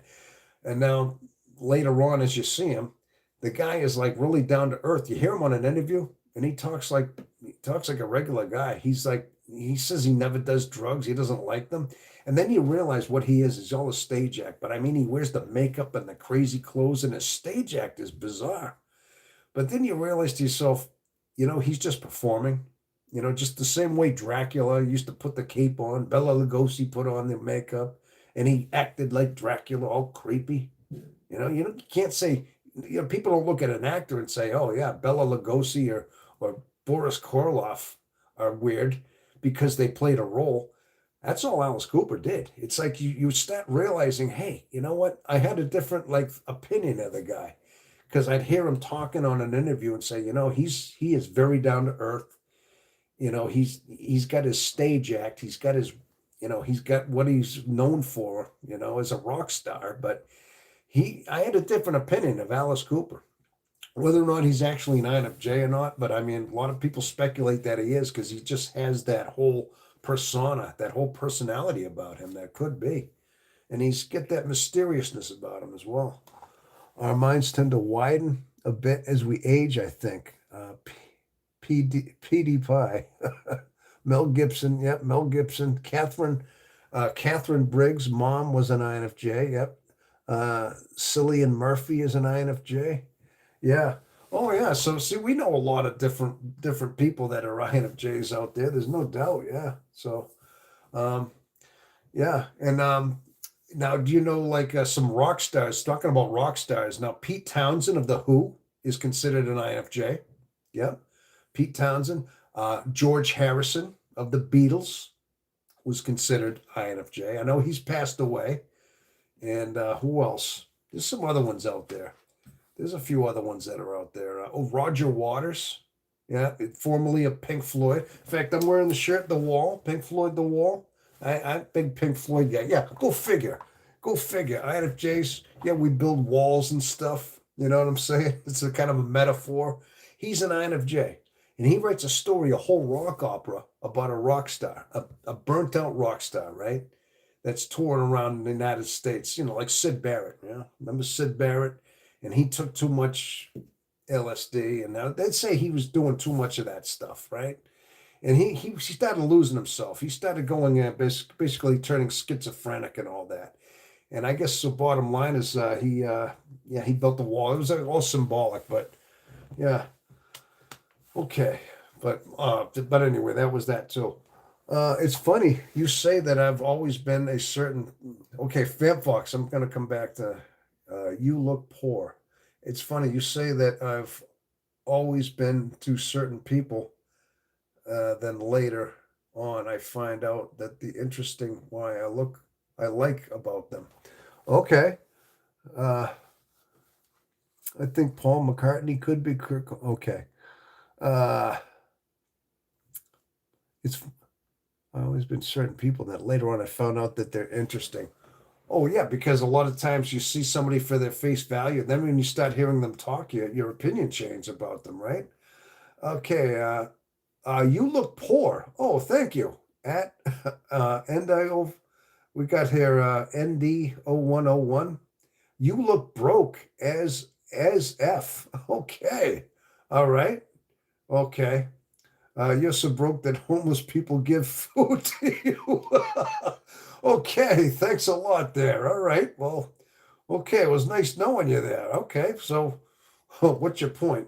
I guess you're better than me, you know? I know, I'm just a lowly old guy here on YouTube, just looking broke and looking pathetic, you know? But I'm sure, but thank you for putting yourself higher and elevating yourself more than I am, you know? So, yeah, but yeah. Okay, you're welcome. Yeah, I'm poor too. Oh, all right. Well, geez, I don't know. But anyway, yeah. So anyway, so people, what do we got here? We got 7 watching. Okay, we got 7 watching. So my core has been here. I got to tell you though, it's been a great night though, people. It's been great. I tell you, I'm going to thank everybody, all the new people that have subscribed to the channel and come through here. And if you're still out there, a lot of you have made this the channel much better. I got to tell you, I want to thank. Yeah, broke white man. Yeah, there you go. Hey, no name, no profit. Pick steady. Hey, listen, broke white dude, man. You're all right, man. I can see some of your comments. You're right on, and so is Anadu, and Andu, 3,300. Another one. Hey, oh, I see. You're kind of easy to assume things about people. Yeah, yeah, that's all right. That's okay. Uh, um, well, sometimes you know what I'd rather be underestimated and overachieved than to be overestimated and underachieved. You know what I mean? It's always better if I'd rather be underestimated with people. Okay, I really would be. So, But anyway, no name, no profit picks, but steady, steady winning to judge what they're seeing. Yeah, that's okay. I don't care. You know what? Hey, I've been called much worse for much better. You know what I mean? I really have. If somebody wants to call me broke, hey, I don't care. You know what I mean? Hey, I may look broke on the outside, but I'm rich and full on the inside. And that's all that really matters. And my mom used to tell me that my late mom, okay, she used to tell me say, and she said this several times, that you are rich in the things you don't need.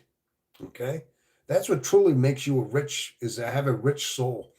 Because a lot of times the people that crave and need things in life are craving validation. And they're the ones that are craving like material things because they lack something within their heart, within their spirit. And the ones that need lots of things, flashy cars, flashy clothing, jewelry, make them look rich. These are the ones that are trying to they shroud themselves with these things in order to look gaudy, to look expensive, because they have a poor soul. Okay. I'm just saying, so I got to take that as a kind of a compliment to say that, I'd rather dress myself down and be rich in spirit than make myself look gaudy and look, but knowing that my soul is vapid. Okay. All right. So there you go. I'm rich on the inside. Exactly. Very good. You don't need materialistic validation. That's right. INFJs are good at assuming what somebody is. Okay. There you go. So no name, no profit. Okay, we got all that stuff. See, that's getting some of the comments. So see, that's basically the way we got to look at it. I mean, our richness is on our inside. Our validation as INFJs is our internal fortitude and who we are. Okay, and just think about it. When something like that happens, I mean, it's just right there. I mean, nobody can tear you down. What am I supposed to feel bad? Oh, somebody thinks I'm poor. I don't care. You should see me when I get out of work, and I'm all dirty and scruffy, and I've just got out of work and I get dirty pants. I mean, hey, that's what I do for a living. My hands are dirty, but you know what? I work for a living. I do. And I drive a truck. I know what I do for a living. But I don't care. Sometimes I let myself go a little bit, but I don't have to impress. I mean, yes, I'm on a camera right now. I'm trying to talk to you people. I mean, I have to impress to a certain point, maintain a certain amount of dignity. But hey, I mean, I feel rich inside. I mean, when your soul is complete, when you feel like you're intact inside, that's the greatest riches in the world. You know that? That's a lot of wisdom. That's what the philosophy's all about right there, right? Read that on a fortune cookie. Hey, there you go. Anybody who writes fortune cookies, all they got to do is listen to us guys here, us INFJs, and they can have a plethora of information on a fortune cookie, and they could probably just steal our information. You know what I mean? Now, wealth is not only measured in dollars and cents, not true. Wealth anyway. There you go. Oh yeah, they go broke white man. That was funny right there, huh? There we go, right? Yeah, there you go. That's all they got to do. Well, I got to tell you something, people. Listen, so anybody who's new to the channel, if you happen to see some of my videos, if you want to, if you're part of the channel, I do have some videos, and I've been doing these lives, and I do enjoy the lives. And I got to tell you, now, most of the time with my work schedule, I'll probably do them on weekends, like I am now, like a Sunday night, maybe a Saturday night is when I in particular do the lives. So that's pretty much the times. Um, if you want to, like I said, occasionally, once in a while, I might even announce it or just write it down in the what do you call it? The community post occasionally. In fact, I gotta update that a little bit anyway. I gotta at least say hi. I mean, every so often, every couple of weeks, I leave a post in there, and sometimes I announce that I'm gonna do a live. But usually, it's just the algorithm will just tell you. And if you're a subscriber, of course, you'll get all new notifications, new uh, the bell rings there. If you ring the bell, put the subscribe button with the bell. I guess that gives you notifications of when I put a live out or a new video for that matter. and things like that. So keep things posted. Again, I'm still a new channel. I'm trying to build up an audience here, and but this is definitely helping out quite a bit. And I'm glad you ventured into this channel as well. Okay, so well, uh, Bob Marley said it best. My richness isn't possessions. My richness is life. There you go. Very good. Yes. Uh, like like ever since I was younger, I didn't know what I wanted. I don't, if anything else, felt the same way, but I couldn't measure what I would like. Okay. Didn't know what I wanted. Well, you didn't know what you wanted, but so you didn't know what to measure it, what you would like. Okay. So, but you didn't just follow the trend. I mean, a lot of times people try to encourage us, like, success is being rich, having like millions of dollars and having a giant house. It's one that's so big that you'll probably never find every room, right? Yeah, and just having like a really expensive, beautiful car that's flashy and things like that, right? And having, I know that's a lot of times your materialism. Yeah, a lot of times that's an extroverted way of like showing wealth, just the more money you have. Yeah, money is freedom, though. Well, yeah, you got to work for money. Yeah, of course it is. Listen, there's nothing wrong with wanting to work, make money, wanting to make as much money as as long as it's you're not doing it for greed, as long as you're not doing it for your own ego. I mean, a lot of times it comes to money is freedom, but also money is security too. I mean, I work for a roof over my head. I work for food in my plate. I work for an office that I can broadcast in right now, right? I work for this computer and this software that I'm able to do. Yeah, I mean, those are the bare necessities. There's necessities in life, yeah, that we need. Yeah, clothing on my back.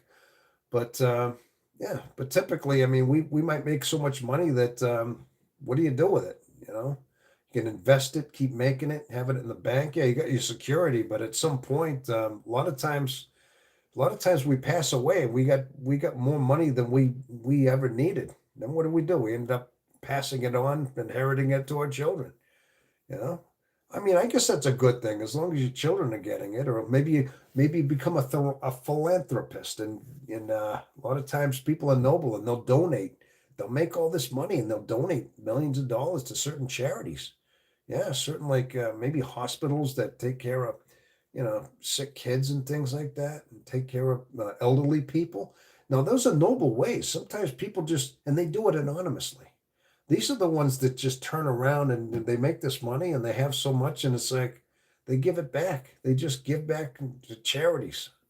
And some of the ones don't even want recognition. Just pass it on anonymously. Who did this? Well, we don't know. It's $1 million from somebody. Yeah, those are the ones right there at the probably the most noble right there. You know, I mean that's basically what it comes down to. Attaching money and achievement to your identity is bad. Well, yeah, it's just that. Well, it just means that you're masking something. You're using that money and your wealth to cover something up that you don't have within yourself.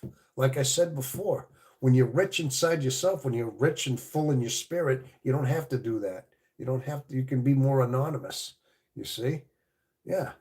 So, like I said, you're rich in the things you don't need. Okay, that's all. But that's a very good way of putting it, though. There's no doubt. Most important thing in life, health first, because you have nothing if you're dead. Then close family that cares, the money, because money can buy you everything besides the top two things. Oh, right. You're talking about health and family, right? Yeah, money's just good for all your material things. Yeah. Then of course, you